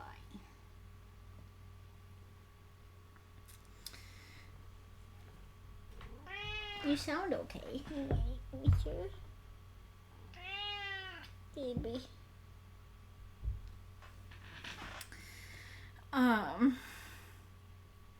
I like the description of a haunted, melancholic whimpering. I think those are great descriptive words, that it's not just like, oh, it was a sad whimpering. I also especially like that, I don't know if it was intentional or not, but I like that you used haunted instead of haunting. Haunted feels a little bit more unique, and it conjures this idea that it's not just you are being haunted by the whimpering. The whimpering itself is haunted. the whimpering itself is haunted by something, which seems accurate to what I understand of the story and the character, in addition to, haunting you. And then a sound which no natural beast could make is, I like that line as well, that it's like, ooh, really, really, I don't know, hyping this beast up. For sure. A little bit nitpicky, but towering definitely conjures the image of this thing is standing up. And so it feels a little bit contradictory to say it's towering, but it's hunched. And I get that's partially the point. But I do think that a different word for, large, and large is a little just maybe too generic, but a different word for large, I think, would work better than towering there for me. It definitely seems huge. I'm super curious if, like, presuming that she was a child, if, like, an adult is turned into a werewolf, if they are, way bigger, if they're even bigger than this. I really like the description of its shoulders heaved as it whimpered, cradling something barely the size of its paw. That's very evocative, and I can totally imagine that. And it's interesting because you just say his sister up above, and then you say Soraya down here. And I kind of have mixed feelings on it, because on the one hand, I feel like it totally works, because it's like, yeah, who have we been introduced to? The sister. Obviously, it's going to be the sister. And even if you don't get that it's the sister, especially the fact that it's italicized, clearly this is like Soraya's doll. Like, this is somebody that he cares about. But on the other hand, like, maybe saying his sister Soraya would make this more of an immediate punch. So, I don't know. But regardless, I actually do quite like that line, and I really I think that was a great use of italics there, because just from that alone, you get that idea of Soraya's doll. Just from that formatting change. That he is shocked and horrified and all these things, and so I think that is a great way to reveal, oh my gosh, like, this is someone I care about, you know, kind of thing. I think it's very interesting how in your world werewolves still have like some of the hair, you know, some of the features of their like human selves. That's really cool and interesting. It's also especially interesting because, you know, they're not werewolves, but I have characters who turn from wolves into people, and like it makes me feel very torn on like how to do, you know, their fur versus their hair and stuff like that. Because, you know, they're gray wolves, and so I'm like, should they just be normal gray, or should Savion be like a little bit brown because his hair ends up being brown? So it was really interesting to see somebody else implement that idea. And I think we'll come back to the werewolf thing, but I do really like the emotion of that bit of, there's no way this werewolf was Soraya. I think that I don't know if you needed the bold to get across the emotion of it, but I do think that at the very least the italics did help with the emotion of it for sure, as well as just generally the phrasing, you know. The minute anybody calls something a thing, you know, you can tell they have extremely negative feelings towards it. And so I do think it's interesting. My praise for the werewolf thing is that it does add like extra menace to a werewolf that we might not have got if you introduced it as a werewolf from the beginning. Because if you introduced it that way from the beginning, we'd be like, oh yeah, we know werewolves. But since you introduce it only in the middle, and you introduce it along with, like, it's like, ooh, this non-natural beast, and we're like, ooh, this beast is getting real hyped up, and we're like, it's the sister, oh my gosh. So it's really hyped up, and it really feels unnatural and beastly, and something terrible has happened. And so then when you say werewolf, I feel like it has a lot more menace than that word might usually have. And we, I think, have a better chance of seeing it from the same perspective that David sees it from, which I think is really cool. Like I said, I do have some critiques for using that word as well, but I think I'm gonna do that after I go through the story. I do like the image of just like, he's like, it's especially cool because you don't say he let go of his sword, and you don't actually need to, because just saying his sword hitting the ground, then we get, oh, like he was so emotional that like he let his sword go, you know. I think works really well, and like kind of in a way, I don't know, because I feel like it is David's perspective, and in a way maybe it is even more in David's perspective, because he might not even know that he dropped it, and it also has us a little bit in like Soraya's perspective of, now we're just hearing the sound and not even seeing it happen, kind of thing. Nitpicky, like, I do feel like a werewolf would have heard and smelled them long before his sword dropped, but I can forgive that, especially if she is a child. Holy power is very interesting, and I might come back to that. But I really like the description of, you know, how she turns and how she runs. I think that works very well. And I do like the emotion here of Kenneth being like, well, surely she can be saved. No. I think that works very well. This is definitely one of my favorite lines. That is a beautiful line. A breaking heart meeting a steel will. Especially cool because, like, obviously you can't actually audibly hear a breaking heart. And so I think that is just a really cool image of, like, in his voice. You can hear that his heart is breaking, but you can also hear that he is not shirking his duties, that he is this knight who is not gonna shirk his duties, not gonna give up. That, and it's also cool because that is, first of all, like, breaking heart is a very poetic image on its own, and then steel will is also poetic and cool, especially because you have this sword imagery and stuff like that in the story, and so I really like that adjective for will. That's very evocative, and I think it's cool because it is like a clash. You know, you can imagine steel meeting something, a sword clashing with something, and it's neat that it's like a broken heart, something like very fleshy and breakable that is already broken, actually, that is meeting the steel. And so of course that you know, broken and breakable heart is not going to win against the steel will, but it does kind of conjure this image that a broken heart is at least a contender for a steel will. And so that is a really cool image there, and that it's like this knight has a knightly fight inside of him too. Hi, kitty. You sure? Nice, babe.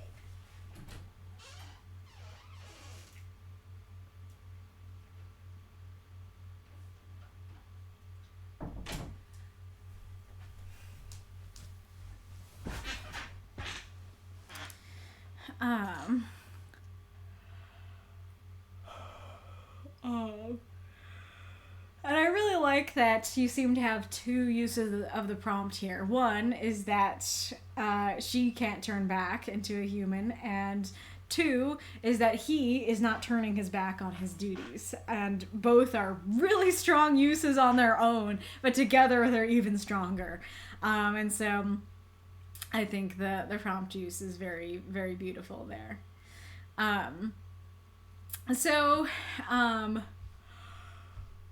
My critique comes down to, let's see, how do I want to start? It does have a lot to do with the choice to use the word werewolf. Because the thing is that, so the first thing that is a smaller aspect of it is that, so the praise for it is that you actually did manage to kind of make werewolf sound even more menacing, because it took a while for us to get there. However, on the other hand, it made this particular creature a lot less unique because, like, I was just super interested in this creature. It seemed super unique to your universe. I was imagining something very unique and not something werewolf-like. Like, I'm trying to, let's see if I can find your description. So we have claw marks, so we know it has claws. You know, we know it's worse than a normal animal attack. It's not a normal beast. It whimpers. Gashes, teeth and claws covered in blood, shoulder CV. So yeah, like, the descriptions are, like, fairly generic, and yes, they do have claw-like images, but I guess, especially because you repeat that idea of this is no normal beast, I definitely imagine something especially unique and stuff like that. And so when you go werewolf, I'm like, oh, okay, it's just a werewolf then. All right. And, like, I like werewolves. I think they're super cool and fun and interesting and stuff. So I don't think, like, in general it's a problem to write about werewolves or something like that. But for me personally, and for this story particularly, it ended up detracting a little, from the uniqueness of the creature, because it ended up making it more of a generic creature that, is that her wanting back in? I guess not. My hair is very tangled. But the other and more important thing about it is that the thing about werewolves is, I'm sure that this is not true in all werewolf literature, but in, like, 90% of the werewolf literature that I've read, if not 100% of what I've personally read, werewolves absolutely can turn back. And in fact, they do, whether they like it or not. And so the minute you say werewolf, I'm like, oh, we're good. Like, she can turn back. We're okay, you know? And so when he's like, nope, she's lost him. She'll never come back. I'm like, why though? Like, I totally understand that your werewolves might work differently than other people's werewolves, and that's totally fine for you to have a different lore for your werewolves. But because this prompt is you never turn back, and like the whole ending, I'm going, why can't she turn back? That's an issue, you know, that I don't want to be asking, why can't she turn back on my never turn back story, you know? I want to just be with him and be like, oh no, how terrible, his sister's lost him. And like the thing that is like, and it's not just the word werewolf that does it, that definitely is part of it, but it's because she was whining and whimpering and cradling her doll. So this is clearly still, at least on some level, her. This is clearly her on the inside. That is blatantly obvious. So obvious that I don't know how he would miss that. And so even if your werewolves are different and they don't turn back, I'm still sitting here going, but it's her though. But she's not lost to you. That she was clearly whimpering. And so that just adds to that idea of like, I leave the story questioning, but why can't she turn back though? And that's definitely not the question I want to be left with on my never turn back story. And so I think that you could definitely have answered it, and I don't know what the answer is.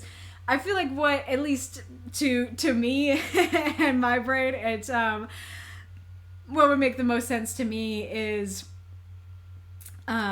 if this is what he thinks, but it's not true. That like he thinks she's lost to him, but it's not actually true. And that kind of is what like I pinged about the holy power thing, that he might be like, no, like even if she could be turned back, she'd never be the same. She's been tainted by this evil creature, you know, that he's like, maybe he's very steeped in like his religion or something like that, and he would view her forever tainted, or he's just been taught by his religion, by his knightly order, that hey, once someone becomes a werewolf, yeah, they're gone, kind of thing. And so I think if you had been able to get that in there of like, like, of course you'd have to take out words elsewhere, but though he knew his sister was lost to him, the order said that anyone turned to a werewolf would never turn back. You know, that might help. If you did, you could have him say like, no, she's tainted now, you know, kind of thing in his dialogue.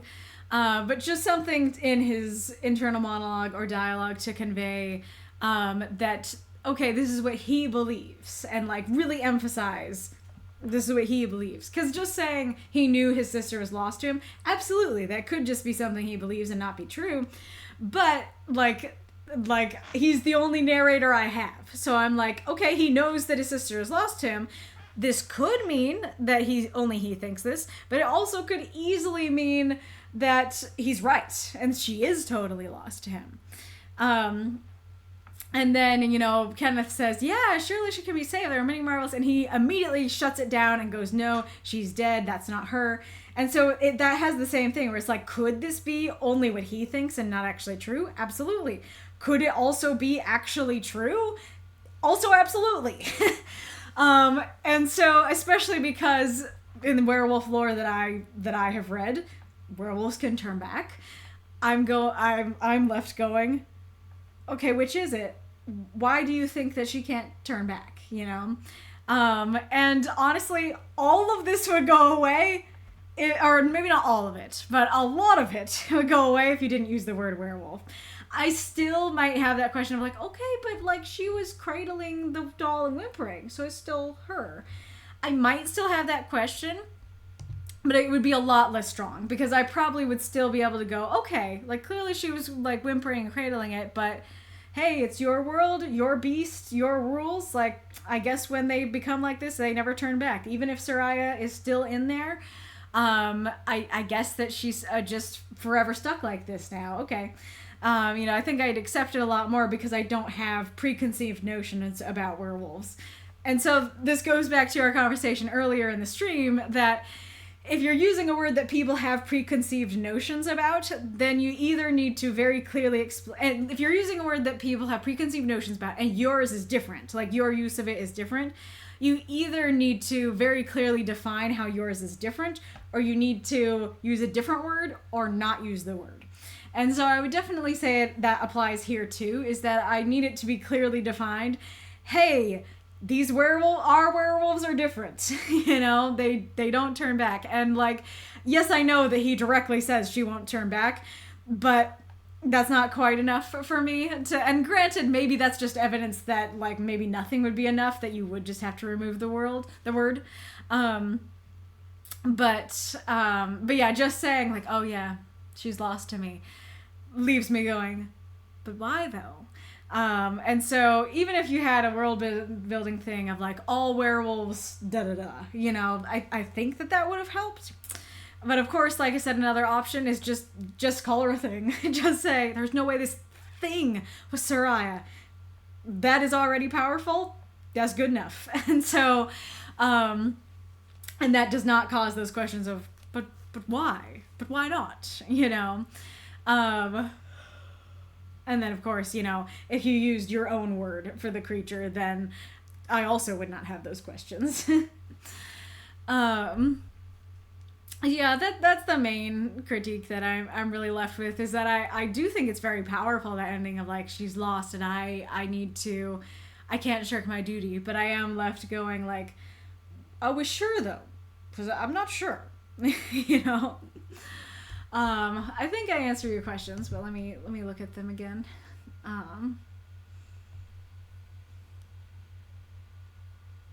Yeah, and I do think you say, I wanted to emphasize the emotional blow that David felt.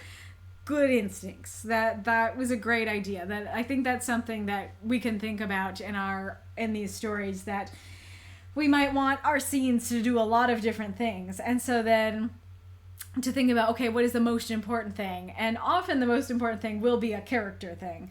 Then I think that can get you to the true heart and meat of the story. So I think you had the right instincts there.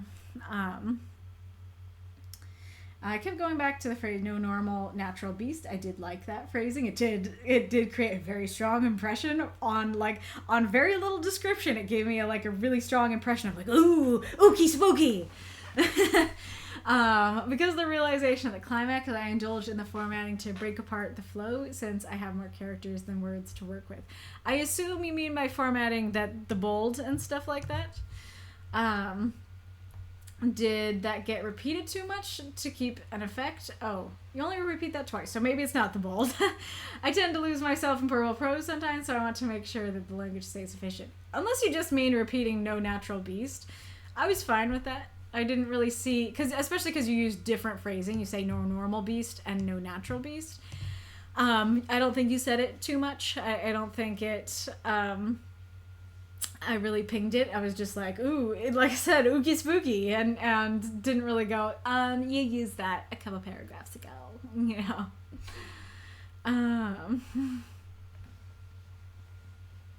Oh, didn't bring my water.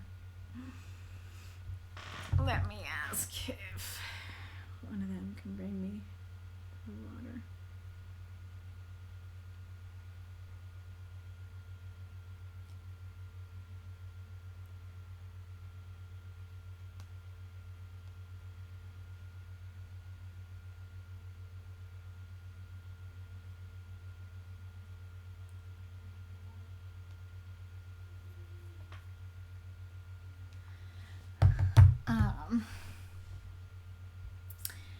Yeah, okay. What was I saying?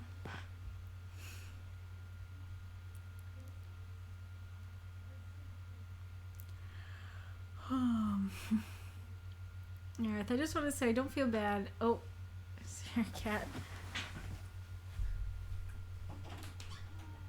Yes, there is.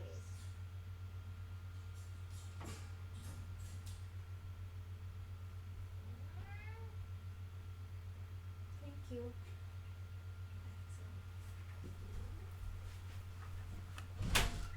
Oh, cutie.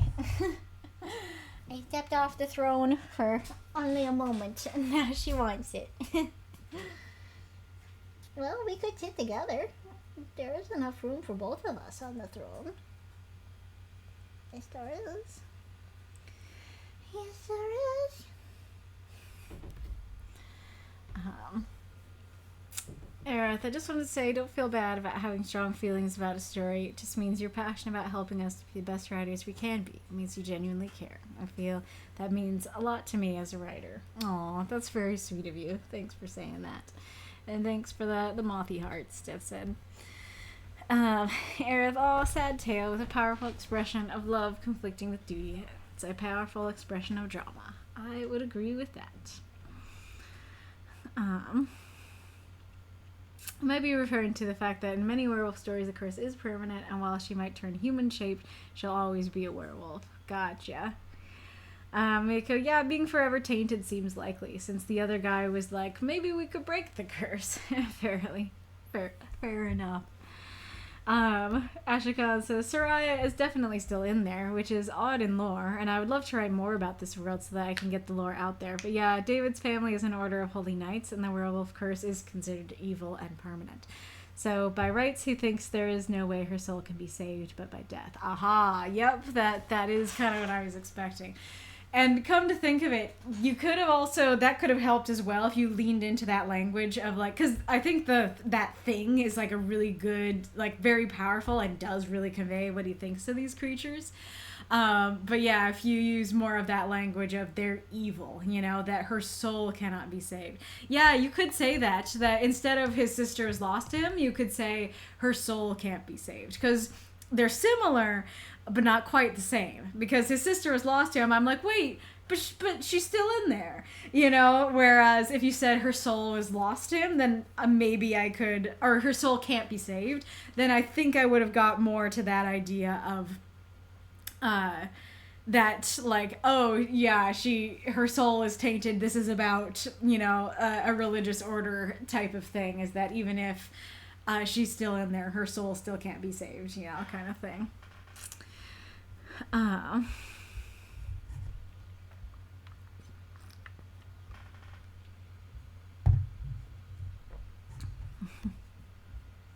Aw, thanks for the cute foxes and chicks. I appreciate that. I don't know if this talk is related to the story or not. I'm not seeing the connection. Maybe it's related to the midstream question. I just see Lee. Nothing can rival Dexter's butter-slick grasp of the written English language. That is beautiful. Oh, that is a way. That is such a good way to phrase that. Butter-slick grasp.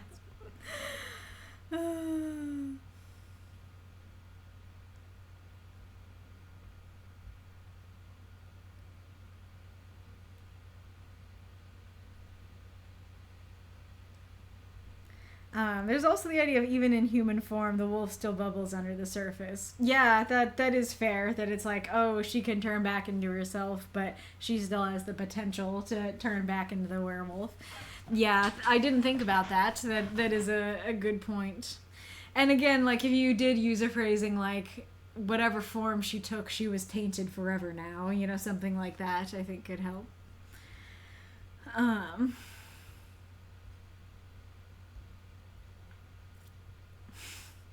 I don't know who this man is, but he sounds very interesting.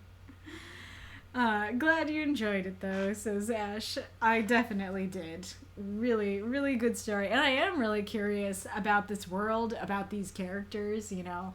Especially because you said that it's odd that she's still in there and stuff. So I am really curious. Oh, yeah, I did forget to ask. What does the title mean? Because shining through the cracks, I would think that would refer to, like, Soraya shines through, you know, the cracks in the beast. But, like, even if she does, we're clearly not meant to take that away from this particular story. I would think shining through the cracks could also mean, like, hope. Hope is shining through the cracks. the story doesn't really end on a hopeful note. It ends on, nope, like, gotta kill my sister now, or at least I can't let her loose, kind of thing. And so I'm not really sure I saw the shine through the cracks in this one. I like I said, I still definitely enjoyed it, even though it didn't really end on a note of hope. It definitely still worked for me. It was powerful. But anyways, great story. I am feeling better, so I guess let's make an attempt to go back to the midstream question, and if I start getting upset again, we will address that when we come to it. He is interesting. He's also dumb as hell. Hey, that could just make him more interesting.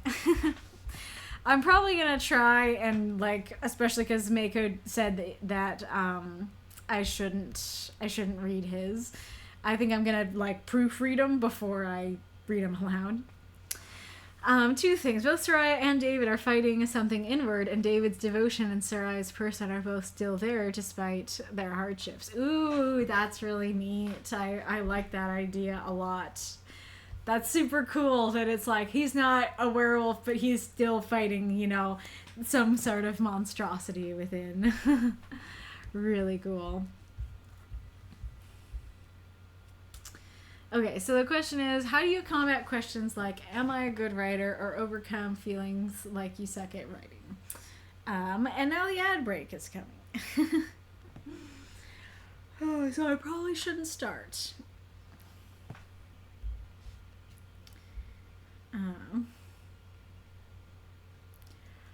Okay, so we have a pin of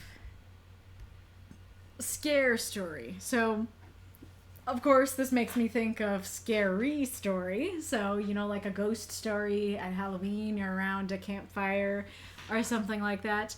But the specificity of scare rather than scary I'm sure is intentional there. And so I'm curious, what that difference could mean. Because, like, it makes me think of, it's less about the story having a quality of being scary and more about the story is intended to scare. But scary stories are intended to scare too. So I'm not really sure. Okay, so meaning a rumor spread by a scaremonger in order to cause anxiety. Gotcha. Can you? I didn't know there was such a thing as a scaremonger. I would be curious to know more about that. I can see that. That's not too hard to get to. Like, I don't know if I would without help, but I don't think that's too difficult to get to. That it's like, okay, yeah, like a scary story told around the campfire, and a scary rumor. They are similar things, but just very different contexts. So, yeah, I think that works. And you could write about, like, scary stories around the campfire, and that would work fine for that prompt. Set a spell. I think this means, like, yeah, I'm gonna relax for a bit. I need to, like, sit down, relax, rest my aching bones for a while, kind of thing. I guess it could also mean literally, like, to set a spell that like, I have a spell that I can set up without, like, being here. That it's like you can put the symbol on the floor or something so that you can set it like a trap so that when someone walks in, they set it off, that kind of thing. I could see that. Yeah, meaning to sit down for a period of time, especially in the company of other people, and in order to relax or to engage in casual conversation. Hey, what I got 100% right on my first reading of it. I am curious how folks in the chat would read this one, because I don't know how common that phrase is. That's definitely a phrase that I've heard, but I don't know if it's a phrase that is common enough to say that a lot of people have heard it. So it works for me, and it definitely works as a prompt in the sense that I could definitely see having both stories about, oh yes, relax and calm down, and like set a spell as a trap. And I really like that. I really like that it could create wildly different stories. But then again, like, I don't know if like having a prompt that is basically like sit down is like less lackluster of a prompt. I just realized that I'm actually covering up the ad thing. Shock to the system. So yeah, I'm pretty sure I've heard this phrase that, but now of course I'm not thinking of how to apply it very well. That it's like, oh, you heard this news and it's a shock to the system. You know, that it's like, oh, I mean, I guess it's just like, yeah, it was a shock, and your body, your system is shocked. But you could also use it for like, there's a machine, and it's like, yeah, the machine needs a little shock to it to get it working again. Give the system a little shock so it can be, it can start working again. I think it could also mean like something happens like to a machine that's like, the machine's like, I don't know what to do about this. You know, that you know, your computer is kind of freezing up because of whatever this thing showed up. Meaning something that has a sudden and usually unpleasant effect on someone. Number 2 that I got right on the first try. Yeah, so that one totally works for me. And I mean, of course, folks in the chat can agree or disagree, but I feel like that one is fairly common and pretty self-explanatory. So I think that works pretty well. And with that, the ad is over. Okie dokie. Okay, I think the top of the questions over here is, Death said, the only way to combat questions like that is to get feedback from other people. That was kind of my first thought, is like, well, if you feel like, if you don't know objectively if you're a good writer or not, have other people let you know if you're a good writer or not. And the more opinions that you get, the more you'll get a cohesive picture on your writing. Because you're not going to be objective about your writing. Now, granted, everybody has their biases, and so like nobody is going to be truly and completely objective about your writing. So I would say, yes, that one way to help combat this feeling is to get feedback from other people. However, make sure it's a good number of people. Don't just ask one person, because, you know, their biases might make them really like your writing or really dislike your writing, and they might not be the majority, you know? And so if you have 10 people saying that you're a good writer, then there's a good chance you're a good writer. If you have 10 people saying, yeah, needs improvement, then yeah, probably needs improvement, you know? Now, then again, there is another caveat to asking feedback from other people, which is that people... Why is the first thing that came to mind is people can be butt kissers. That's not exactly what I mean. I mean, they can, but like, people can be overly nice, and not necessarily because they're trying to be a butt kisser, but just maybe because they don't want to hurt your feelings. There are times when there are people who, like, yeah, you might objectively say they're not a very good writer, but if you go around asking people, hey, you think I'm a good writer? People, even if you're a bad writer, people probably, like, won't be like, yeah, you suck. You know, they'll probably be like, yeah, you're great, you know, and be nice about it. So asking feedback for other people, if they're honest, yes, can give you an actual picture on the truth, but they may not be honest if you genuinely do suck. Unfortunately. Let me read this to myself first. Aw. Hey, I kind of like that though. That's a good answer. Ash says, my answer to this question is kind of sad. Honestly, I often feel this way, and for me, I don't overcome it. I distract from it. Lo-fi music, coffee, and just tell myself that I would rather be a bad author than to not be one at all.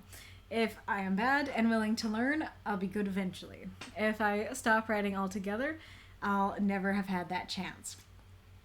So the first part is sad, and I am sad to hear that that's not something that you overcome. But the second part of the answer is amazing. Like that, yes, that is amazing advice of that I would rather be a bad writer than not at all. That is so good.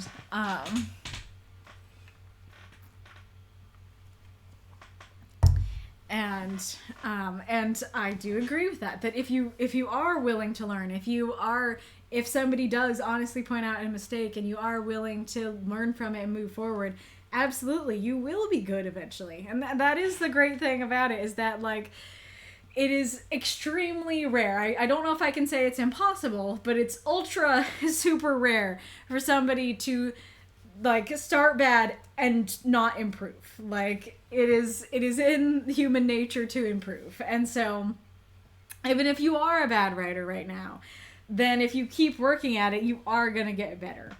And so I really like that it's just like, well, if I am bad, it's okay. And it's okay for two reasons. One, because I'd rather be a bad writer than not a writer at all. And two, because even if I am bad, I can and will get good at it eventually. I think that's great. I think that's especially great because I will see how people answer, but I think that, I don't know, like the kind of the feedback answer. I do agree with the feedback answer, but there's a flaw in that people might be overly nice to you and not be honest with you. And so, like, I think a lot, I don't know how people will answer, but I think a lot of these answers might come down to, like, it's okay to lie to yourself a little bit, and there is actually an argument to be made that maybe it is okay to lie to yourself a little bit. But I really like this answer, that this answer confronts the potential grave truth that you are a bad writer, and actually, like, gives you a way to still move forward and still have hope and be okay, even if that is true. So I think that's really beautiful. Aw. Mark says, for me, this group, well, not trying to be sappy or anything, but I've always felt like my writing is mediocre and my ideas are amazing enough to make it even out. But hearing people enjoying the stories and praising the writing have helped with combating that. Aw, that's really sweet. And that does kind of come back to the feedback thing, but in a different way. Instead of being like, here's something I wrote, read it. Read it, friends. Tell me what you think. Especially if you're asking, am I bad? Then people will be like, you know. But if it's just like, here's a story, post it to the group, what do you think? Then hopefully people will be, you know, honest but nice about it. Ooh, this seems interesting.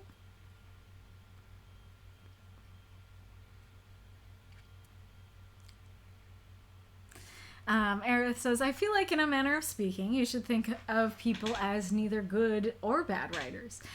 Only writers who are growing, who are along the road of development. I know a guy who is a professional, but has asked me to critique his occasional writings that could be submitted to our group, though he isn't there yet. His skills are good, but he lacks voice yet. He is an example of not a bad writer, just one along the road. More to follow, continued. I think this perspective challenges us to not only look at this not as a competition to determine if one is good or bad, but as a collection of travelers all striving toward our own destinations, to be aided where we are in our own journey. Long or short, our destination is our own. We must remember we are going to meet that destination. Take each of us as we are. Oh, Eric, that is beautiful. That is taking Ash's answer to the next step. I adore that answer. I love that so much. I don't know how much I really have to add to that. I think you said it. I think that's exactly how to think of it, because I feel like we do categorize a lot of things in our life. This is going to be kind of interesting because it kind of in a way ties into Nightwolf's story. But I think that we categorize ourselves as good and bad in so many different areas that, You know, I'm a good or bad writer. You know, I'm a good or a bad cook. I'm a good or a bad friend, a good or a bad parent, a good or a bad writer. And in a lot of these cases, like, that kind of label actually does more harm than good. And like in pretty much any of these cases, I feel like pretty much in any of them, like, it's not about good or bad, you know, that it's like we're all on a journey, and like, hey, maybe you could be a better parent, but you're on the journey, like you are.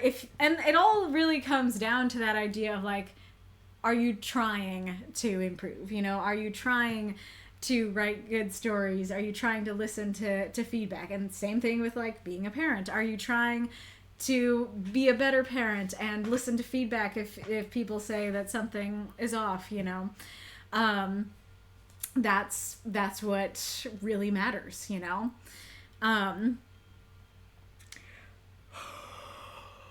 mean, it even like, I'm trying to think if I want to say this, and if I do, you know, how to say it, that I don't want to like get into a religious discussion or anything, but I do think this is interesting, so I like do want to bring it up. But like in a lot of, I don't know, I don't know if it's in like in a lot of Christian circles, I'll say, like a lot of churches, a lot of Christian circles, a lot of the ways that Christians talk, they very much talk in this language of like, are you a good person or a bad person? You know, are you doing the good things that lead you to heaven, the bad things that lead you to hell? And like, only recently have I learned it's not about that. It is not about being a good person or a bad thing. It is not your good actions that send you to heaven. It is not your bad actions that send you to hell. And like, if you actually are able to like look for it and think about it, the battle in the Bible is not about good and evil. The battle in the Bible is about life and death. And so I feel like that, I mean, even that is something to think about in this regard, which is kind of goes back to Ash's answer. Does writing bring you life? Does it bring you joy? If so, keep writing. If you're a bad writer, doesn't matter. It brings you life. It brings you joy.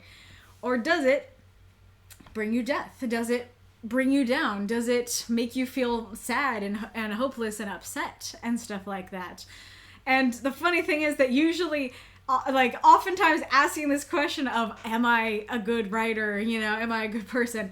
The question itself is a, like, death-bringing question, that it makes you feel worse just by asking the question. It makes you feel like a bad writer just because you have to ask, you know? And so it's really not about that. And I think Aerith was saying something about comparison too. I think that's important as well, is that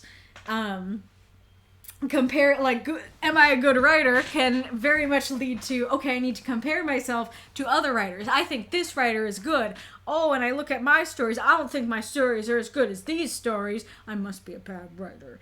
You know, and it's like, well, that's not true. Like, maybe you just have a different style than that writer, and you're both equally good. And even if that writer has, like, more experience, more skills than you know, doesn't matter. Like, you're on your journey, and it's okay to be exactly where you are. It is okay. And even if where you are is bad, that's okay. It's part of your journey. And you know, you'll get there, and asking yourself if you're good or not can often just, you know, just make you feel worse and make your writing feel more soul-sucking, and make you want to do it less, you know? Aw.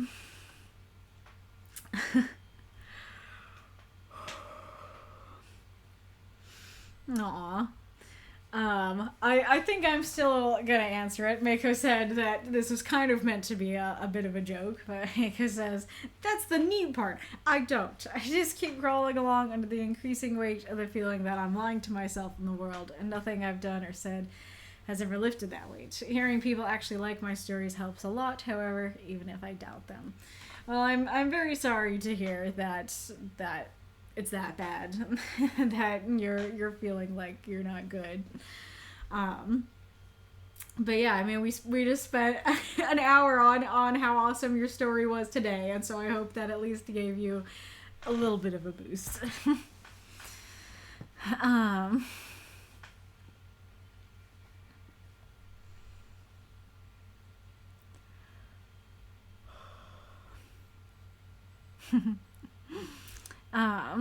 Nightwolf says, well, for me, the only time I kind of ask myself questions like this are when I'm at a really low point in my life and think how I haven't really done anything that's significant with writing or been that good of a writer. But then I remember my first story that I posted and how far I've come since then, earlier than the one you know, largely thanks to this writing group. There is no time for me to just sit and be depressed when I could just write until I get it right. I like that. Write until you get it right. I mean, granted, the one complaint with that phrasing is that it implies there is a right way to write, and I wouldn't say that there's necessarily a right and a wrong way to write. But I do like the the right thing. But yeah, like that is totally fair. And I think that's a good perspective too, that it's like, okay, even if you don't believe what other people are saying, maybe pull out the first thing you wrote and most likely it's gonna be worse than what you've written today. And it's really interesting because like people talk about like pulling out their old writing and cringing and stuff like that. And I have very mixed feelings about that because, especially when people throw out their old writing, because I think there is value and beauty in your old writing and that it should still be kept, even if it's not, if you're not super proud of it anymore. And for me, like, I can look at my old writing and be like, oh, like, that's cute, like, I don't think it's good, but, like, I can enjoy it for what it is, like a teenager's writing, kind of thing. And so I think that's another positive to looking at your old writing and cringing, because it's like, hey, if you look at your old writing and cringe, it means you've gotten better. It means your writing today is better. And so, yeah, I think that can be a valid thing too. And it goes along with what Aerith said about it being a journey, right? That it's like, okay, are you as good as Brandon Sanderson? Maybe not. Or maybe you just have a different style than him, and maybe you are, I don't know. But that made me lose my train of thought. Like, are you as good as Brandon Sanderson? Maybe not. But are you better than your past self? Probably. And maybe that's all you need, is to be better than your past self. And that's really the only person that you should be comparing yourself to, is your past self, not other people around you. Ash, I like this ideology, Aerith. A riding ride lifts all ships kind of thing. I'm not sure I know that phrase. That's interesting. I'm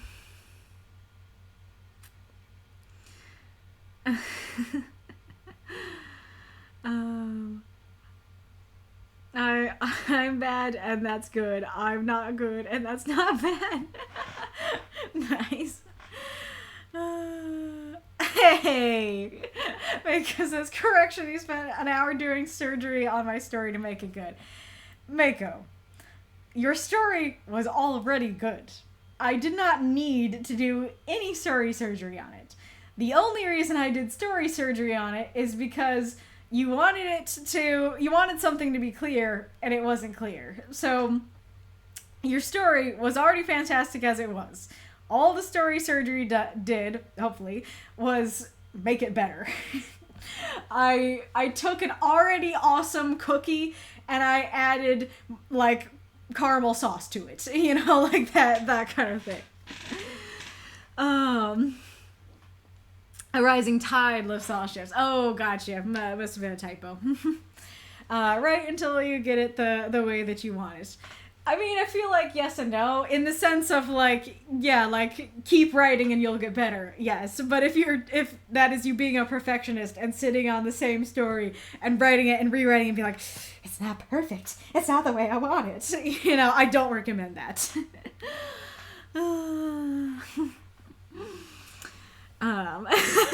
cookie analogy. I'm glad. Mm.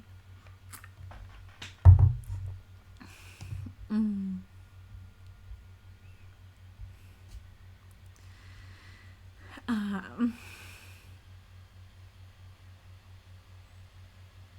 Hmm. Sam Miller, questioning one's own writing skill. I used to have a post-it affirmation stuck to my monitor. I need a new one, which just said, I am a good writer, and the instruction to say it daily. Fortunately, enough people accuse me of great writing that I hardly need it anymore.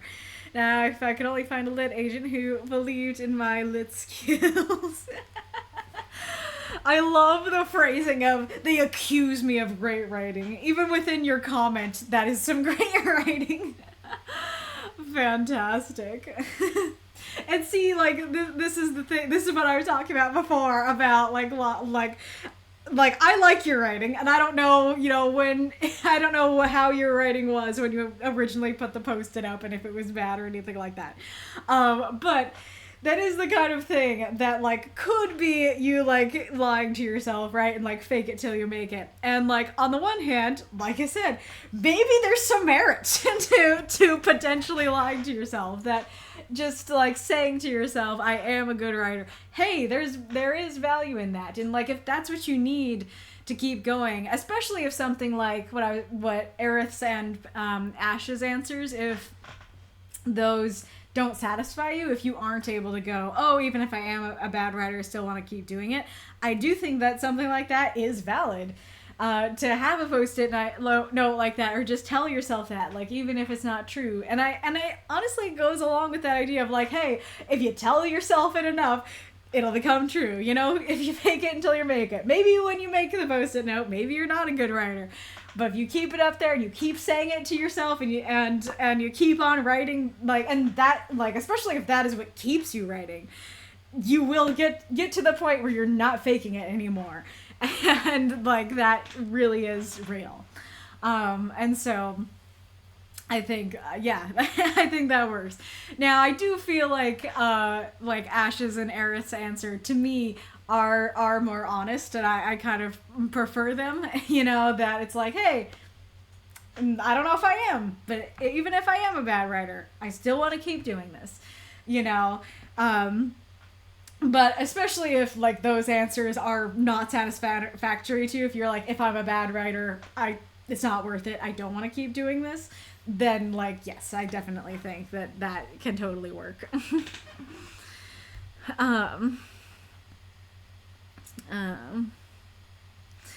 Decoy, basically tell myself this, though really I don't find it so much in writing, it's just a nice creative hobby. Who cares if I'm good or bad? It's so subjective once you're past using the right spelling.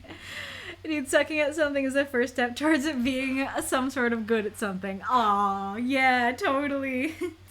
And yeah, like that, I don't think that is something that will work for everybody, because, not everybody finds, writing a hobby, but that's definitely for people who do find it a hobby. It's like, hey, this isn't my job, this is my hobby, doesn't matter if I'm good at it, this is what I'm doing for fun. So that could totally work. And I do really like that code as well, of like, hey, if you suck at it, that is your first step to being good at it, because if you never take that first step, if you're so afraid of sucking at it that you never take that first step, you will never be good at it. You'll never be anything at it because you didn't take that first step,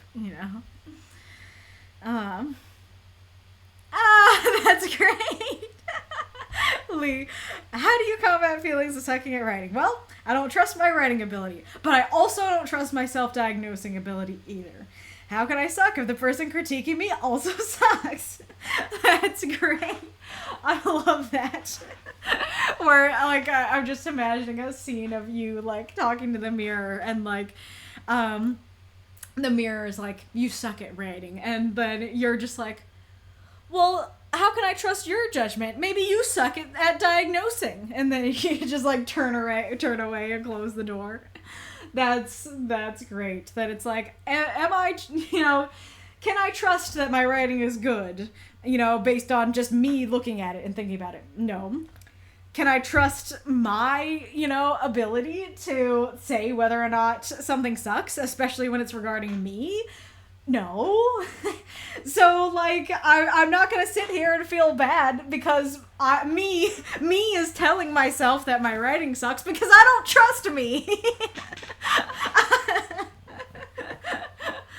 Oh, I love that.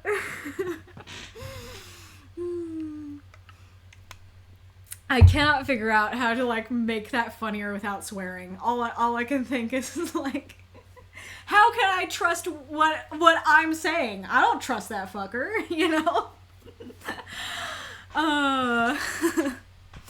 Shall let it bide. That might have been you talking about me skipping over for a second, but I also think that's advice for this question. Just let it bide. Let the thoughts pass. Let it go. I mean, I don't love the advice of let it go, but I like let it bide. Of just like, hey, bide your time, give it a sec. Let it bide. I just saw Aerith. Your cookies are awesome, Make a Fam. That's great. Let's see. Massa, well, I've decided quite recently not to dwell on the idea that people are going to be better writers than me. I'm not consistent enough with the craft to improve. Oh, I think that period was supposed to be there. I'm not consistent enough with the craft to improve in a satisfactory way. But also, if I do get on myself for not being as good, I don't want to write anymore. It's happened, and I'm already bad at actually sitting down and writing already. I'm not saying those thoughts don't come up. I just don't spend a lot of time thinking about them. This occurs to me that this is really interesting that this came up for the Never Turn Back stream, because that totally feels like, what was at the end of Mako's story, right? Where it's like, yeah, don't think about what you've lost, And again, that comes back to the question of like, oh yeah, just don't think about it. That could be like an issue or an lying to yourself thing. But hey, if that works for you, go for it. And you can totally just be like, yeah, I'm not going to think about it. And I guess it also comes back to like, there are no good or bad writers, there's just writers. And so, like, you don't need to spend your time thinking about whether or not you're a good or bad writer. You need to spend your time being a writer. And I also like that idea of, like, you have to accept that other people are going to be better writers than you. That it's like, yeah, you have the Tolkiens, the C.S. Lewis's, the Brandon Sandersons of the world, and like a lot of us are not going to reach that level. And so we have to accept, yeah, other people might be better than me, and that's okay. But I also think there's another side to this where it's like, hey, you don't need to be C.S. Lewis or Tolkien or Brandon Sanderson because you're Massa, because you're Massacre. I know your real name, but I know I shouldn't say it. I want to motivate you and not just use your username, but I'm not going to. But anyways, but the thing is, yeah, that you have a unique voice and way of writing. You don't need to be, like, it doesn't necessarily even mean that, like, all these big name writers are better than you. Like, it sounds weird to be like, wow, like, C.S. Lewis and Tolkien and Brandon Sanderson aren't better than, Massacre or Kaylee or whatever. But, like, I feel like there is something true to that, where it's like, we're all different, We're not better than each other. We just have different ways of writing and different things to bring to the world. Maybe I should save that for the end. Don't let me forget. There was a quote that I posted in the general writing chat that I think is super relevant to this, that I think might be a good note to end this conversation on. Ooh, I haven't read the whole thing, but I see your beginning is good, so I'm gonna trust that the rest is good.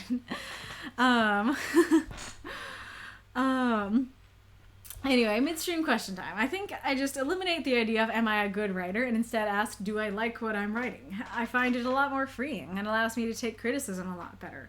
Also, as a musician, I realize that repetition is the only way to get better, even if you gotta cringe through the practice. That's the only way to get better. Yep, super fair, and goes back to the, like, keep writing and you will get better sort of thing. I really like that question of, do I like what I'm writing? I think that's great. That like, again, that can be applied back to the like, am I a good person thing too? That it's like, it's not so much about, am I a good person? Because I think if you think too hard on if you're a good person, you will find so many reasons to think that you're a bad person. And so, but if you ask yourself, do I like me? You know, do I like the person that I am? I think that is a much better road to character growth. Because if you don't, then that's very much worth changing and improving on. And if you do, then great. I mean, granted, that has its flaws, because I'm sure that, like, narcissists and sociopaths and psychopaths could probably ask themselves if they like who they are, and they do. So there's issues with that. But, you know, it can be a helpful thought experiment.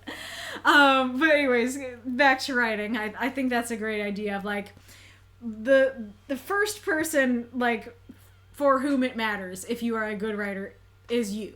And so, like, sure, of course, you want to share your writing, and you want it to be good to other people. But the first person that you are gifting your writing to, the first person who is reading your writing, is always going to be you. And so, as long as you like what you're writing, then that is absolutely the first step. Now, sure, you can like your writing and it can be bad writing objectively, but that's okay, because, like, that is the first important step, is to like your own writing. And again, if you keep on practicing, you're probably going to get better and improve with time. And, like, yeah, and if you don't like your writing, then find a way to change it and improve already. And of course, like, that is something that will probably change over time, that you write something and you're like, yes, I like what I wrote. And maybe, you know, 5 years down the road, you look at it and you're like, what is this crap? I hate it. That's fine. You know, that's okay. You just need to, you know, like it in the time that it matters, I guess, in the time that you're writing it, and stuff. Also, I want to share something I learned from a teacher. Anyone can learn high school writing techniques. Mistakes are opportunities to learn, and speed is not important when it comes to learning. Just keep writing. Listen to constructive feedback and write some more. This is originally for math, but I believe this pedagogy, is that right? Pedagogy, and can be applied to any aspect of life. Yeah, totally. The first step, anyone can learn high school writing. That's a really interesting idea too, where it's like, hey, you know, there are some objective things like how to use periods right. I mean, even that you can kind of play with, because, like, you know, your English teacher would probably look at your sentence fragments and be like, that's bad writing objectively, and then other people can be like, actually it conveys what it needs to convey much better in fragment form than complete sentences. You know, so even that has, like, a layer of there isn't an objective good writing to it. But, you know, anybody can learn those basics and learn how to put periods in the right place and spell words right and stuff like that. But it is that continuing to work at it and accept criticism and learn from it and stuff like that, and just generally keep doing it, that will take you from the, okay, I know the basics, to being able to write, you know, I don't know, stories that have style and personality and character and voice. And yep, totally agree with the speed thing. So the speed just adds to Aerith's comment of, it's not just like, hey, we're all on different journeys and it's okay that you're on a different path than someone else. It's also clarifying the speed at which you're walking, you know, that we're all on different roads to the goal of be good writer. And so some of us are taking windy roads over here. Some of us are taking very straight paths. Some of us are in the fast lane going up there. And some of us are meandering very slowly and having some picnics along the way, you know. That's all okay. We're all writers. It's all right. I can't not write, so I have to keep keep writing part nailed down. Yes, totally fair. I think it was like Death said somewhere, who was like, gotta get those demons out. And so, like, I would agree with that too. I also vibe with that, where it's like, yeah, I don't feel, you know, complete and happy if I don't write. So it's not just a, I want to be a good writer. It's just I need to write, period. And it goes back to, you know, I would rather be a bad writer than not at all kind of thing. So it's like, yep, write your demons, you know? And they don't have to be super well written the first time. And it kind of goes along with like, do I like my writing kind of thing, where it's like, especially if you're using writing as a kind of therapy sort of thing. I mean, go to actual therapy too. But if you're using it to sort of process and deal with your own emotions and stuff, then like it's not just like, oh, you know, I'd like this to be good and I like it and I'd like to share it with others. The purpose of that is to exercise the demons through the writing, get the emotions out through the writing. So if it accomplished that goal, maybe you could say it's good writing because it accomplished the goal, even if, like, you know, the style and the grammar has like issues and mistakes and stuff like that. That's fair, Wolf. Like, you don't have to feel bad about, no, I mean, this whole section is about not feeling bad. Like, it's okay, you know, if you're not able to get into a groove outside the prompts yet. Just, you know, as long as you keep working at it and trying.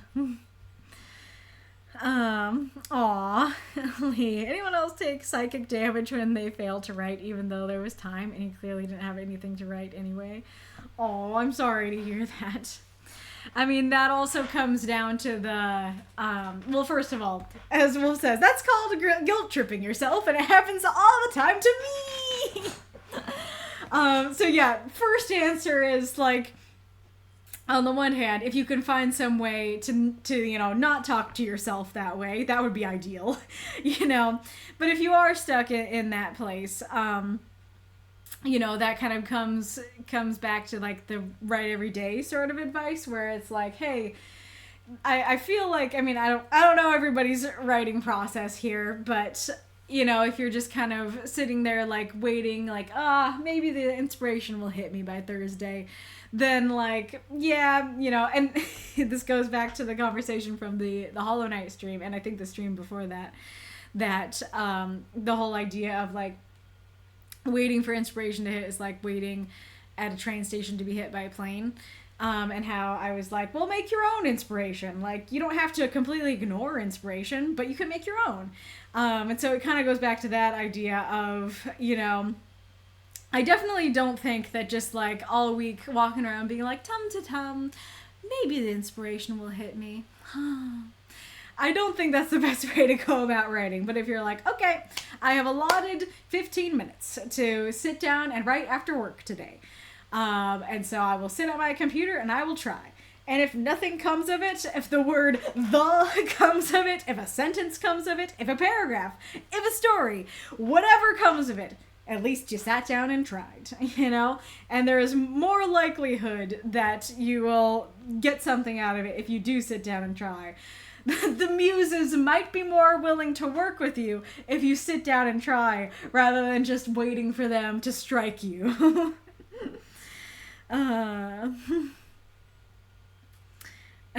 Well, I tried not writing for a theoretical holiday from the arts.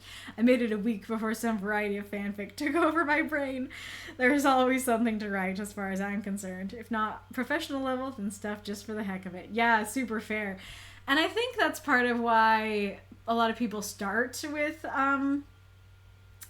fan fiction, because I think it's like, hey, this can't be published, you know, that like, I mean, yes, I know that like Twilight and 50 Shades of Grey did like start from fanfic and stuff like that, but barring like changing the names and stuff like that, you can't publish it, you know, it's with someone else's characters. And so I think that allows folks to have freedom, that it's just like, oh, you know, it doesn't have to be good because I'm just writing it because I love these characters and I want to have fun with them, you know, rather than I am writing it to be good at it and so that I can publish it, you know. Palmathema says, I'm sorry I couldn't make it to the stream, but thanks for all your feedback. Those are some good reminders for me to rely on. Thank you. Well, I'm glad that you think that. I really hope somebody clip this. So somebody clip this part of the stream and then like send it to Pal. I don't know. Well, I guess I would have to do that, wouldn't I? Because The clips on Twitch are tiny. But I guess maybe don't clip, just timestamp it. Just timestamp where it starts and then send it to Pal and be like, hey, we had a good conversation. At least I think it was a good conversation. I can't trust my judgment on if it was a good conversation about it. But in my biased opinion, I think it was good. I enjoyed it. I enjoyed it a lot more than I thought I would. Sam Weller, me sometimes. Is writing really worth all the effort I put into it? My muse, get back to the grindstone. We have work to do.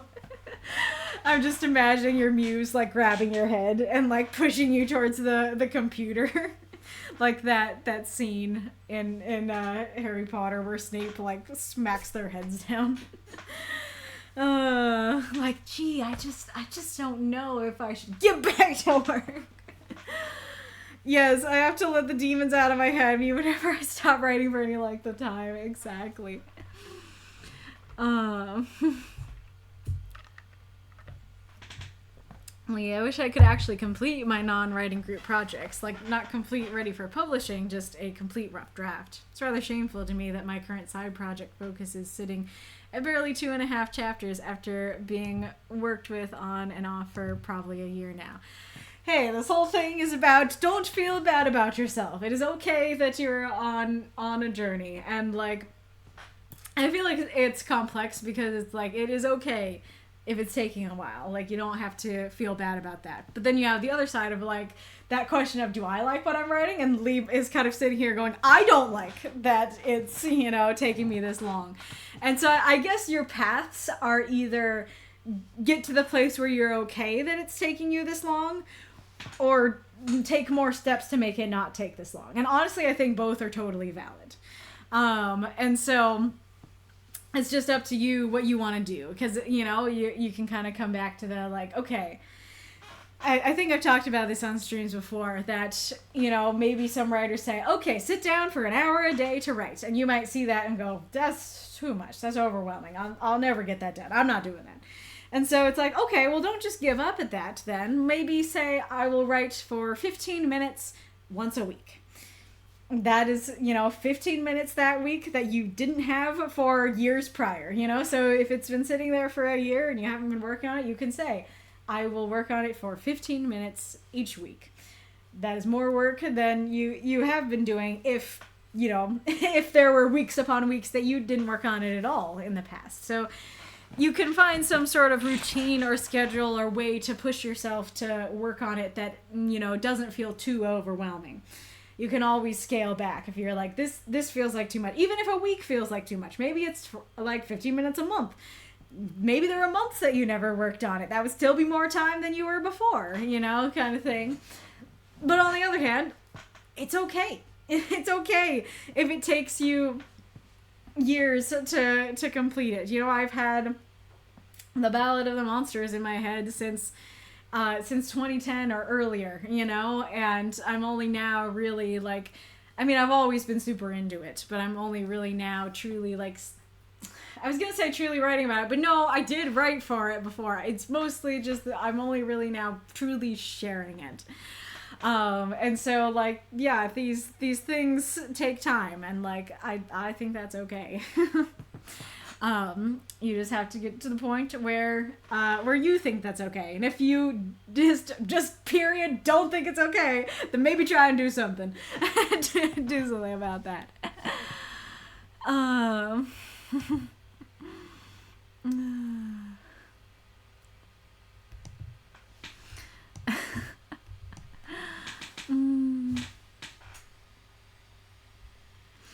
I feel like there's maybe a fun like poem there. I guess this is the person that you guys are talking about. Yes, there's the Snape clip. Find the one where he's smiling. It's really cute. And where Alan Rickman is smiling.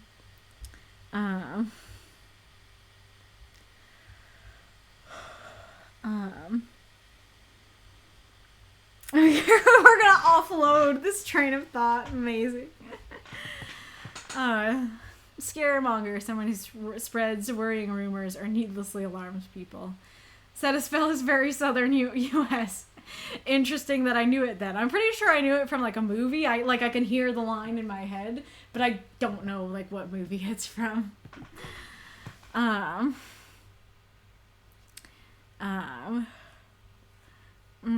This is what you call damning with faint praise, to provide praise that is minimal or inconsequential, implying that such praise is the best that could be said. Also, they're praising with faint damns, which is about minimal criticism. There's something about faint damns that is a hilarious phrasing to me. Is that what, like the butt kissing I was talking about? Is that like when people, you're like, give me feedback, and people are like, I like that part. And then you're like, ooh, that's the only part, you know?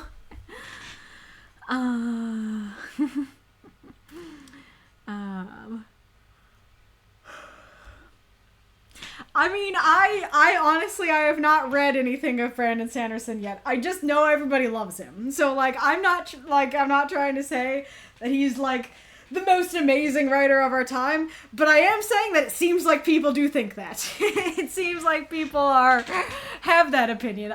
But to be clear, I don't necessarily have that opinion. I can't have an opinion. I haven't read his books. Let it go, 1,000-yard stare. Yeah, exactly. Oh, not high school, high level. Gotcha. Oh, whoops. I still stand by what I said, though. Finn Vale has been around sometime since 2016. Nice. Yeah, that's a book, isn't it? Nice. Writing is also multidisciplinary. You may be really good at prose, but so good poetry. You may be really good at reports, but really bad at scripts. Great point. Yeah, that it's like, hey, maybe this ain't your area, or like this thing is your area, and it's okay that this other thing isn't. Totally.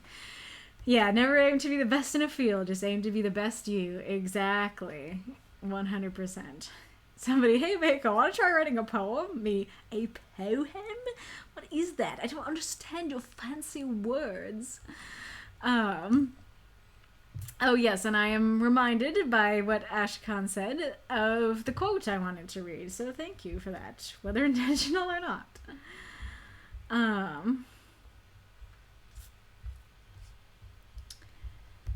People talk in there a lot more than I thought. Oh, but I still was able to find it. Here we go. The only thing that you can do as a creative person is create your best work. The thing that makes what you make special is you. And what you're trying to do is trying to distill and hear your own voice, and then bring your own voice and your own perspective into the world. Rhett McLaughlin, 38 minutes into the Ear Biscuits episode about him being humbled 4 times. It's a really good episode overall. I forgot it was part of that episode. That just makes it so much better. But I love that quote so much. I had to write it down. And so I think that is what, my opinion distills down to. It's not about being the best in your field, and it's not even really about good and bad in general. It is about you and your work and your voice in the world and your style of writing.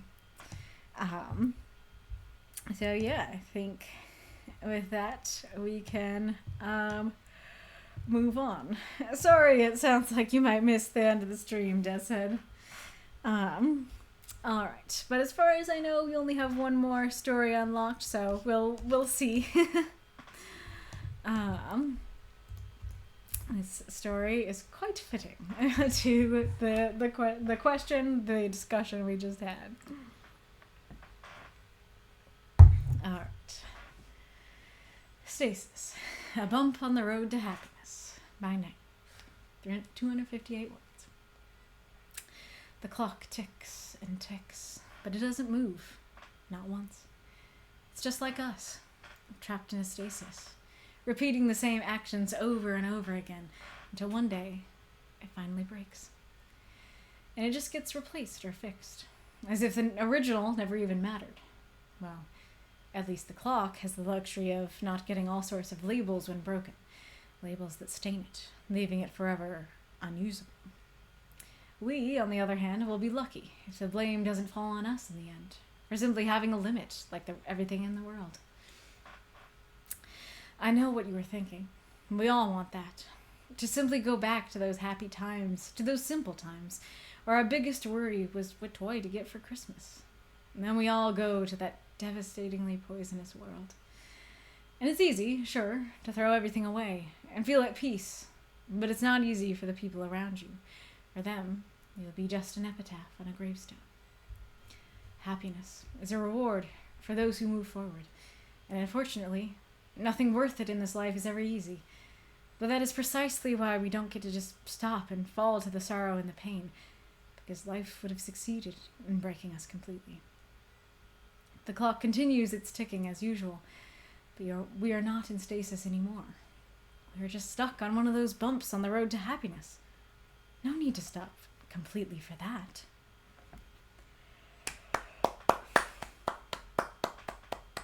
Throw up those moths and monsters. Cheer for this story if you loved it. Blue line. Why are you being mean about it? I think Nightwolf did have questions, but I don't see... Oh, I was going to say I don't see my comment on it, but I guess it was. I just didn't see it properly. Nightwolf says, author's note, not my best story, but I am happy that I finished it and I posted it. Also, if I'm allowed, I want to do something funny along with the questions this week. I want to introduce something else, a request, which can range from funny games after the story or before it. An actual request like read this in a funny voice or like tell a similar story that happened to you if people are willing to share. If not, it could be skipped. Or like a challenge that I don't know how to implement it. If I'm not read this week, can someone from the council DM me if I'm allowed to do this? Thank you in advance. So questions, to the questions we go. 1 question, were you able to follow the story or was it confusing? 2, how do you feel about the beginning? 3, was the story enjoyable? 4, request. My first request will be something simple, like, can you relate to this story? And if you can, tell a little story on how exactly you relate to this story. Is it the overwhelming work or school, perhaps? It's fine if you don't want to share. Just tell me your thoughts on the whole request thing. Should I do it again? But like more creatively, of course. I like it. I like the idea for like a request or something like that. And like, of course, I'm always... Now, granted, I will warn you that sometimes I forget to read the notes. I do my best to read the notes ahead of time, but there are times where I forget to read them before the stream. So if you do request the funny voice one, there might be times where I miss it. But on principle, I am fine. You know, if you're like, read the whole story in your Valley Girl voice or read the whole story in a Southern voice or something like that, I'm cool with that. And yeah, I'm also cool with your request. I did not contemplate the request, so I will sit and contemplate it, and I don't know if I will actually end up answering your request, but I am totally fine with you, like, asking fun little requests and stuff. Alrighty, room. So I think that your title is a good one, and we will come back to it at the end. Even though the title actually is like a line from the story, I think it's good because it conveys this is what the story is supposed to be about. And like, if you're like me, you forget about the title and then you read it, and then after you're done, you come back and you're like, oh yeah, that was the title. So that definitely happened with this one where I forgot about the title and then I got to the end and then I came back and I was like, oh yeah, it advertised it, you know, from the beginning. And so I think that's good that, you know, the story actually does advertise that, you know, its meaning from the beginning. I really like the cadence of the clock ticks and ticks, but it doesn't move, not once. I think that goes along with my challenge. If you are mirroring the imagery of the ticking with the way that you wrote the sentence, it ticks and ticks, doesn't move, not once, you know. Very much like a ticking sort of cadence there. I think that works very well. So I do like your idea here of like, it's like us, you know, trapped in stasis, repeating actions over and over again until one day it finally breaks. Because I do feel like a lot of people feel that way, that every day is the same, that, you know, they're stuck in stasis, that they want to go somewhere with their lives, make something of themselves. But they feel stuck and trapped, and, you know, oftentimes if you're in that case or you're like, I want to get out, you may indeed break in some way or another one day. Whether it be a mental breakdown or death or something like that. So I do like the idea, and I do think it's an interesting and a bit deep one. Though I do think that there is definitely room for confusion in the way that this is phrased. Especially because if I am correct that it's kind of this idea of like, oh, day in and day out, I'm always doing the same things.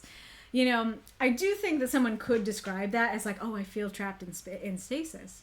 However, stasis is also, like, especially with the phrasing of a stasis, that also is a very fantasy sci-fi thing where it's like you're literally trapped in stasis. You know, you're literally in like a frozen time bubble. And a lot of our stories in this group are fantastical or sci-fi-y.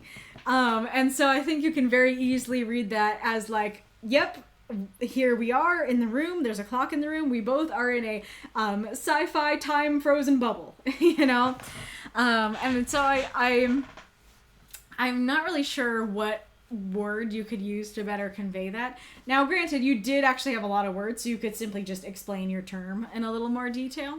Or you could change it to a different word than stasis. I think cycle might work better. Now, granted, maybe it would be less related to the clock because the clock cycles and likes it. The clock wants to cycle. But I think that would better convey that idea. I guess you could also just take it out and say, like, it's just like us, repeating the same actions over and over again until one day it finally breaks. That could work as well. The over and over again works well to, like, convey that ticking, that repeating idea in the writing of it as well. And I do like this idea here of, oh, there's an ad coming. Of, you know, it just gets replaced or fixed like the original never even mattered. And, like, there's good and bad in that. Because on the one hand, like, especially with that phrasing of the original never even mattered, it does read more negative as like, oh no, the original, you know, it mattered. I can't believe you're treating it like it didn't. And so there is something sad there that the original doesn't, you know, seem of value. But there's also like, oh, like the nice thing about the clock is that you can just get a new one. You can't get a new self, you know? You can't just, if you feel like you're broken, you can't just replace or fix yourself so easily as you can replace or fix a broken clock. And so I do think that's a really interesting idea. The clock wants to cycle. My brain, clock riding a motorcycle. Nice. I see. The story is supposed to be sci-fi, but I didn't change it. Gotcha. Yeah, so I guess instead the critique would instead of being, it makes it seem sci-fi, well, I guess it would still be the same critique. I was going to say the critique is instead that you should have gone back and, you know, reread it and changed it. But I guess the critique is still the same, that, like, even if it started out sci-fi, it isn't sci-fi now, so, yeah, it should have been changed. Let me go back to the prompts. Okay. Syntax. That, as I say that's funny because it's like, it sounds like SYNTAX. Is it still with an A? I don't know. Syntax, but it's SIN space TAX. So first of all, that's fun. That's a fun little play on words. But it makes me think of indulgences in, like, the Catholic Church that, you know, you could, you know, essentially, like, pay a get out of hell free card kind of thing, you know, get into purgatory free card. And so I don't know if that was exactly a tax. That was kind of a specific thing, but that is what it makes me think of like, of that. But it could be the idea of, like, oh, if you do a sin, then you are taxed. Like, it makes me think of, like, you know, somebody is rude while they're ordering a drink, and so then the barista charges them more, and it's like a rudeness tax, you know? So I could see that kind of idea of, like, some sort of sin occurs, and so somebody has to pay extra, you know, because the sin was committed, sort of thing. Um, Meaning, a government-imposed tax on a specific good, service, or activity which is legal but widely considered to be unwholesome or socially harmful, such as a tax on alcoholic beverages, tobacco products, or gambling. Ah, interesting. Okay. Yeah, that makes sense. Yeah, so, like, I think that, I like that one. I think that one works quite well. I see it has an asterisk on it, so I'm not sure what that means, because I think you usually did that with ones that were like, there's something sus about this one. So I don't know about that part, but, I think all of those work, like the literal meaning of like, yeah, we're gonna impose a tax on something that's not illegal but we frown upon. That could lead to some really interesting stories. What I always talk about, like you're charged extra because of your sins, on your drink or whatever, then I think that could work too. You could write about indulgences. That could work. What was the other thing? Oh, yeah, you could make a play on the SYN syntax. That could work as well. Something is rotten. That I feel like that's a musical lyric that I've heard, but I'm not. I want to say it sounds like it's something like something is rotten in this town, something like that, but I don't know for sure. I mean, like, of course, the first thing I think is just literal, that, like, okay, there's something rotten here, that you walk into an area and you're like, something smells wrong. Something's wrong. Something's rotten here. So you could write stories about something literally being rotten. It could be more of a, metaphorical corruption of, that, like, ooh, like something's rotten in this city, that the city is corrupt. It needs a hero kind of thing. Rather than literally like rotting food or something like that. It could be like something's rotten in your heart, something went wrong in there, kind of thing. Oh no, it's not a song lyric, it's a saying. Something is rotten in the state of Denmark. It's Hamlet, isn't it? That's why it was familiar. Meaning something is not right, seriously amiss, especially when leading to suspicion of motive. Yep, I think that one totally works for me. And let's keep going.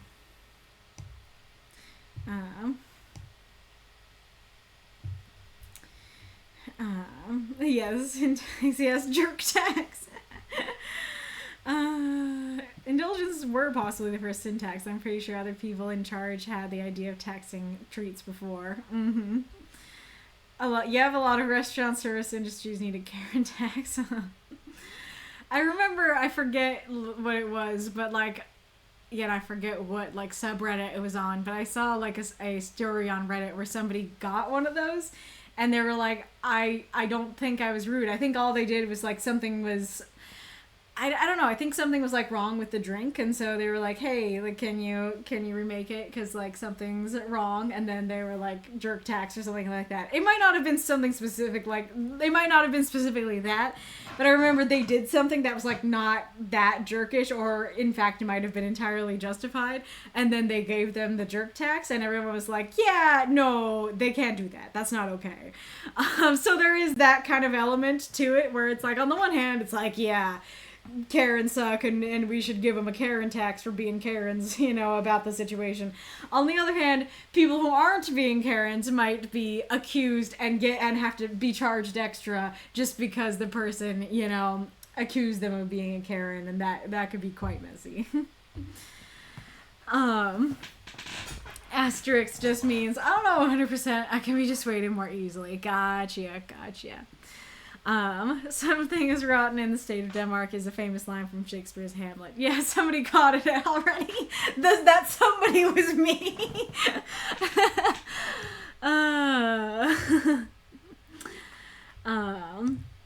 Limbo. Yeah. Limbo, I think limbo might have conveyed what you were wanting it to convey better. It's just like us trapped in limbo, repeating the same actions. I think taking out, if you said a limbo, there still would have been that chance of like, oh, you mean there's like literal a place of limbo? But I do think that just saying trapped in limbo, I think would make I think, would make us go less towards the literal interpretation of we're actually in limbo. I'm torn on how I feel about at least the clock is the luxury of not getting all sorts of labels when broken, labels that stain it, leaving forever unusable. Because on the one hand, I feel like that's exactly what happens with clocks. That's why they get replaced. that it is like, yes, here's the label. It's broken. Therefore, it's thrown out and you get a new one. And it is forever unusable in the landfill, you know? On the other hand, I do like the idea that you're going for here of when people are labeled, it's different and a lot more damaging of just saying like, you know, you're a failure, you know, that kind of thing. Like, it makes me think of, I think it's Hello Future Me's video on Zuko, that the idea of there is a huge difference between you have failed, or you failed at this task, and you are a failure. And the latter is so much worse and can be so damaging, especially if it starts in childhood. And so that makes me think of this, you know, that when you get labeled a failure or, you know, whatever negative label it is, it can stain you forever and, you know, make you feel useless. And so I think that is a really interesting idea. We, on the other hand, will be lucky if the blame doesn't fall on us in the end, or for simply having a limit like everything in the world. I think I messed up a little on that line because I wanted to say everything else in the world, but there's no else there.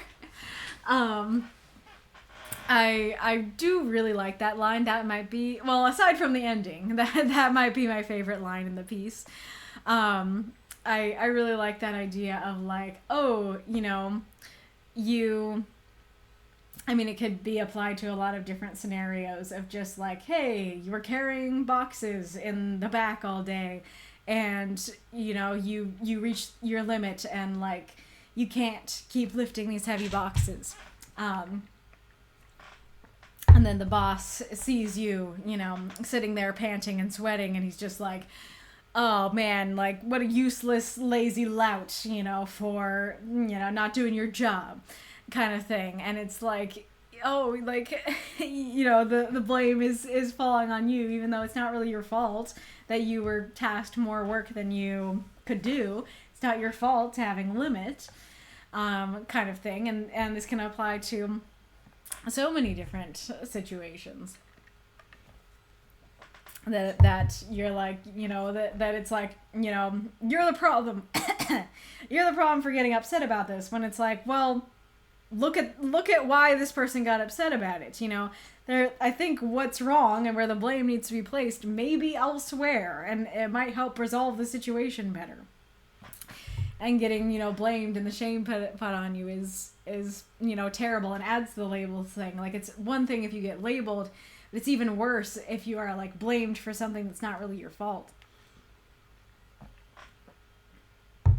Or even if it is like a thing that you did, it's that idea of like, well, sure, I did put the box down and stop working, but it's not my fault. I was tasked more work than I could do, you know, kind of thing.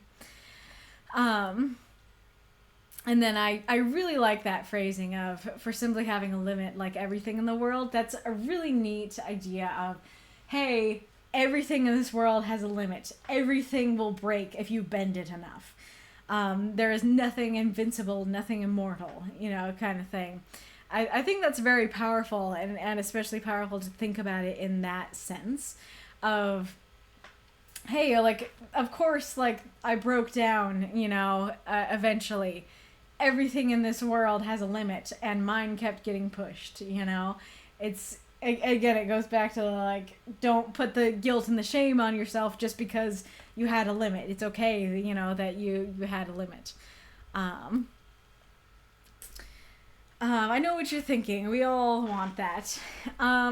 This line didn't work super well for me because it harkens back to the previous paragraph. That's like, I know what you're thinking. We all want that. And so we finished the paragraph. Okay, we on the other hand will be lucky if the blame doesn't fall on us in the end for simply having a limit like everything else in the world. I know what you're thinking. And I kind of, you know, blink at that and go, I don't feel like everybody's gonna have the same response to that. You know, like in C.M. Weller's story, that it was like, I forget the exact phrasing, but it was like, well, let's go back and grab it. What was the exact phrasing?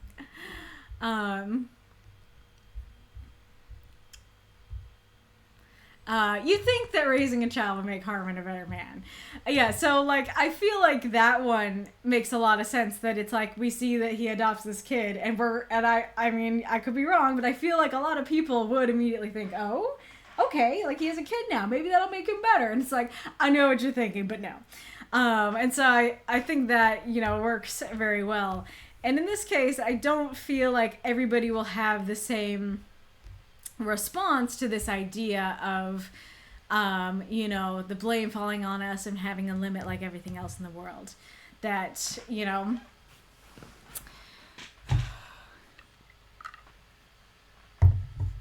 some people will respond like me. Some people, the blamers, might have a much more negative response to that. Some people might be confused and not know what it means. You know, some people might be thinking about a time that blame fell on them, or when they had a limit. Some people might find it a really eye-opening line and be like, you're right, everything has a limit. You know, so I don't feel like there's a universal response to that.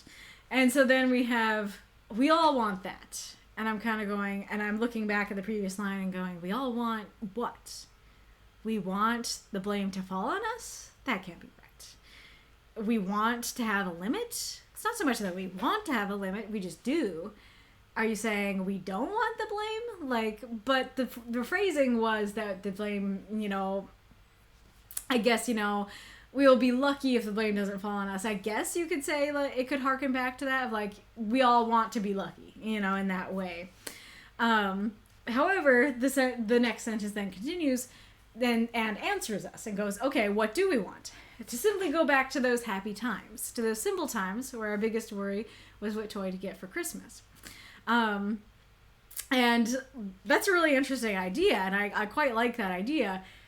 It isn't related to the previous paragraph, and we all want that harkens to the previous paragraph.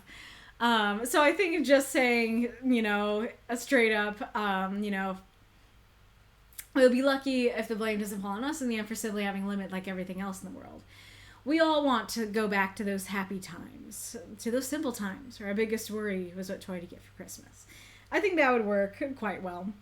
And like I said, I do like that idea. I especially like the specificity of Christmas. Like, it's not just what toy to get, but which is already this very simple, childlike, happy time, but it is also especially happy because it's Christmas, you know? And so that, I quite like that. And I feel like this should have been separated into two sentences, because it is going, we all want that. We all want what? To simply go back. And so that is answering the question. But then it kind of, in the same sentence, veers and changes thought, and the change thought is not something we all want. And so I do think that, you know, period, next sentence, you know, would be helpful there. And then I didn't change it because I wasn't totally sure, but I did read it this way. I assume you meant world, because I don't quite know how you go to a word. That is kind of an interesting idea if you did mean it that way. But I assume that you meant world. And I'm not really sure what to make of that line, because I kind of take it as like, okay, we all were worried about what toy to get for Christmas. Now we're adults, you know? And so, like, I'm assuming that the devastatingly poisonous world is the world of grown-ups.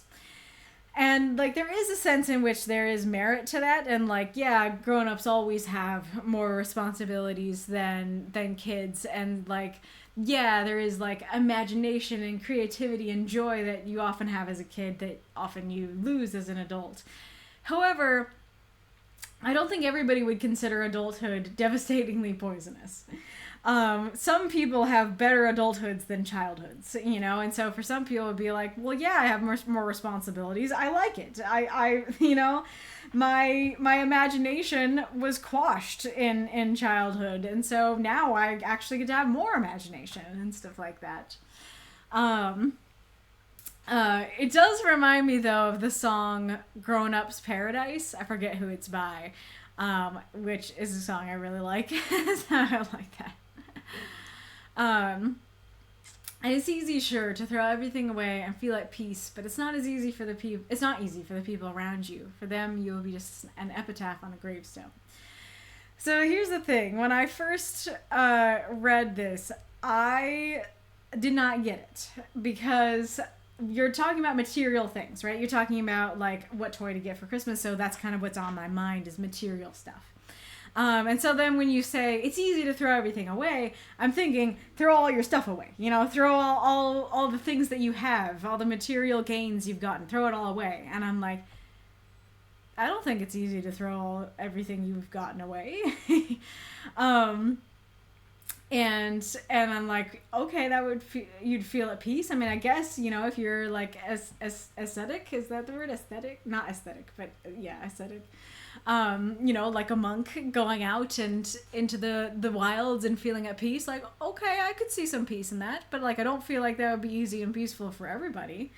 But it's not easy for the people around you. For them, you'll be an epitaph on a gravestone. Wait, what? Why am I dying? You know, why am I dead? I realize after rereading it that what you mean is suicide. That you mean it's easy to throw everything away, to, you know, commit suicide. And for you'd be at peace, but for everybody else, it's not easy. They have to keep living, and now you're an epitaph on a gravestone. And I do think that is an interesting idea there. But I do think that the language around it was a little bit obtuse, probably by design, that you didn't want to be too like intense about it. But it is an inherently intense thing, and so I think either more build up to it or more explicit language about it would have helped there. I do like the idea of like you'll be an epitaph on a gravestone, but I'm not sure I like the phrasing of just, because the whole point of why it's not easy for those around you is that you aren't just an epitaph on a gravestone. You're a person who they knew, who they remember, your memories in their head, experiences that they could have had, you know? And so saying you're just an epitaph on a gravestone conjures the idea of like, oh, just somebody walking by a grave and being like, oh, you know, that's an interesting epitaph. I don't know the person. And so I think, you know, you will be an epitaph on a gravestone. It might have some of the same issues, but I think it would better convey the idea of like, you know, you'll be dead and they want the living person. They don't want the epitaph. They want the person.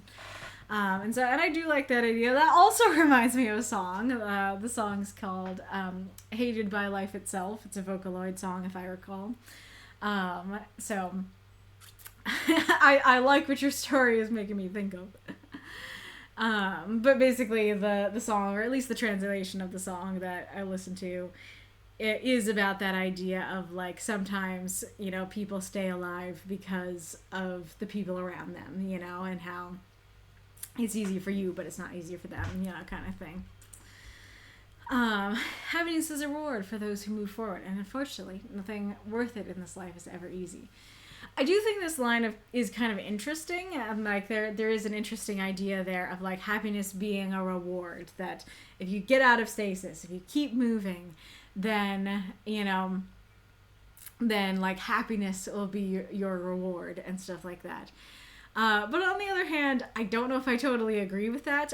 I feel like you can stay stuck in the same place and be happy. You know, you can sit there on your couch playing video games, eating Cheetos, and be plum happy, you know? What's the phrase? I mean, now happy as a clam is what I'm thinking of, but now I can't think. But anyways, I think that you can be happy without moving forward, you know? But I do like that idea of like, if you're stuck in the same cycle, repeating yourself over and over again, it's unlikely that you will ultimately be happy, you know? And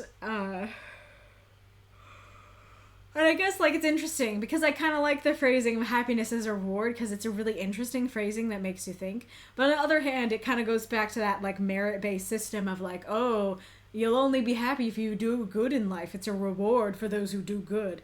And personally, I don't love that idea myself. And then kind of similar feelings on nothing worth it in this life is ever easy. On the one hand, there is something I agree with that. On the other hand, I feel like there are things that are worth it that are easy, like loving people. That, like, granted, sure, like, there are people who are hard to love, and so for those people, like, yes, it would be worth it to love that person, but not easy. But I think there are people who are easy to love, and that's worth it. It's worth it to love your dog, and it's easy to love your dog, you know, kind of thing. But there are a lot of things that do take effort, you know, like that example of there's somebody who is hard to love, but loving them will be worth it, you know. I do think there is merit to that as well. And that is precisely why we don't get to just stop and fall to the sorrow and the pain, because life would have succeeded in breaking us completely. So this is interesting because this is a twist in where the story was going. That at least to me, it was clear that it was saying, you know, that that it's like it's kind of clear to me from this line, that's not something we want. We don't want life to break us completely, and so, you know, we can't just stop and fall to the sorrow and pain. And so I do really like that idea. But, and I think we'll come back to this, it does also kind of come out of left field. That it doesn't really feel like the story took me on this journey and like this is the conclusion that makes sense. It kind of reads like, yep, like everything sucks, like you're gonna get, you're stuck in this repeating cycle, you're gonna get labeled with all sorts of labels, the blame's gonna fall on you, even though you all you did was have a limit. You want to go back to those happy times where all you wanted was a toy for Christmas, but you had to go to that poisonous world. And I know it would be easy to throw your life away, but it's not easy for anybody around you. Happiness is a reward. You gotta keep going, bud. You know, you gotta work at it. Okay, but you don't get to just stop and fall down because life would have, you know, succeeded at breaking you completely. It's like, oh, the rest of the story was kind of making it sound like, you know, that's okay that life is breaking us. Like, especially going so far as to go towards suicide, it kind of makes it sound like, yeah, you know, it'd be easy for life to succeed in breaking you. Like, be such a nice way to get, you know, to get out of this hellhole. And it's like, no thanks, you know. So I think that more of a transition there would be very helpful. And, like, there is some merit in it being a twist, you know, that it's like, oh, wait a second, we don't want life to break us completely. Like, there is something cool there in it being like, oh, wait a second. Okay. Good. And like, turn around and stuff like that. But because the story doesn't take me on this journey, and especially because of that phrasing of we don't get to just stop and fall to the sorrow and pain, there is kind of like, you know, at least for me, there is kind of this rebellion it incites in me that it's like, you don't get to just stop and fall to the sorrow and pain. It's like, I don't get to, I want to. You know, it's like that kind of thing. And so I do think that also, you know, a phrasing that was, you know, less, I mean, kind of that whole paragraph is a little bit like reward based, right? That it's like, it's a reward, happiness is a reward, nothing worth it in life, this life is easy. It's like, you gotta work for it, you gotta merit it, you don't get to just stop and follow the sorrow, you know. There is kind of this tone there that isn't, like, I want to say isn't very positive. I don't know if that's the right way to phrase that, but it's not like, oh, it's okay. Like, it's okay that you had a limit. Like, you'll find that happiness, and no, don't fall to the sorrow and pain. You know, it is like kind of this more rewards based system of like, happiness is a reward for those go-getters. You need to be a go-getter, you know? And it's like, what if I'm not a go-getter though? And do I not get to be happy? And so I do think that phrasing that paragraph a little more like, yeah, like a little less rewards based would be helpful.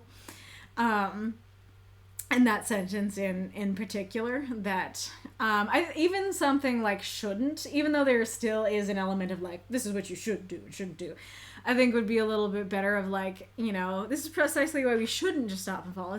That reads a little bit more like advice, like, oh no, like you shouldn't just stop and fall. And so I think that works a little bit better for me. But I do like that idea and that phrasing of, we don't want life to succeed at breaking us completely. And that is kind of cool, of like, I've seen posts of like, never underestimate the power of spite, that it's like, and if somebody has the post, go post it. But yeah, it's this idea of like, keep living out of spite. And so I quite like that idea, that it's like, no, it's not necessarily about like, yeah, you have to move forward because there's it'll be great,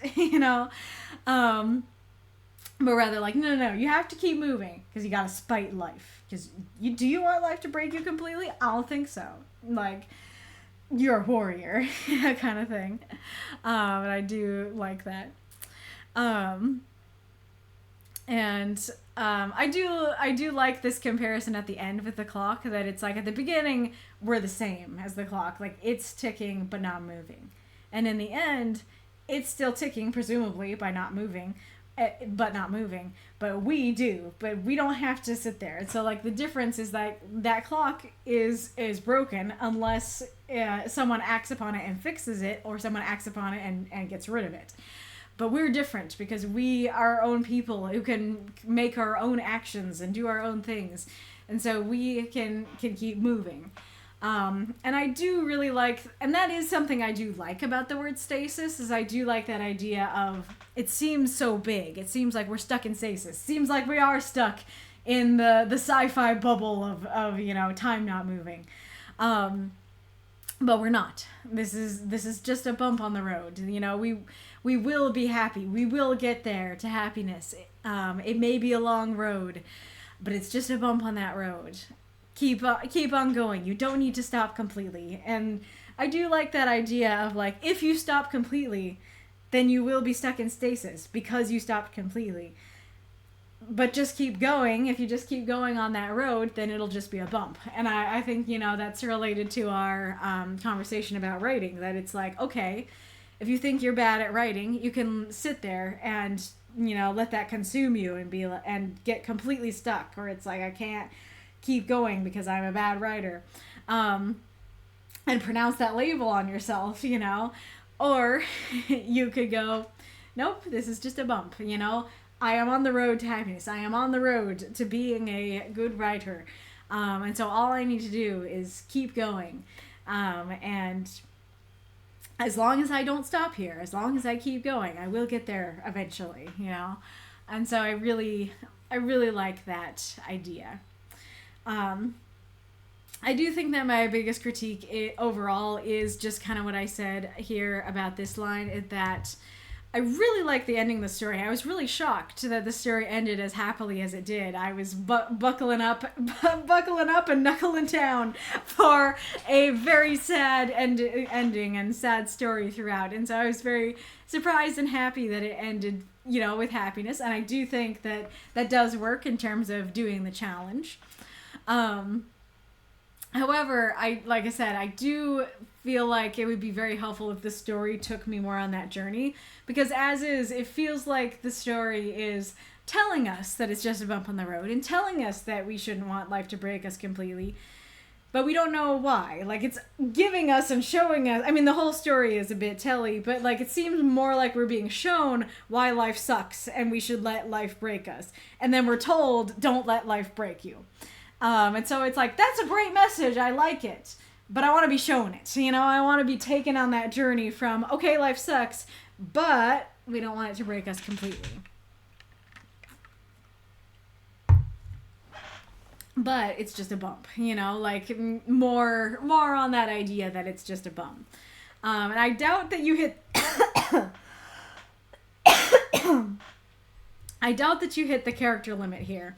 So I presume that you had a little bit less than 100 words to use. And so I would definitely recommend then those 100 words be used for that, of taking us more on that journey from, okay, here we are in the sad, depressed place, but let's bring us to the good place, you know? Because I think it's a well written, or like I like what you I like what you wrote, and like the ideas that you brought up, and these ideas of, you know, like having a limit and everything like that. And I like how you end the story and how you don't leave us in that depressed place and you bring us to a more happy place. But I feel like the two are standing next to each other rather than, you know, walking into each other, if that makes sense. Were you able to follow the story? Was it confusing? There were parts I was able to follow and parts that were confusing. How did I feel about the beginning? I think I answered this. I mean, it's interesting. It's curious.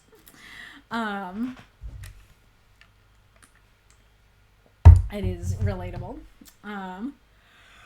Was the story enjoyable? Well, I enjoyed how you wrote some of the lines, and I enjoyed the ending. I didn't enjoy getting kind of depressed, you know, in the middle there. But there were definitely enjoyable aspects to it. Can you relate to the story? And if you can, tell a little story on how exactly you relate to the story. Overwhelming work or school, perhaps. Let me think about this one.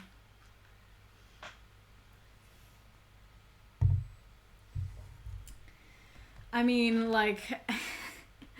I don't want to go too much into it, but I guess it just goes back to that the midstream question, then the midstream question that I was gonna say this and then I forgot to, that is something I struggle with, of being able to accept it's okay to be where I am in the journey, that I want to be further along, and that is something I have struggled with for a very long time, of feeling like where I'm at isn't okay, you know. And so I think it has to do with that idea very much, where it's like I'm afraid that I'm stuck in stasis, whereas viewing it as like this is just a bump and you can keep going and it'll get better, you know, feels like the right way to view it, and is a lot more helpful.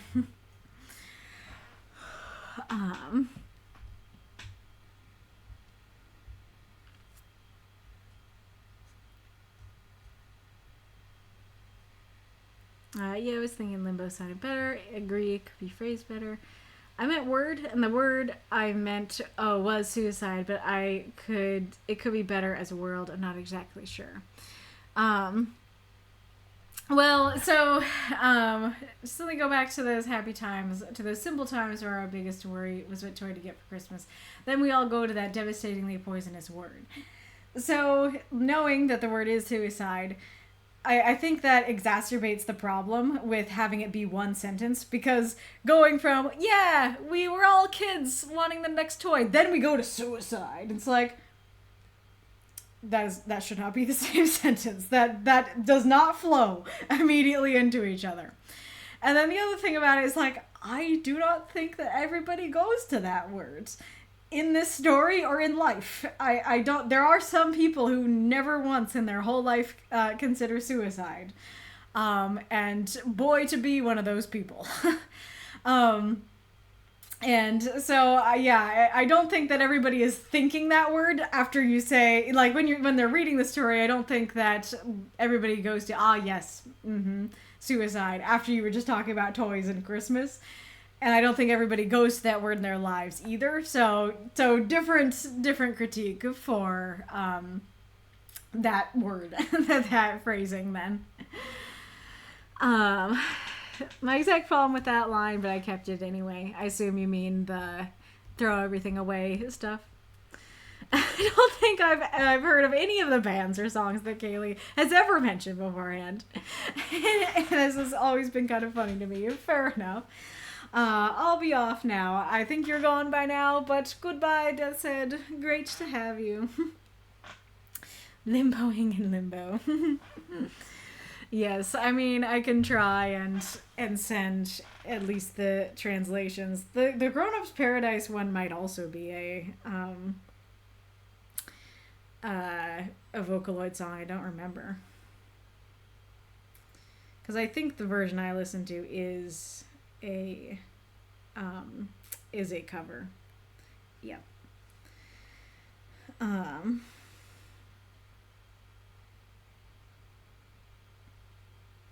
There is that one. And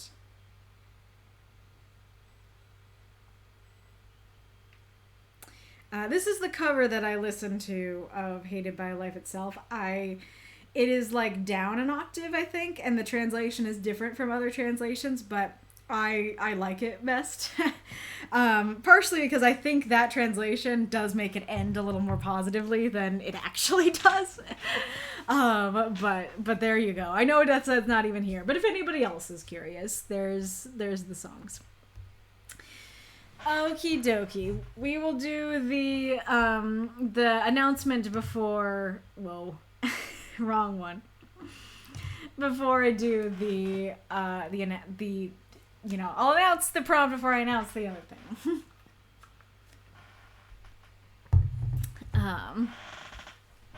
Alrighty-roo. I need to actually have this.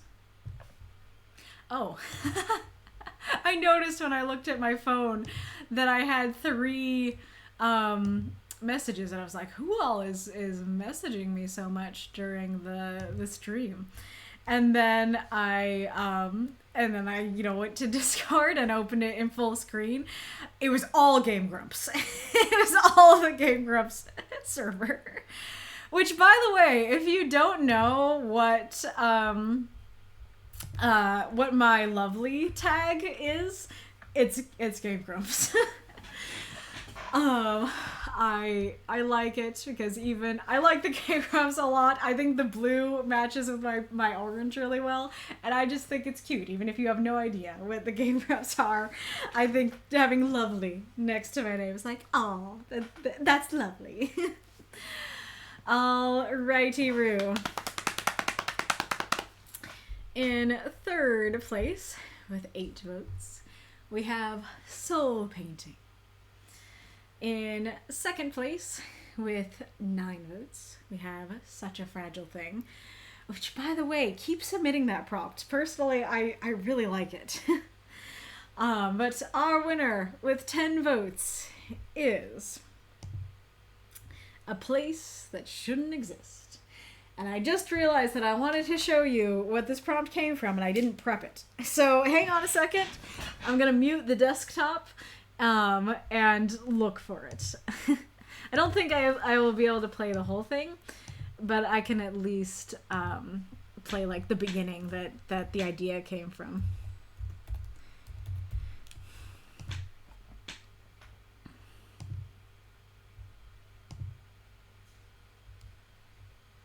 Hey.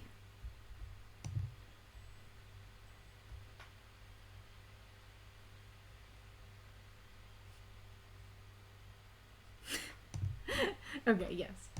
I'll just play the beginning of it. I don't want to like run into problems because I played the whole thing. So I do encourage you to, unless you guys are like, no, it'll be fine, Kaylee. But, all right. I think yeah. Here we go. Desktop audio on. Now there's a new term called dinosaur irons. Apparently a lot of people are denying their very existence. What is happening? Why didn't it go to the right thing? It did when I clicked on it the first time. Forest shouldn't exist. Well, that doesn't look like much of a forest to me. Yeah, well, what do you expect from a forest that shouldn't exist? Jesus, just bear with me for a second.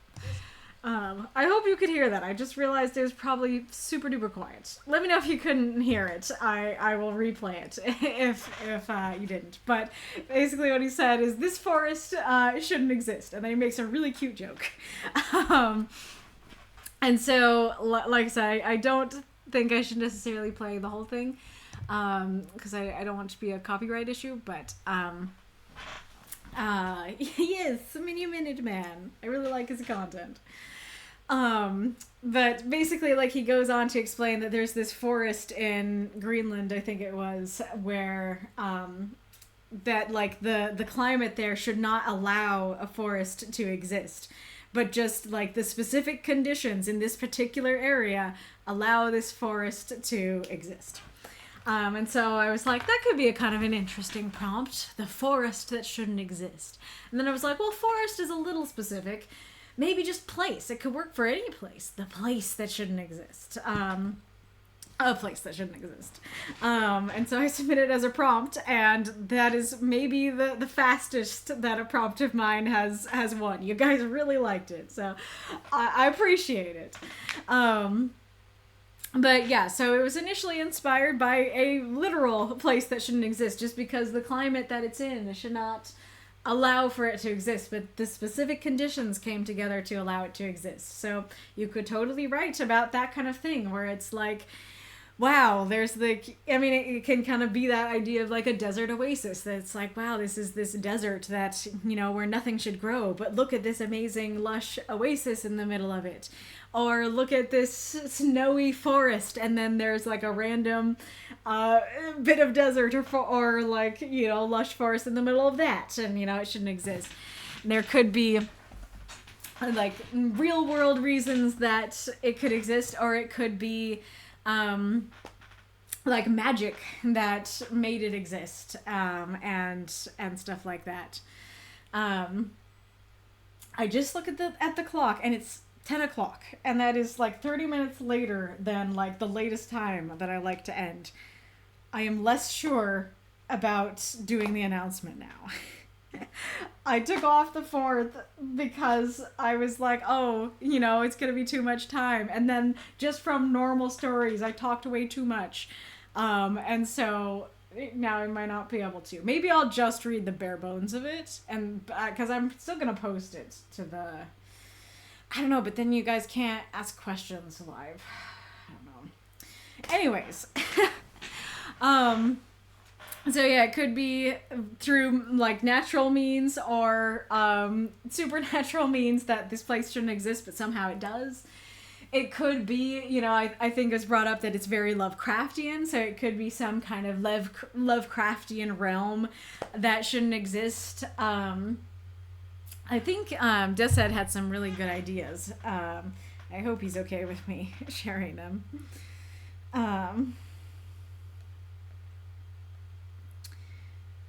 Was it here? Oh, actually, no, it was here. One's Landcore story where he's part of a work crew taking part in a ruin, therefore someone has decreed that a place shouldn't exist and is actively taking part in it not existing. I like that a lot. I feel like that is one of the most versatile uses of the prompt, that it can be people have deemed this place shouldn't exist, and so they're taking measures to make it not exist. It makes me think of bedtime stories and how they're trying to get rid of the school, and so they've decreed it shouldn't exist, kind of thing. Should any part of the story of a hidden underwater city that makes no sense being where it is and therefore shouldn't be there? So it could be a historical thing, that it's like, this ruin is like from this totally different area, yet it's over here. How did it get here? Or here's this ship that's from like halfway across the world, and like, wow, can't believe it got over here. It shouldn't even be here.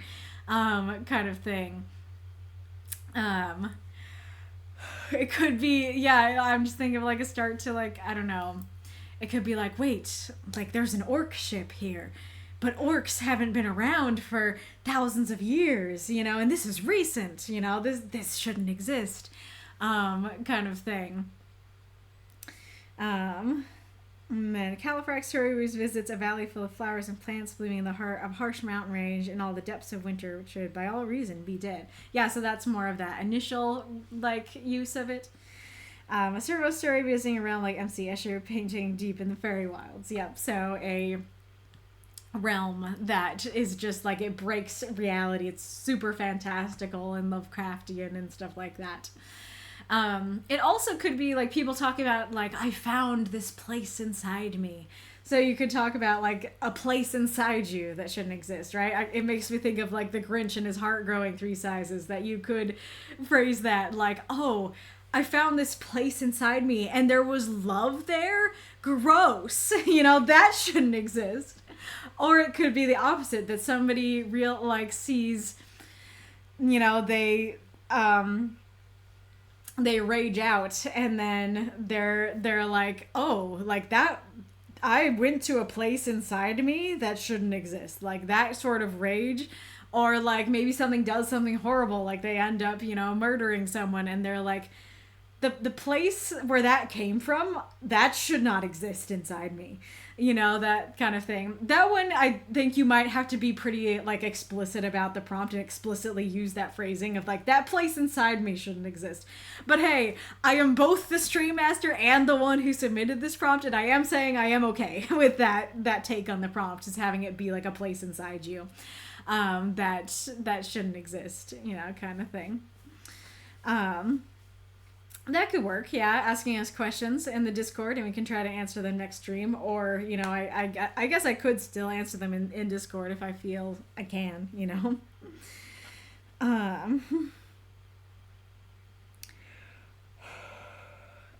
It could even be like somebody entering a fantasy realm and just very basically being like, this shouldn't exist. Like all my science textbooks, like they said this. But yet another world exists. My brain is breaking. You know, it could just be somebody who doesn't think other realms should exist. You could also take that, you know, I guess you'd have to be careful about it, but you could take that like in a religious direction of like, oh, this place is evil, it shouldn't exist. I guess that goes along with what Dessa was saying about, you know, that somebody taking active measures, you know, to get rid of something.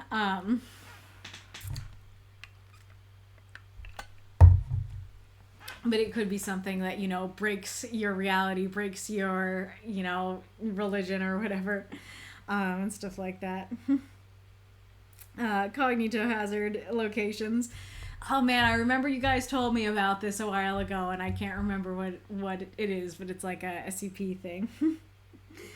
A place you shouldn't go. Yeah, that could work too. That a little more simple of and more applicable of a use, that it's just like, well, I don't know, like, I guess you have to be careful about it, because it's not like you shouldn't go there. It's like this place shouldn't exist. And so it's like, I guess you could use that in the sense of like, hey, I'm aware it exists, but it shouldn't, and so don't go there. You know, that kind of thing. Why is the sun vomiting rainbows? Cognitohazard, just knowing it is harmful to people. Oh, I see. Just knowing that the creature exists is harmful to people. Ooh, yeah, I didn't think about that take. Yeah, that it's like just knowing that this place exists is brain breaking. It makes me think of the King in Yellow, that it could be like knowing that his realm, his castle or whatever exists is brain breaking. A really bad drug trip. Yeah, that could work. That it's like you're on a drug trip and you're like, the sun's vomiting rainbows and like this alleyway has like, you know, these, I don't know, something where it's going on. You're like, this shouldn't exist. And it's like, it doesn't, Daryl. You know, like you're just on a bad trip. Could a place be interpreted as a situation? Can you give me an example? Looks like there's a video about places that shouldn't exist but do. I assume of like that would be like real people, real places. I mean,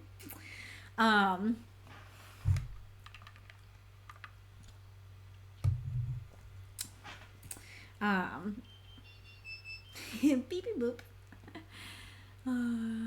Beep beep boop goes the printer.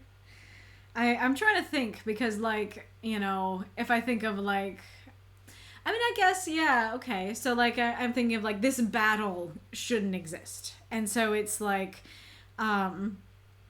this fight should have never started. It should have never escalated to this point. Yeah, that could totally work, because a battlefield is a place. And so that is kind of a situation of this battle. But it is also this place. You know, this, and you would kind of have to focus on the battlefield, you know, and be like, this battlefield where all these people are dying, or it could be after the battle, like this place where all these bodies are shouldn't exist, you know, kind of thing. in a shootout. Oh yeah, that it could be this is where we're gonna meet tomorrow to do our shootout, or I'm thinking of like a quick draw thing. I don't think that's a shootout. But I'll keep going with it, that it's like, oh, this place where, we're going to shoot each other. It shouldn't exist. It shouldn't be a thing, So yeah, it depends on what the situation is and how you do it, because if you're focused too much on the situation, then it might move away from the place, but I think that definitely could work.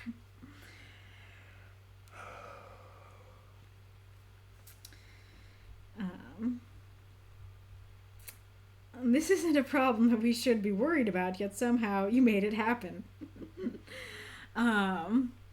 I see. Yeah, that it's like, oh, we shouldn't be worried that the crocodile monster got out, but you made it get out. So now we're in this place, that could definitely be described as a place.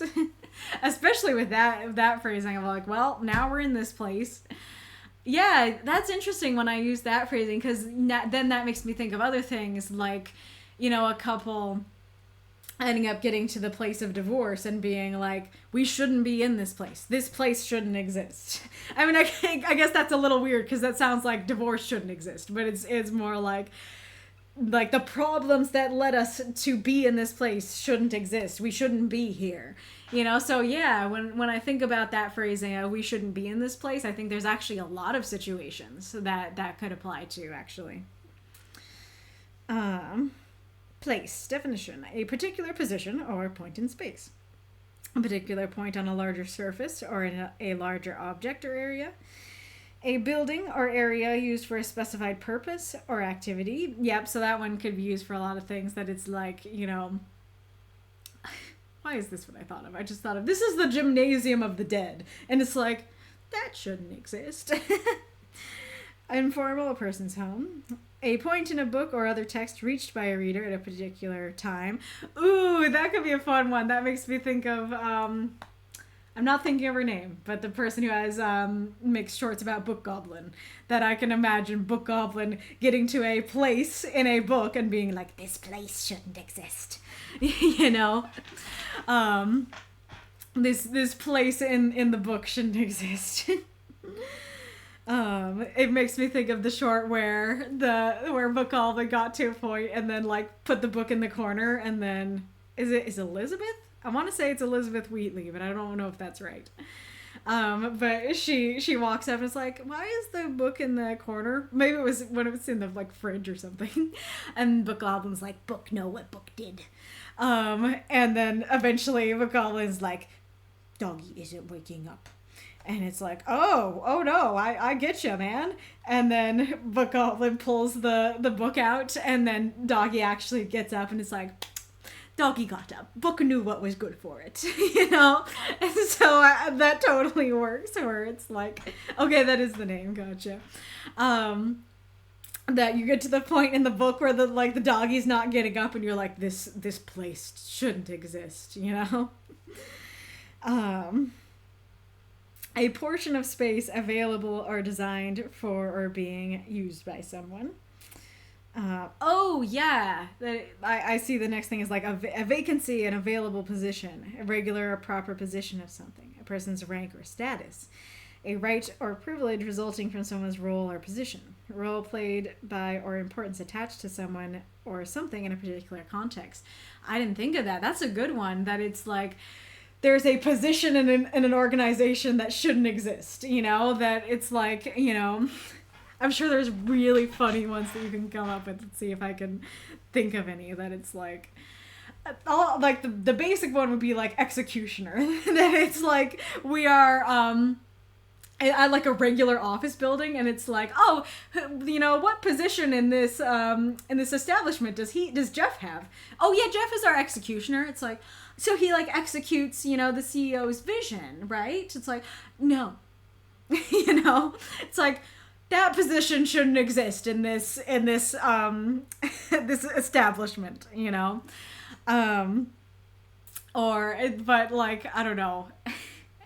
Can't I think of anything funny when I'm this tired? I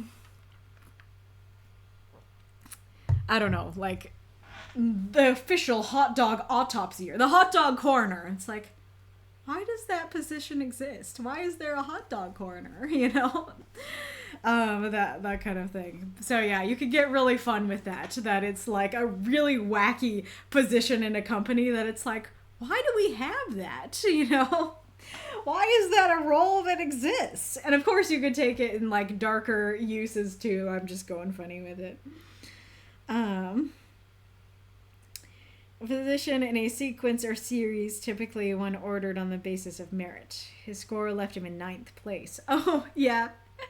That's interesting. So that could be like, there shouldn't be this many positions. That it's like, yes, in our competition, we have 103 places. And it's like, those places shouldn't exist. There should be like top 5 max, you know? British, any of the first 3 or sometimes 4 positions in a race. That is not just British. We use that in America all the time. First place, second place. What are you talking about?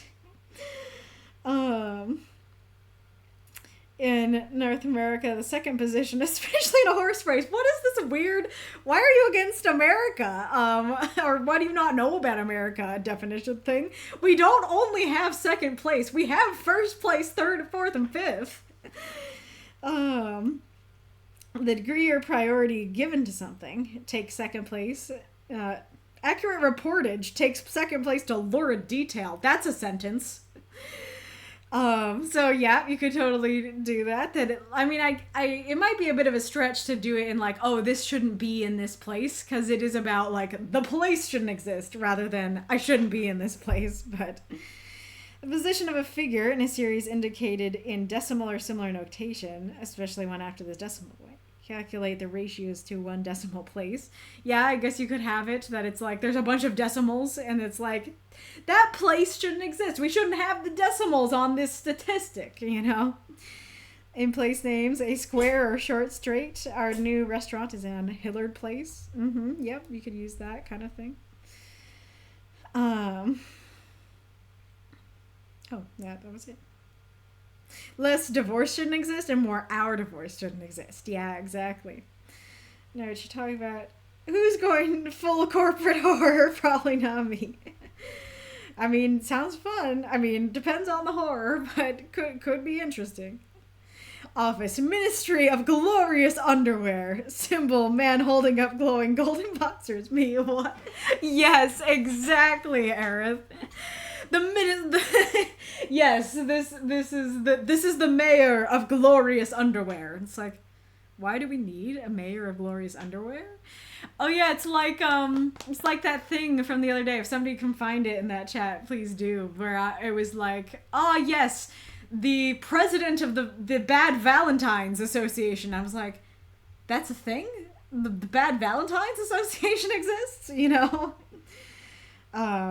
Corporate horror, interesting. Could do that. I'm feeling more in the mood to make another angry engineer moment. Nice. I'm the new wiener thrower. Why do we? First of all, why do we have the position of wiener thrower? And second of all, why do we need a new one? Brigadoon comes to mind. I don't know what that is. Constructions of What Remains of Edith Finch. I don't remember enough about that game to know what that would be referring to. Keep the sneezy up. Ronnie wants to worry about an old town. Yep, being dismantled to reuse the stones, meaning the place should be deemed that it should not exist. That's also another interesting element of it, is that it's like, this place shouldn't exist, but the things that make it should. You know, that the stones that made it should exist. We want them, but the place itself shouldn't. You know, that's interesting. All right, Hiru. I guess. Oh, yep. There's the ad. I will be pulling up the document while. Let me do that.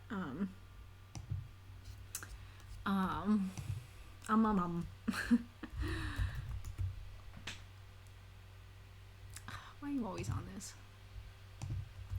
Why are you always on about this, Google Docs? I'm just gonna read the bare bones, I think, because it's way too late. But I will post, a more full version in the Discord, and then maybe I will read it in full next week if I do have time. The dogs got him after a weak throw. HR would like you to stop asking questions. I'm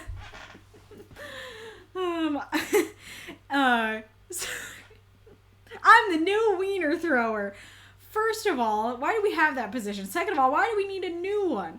HR would like you to stop asking questions. I feel like HR should be the one asking questions.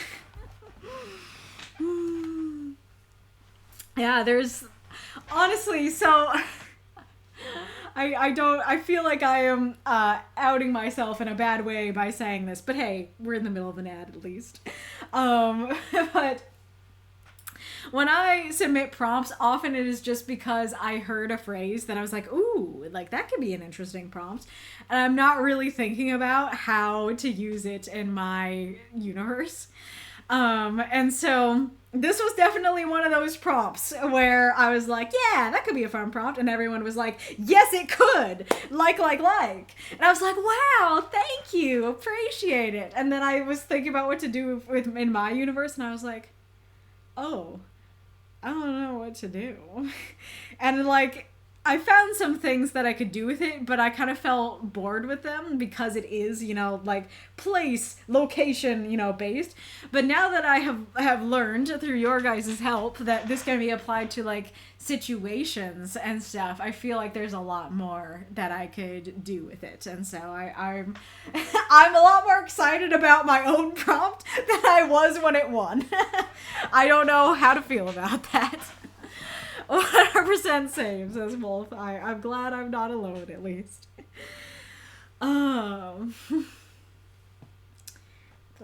seconds.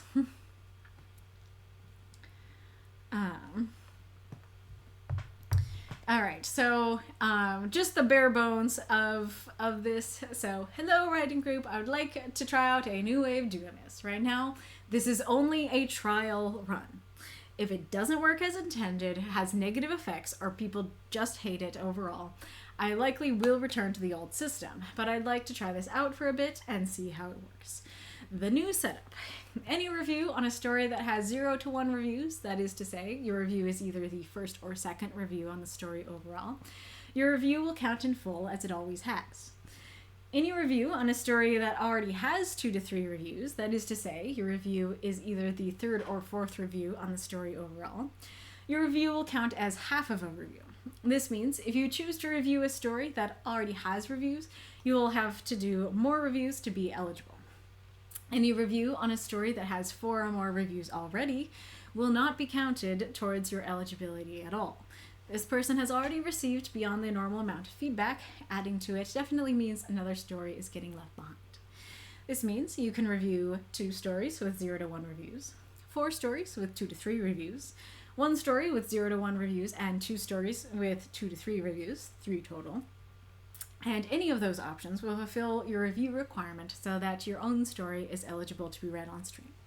If you were read last week, or you have already done 2 reviews on stories with 0 to 1 reviews and proceed to do a 3rd, please make a note at the top of your review, at the top, that your review should not be counted. Preferably in bolder caps, so it's easy to see when the council and I are checking reviews. So, the other stuff we talked about before, but I'll kind of repeat that last bit because we didn't talk about that before. I did realize that was a potential hiccup with the system, that if somebody does 3 reviews that are in places 0 to 1, then that means that somebody else can't have that slot. So I would like you to make a note so that, hey, you already fulfilled your requirement, you're good to go, so somebody else can have that that slot basically. And then the same if you were read last week and you don't need to be counted towards eligibility.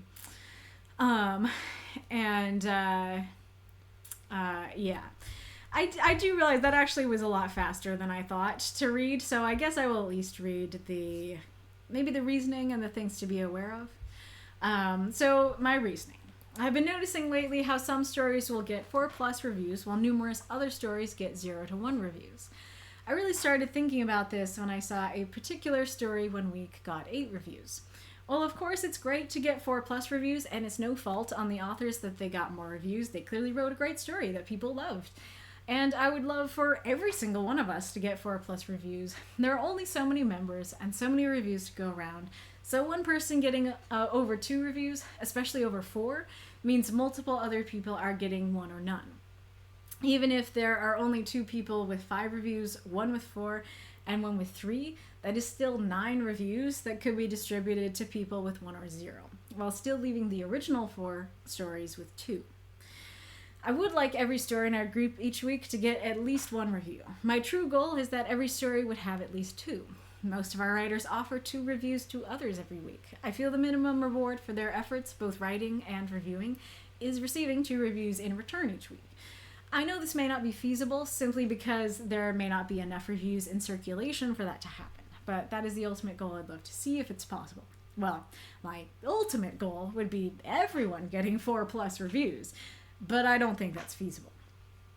I created the 1 review received and 0 reviews received tags to try to mitigate this issue. While some look for those tags, and thank you if you do, I'm still seeing a lot of 1 and 0 review stories each week, an average of about 12 each week. So I feel it is time to take stronger action to help spread the reviews more evenly. Things to be aware of. When you're looking for who to review, don't just look at the number of comments in the left bottom corner of the forum post. A story might have, say, 4 comments total on it, and 3 of them might be the author's notes, a title change, and or the author replying to comments. Make sure that you look for those 0-1 reviews received tags, as well as just simply click on the story and look at what the comments are. Also, do make sure you are paying attention to those tags. If a story says 0 reviews received and you give it 1, make sure you change it to 1 review received. If a story has 2 reviews, make sure to remove the tag. If you see a story that has 1 or 0, don't hesitate to give it the tag if it doesn't have it. You can also feel free to tag your own story with the 0 tag the minute that you post it, and alter or remove the tag when you receive reviews. You can always review stories that have more than 4 reviews. The writer will certainly appreciate your feedback, but please know that if you do, you are doing so solely to show the writer your appreciation, not for your own eligibility. If you have a friend who you would like to review every week and you want your review to count in full, make sure you arrive at the story early or ask them to message you when they've posted so you can be the first to review. I have heard the concern that it will feel like pressure to review stories you do not like or simply don't have much to say on. The thing is, the total number of stories with 0 to 1 reviews for the past 6 weeks has been 14, 9, 14, 11, 13, 14. I would be utterly shocked if you dislike and or have nothing to say about 9 stories, let alone 14. If a story with 0 to 1 reviews doesn't interest you, move on to the next one until you find one you do like. This number will hopefully dwindle going forward, as that's the whole purpose of this, but there should still hopefully be several stories to choose from. And if you're particularly afraid of getting stuck with stories you're not the biggest fan of, make sure you do your reviews early. As your stream master, I read all the eligible stories each week. There are always stories I like more than others, and yes, there are some weeks where a larger number of the stories are not to my preference. But I myself have never encountered a week where I disliked all of the eligible stories. I'm certain you can find something you like as long as you look for it. Don't just read and review the first 2 stories you see, at least skim through your options. And honestly, in my expertise, you can always find something to talk about. Sometimes I get stories on stream that I'm a little less thrilled about than others, or that I feel I have little to nothing to say on. But A, I always find something to say, and B, I try my best to treat all stories equally. If it's the best story I've read in months or the worst story I've read in months, this is still a piece of art that someone put time and heart into, and it deserves respect. Being able to review stories you dislike is a skill to be learned, not a problem with the system. I actually did create a review guide to try and help in this issue. That's the main part that would take forever to talk about. So I think that's the part I'm going to be skipping. But yeah, so here's the thing. I think because we talked about it, you guys started doing it. You guys already started doing this. Do you want to know what the number of stories that had 0 to 1 reviews was this week? And remember, for the past 6 weeks, it's been 14, 9, 14, 11, 13, 14. What was the number this week? 5. Genuinely, when I looked at that, I got tears in my eyes. Thank you. Thank you guys so much for already working on this and already doing that. I felt such relief seeing that such fewer stories had 0 to 1 reviews on them this week than other weeks. And so, like, I already am seeing the effects of this, and you know, it's only been 1 week and it wasn't even official, but I'm already happy with the results that I'm seeing. So thank you guys so much, whether you did it intentionally or not. Thank you so much for, you know, getting those reviews spread out so that far less people had 1 and 0. It is deeply appreciated and makes me so happy. So yeah, I will post the more full version of this with the review guide and everything on it, you know, to the Discord, and then maybe we can go over the review guide next week. FYI, my review guide, it's just a guide. You do not have to review the way that I do. You might be overwhelmed when you look at the way that I review. The only reason I made it is because people were saying, like, oh, I don't know if I can review, you know, a story I dislike. And I'm like, I think you can. And, like, I want to try and, you know, put my money where my mouth is and not just say, I think you can, and leave it at that, but actually try and put tools in your hands to help you do that. So that's why I have the review guide. If you're like, I'm totally cool, I know how to review, I can review stories I dislike, you don't have to, you know, read it or anything. If you're like, I struggle to review, or I feel like my reviews could be beefed up, or I would struggle to review someone, you know, it's a story I didn't like, or that I felt like I didn't have much to say on, you know, if you have any of those thoughts, then don't hesitate to look at the guide, you know, when I post it, and it might give you some tools to work with. So yeah, who do you guys want me to raid? Where are we going?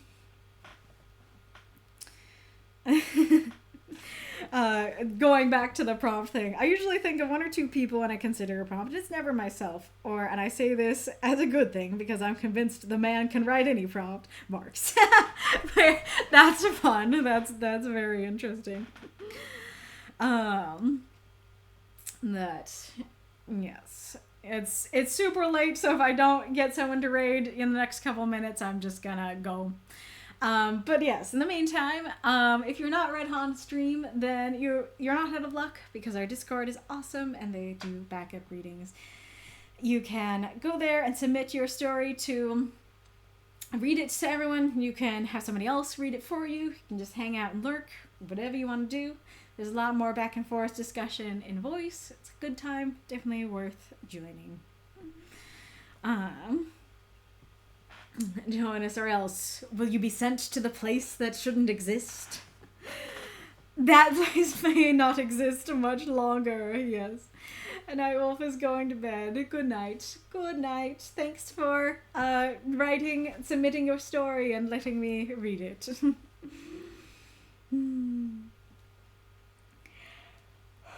Oh yeah, I think that was another thing that I should compliment you guys on. The one person who had 0 reviews, I think still got some after the deadline. So, like, extra thanks for that. Night Wolf. Night Wolf. Is this good night, Night Wolf? Or good night, Wolf? Maybe both. Lady Winter author? I don't know if that question mark is not knowing, not knowing if they're alive, but hey, we can just test it by hitting the raid command. Okay. They seem to be available. Okie dokie. Been a lovely time. I hope you guys enjoyed this extra long stream and all my extra long thoughts. And I hope you guys have a good week, and I hope you don't find yourselves in a place that shouldn't exist. Goodbye.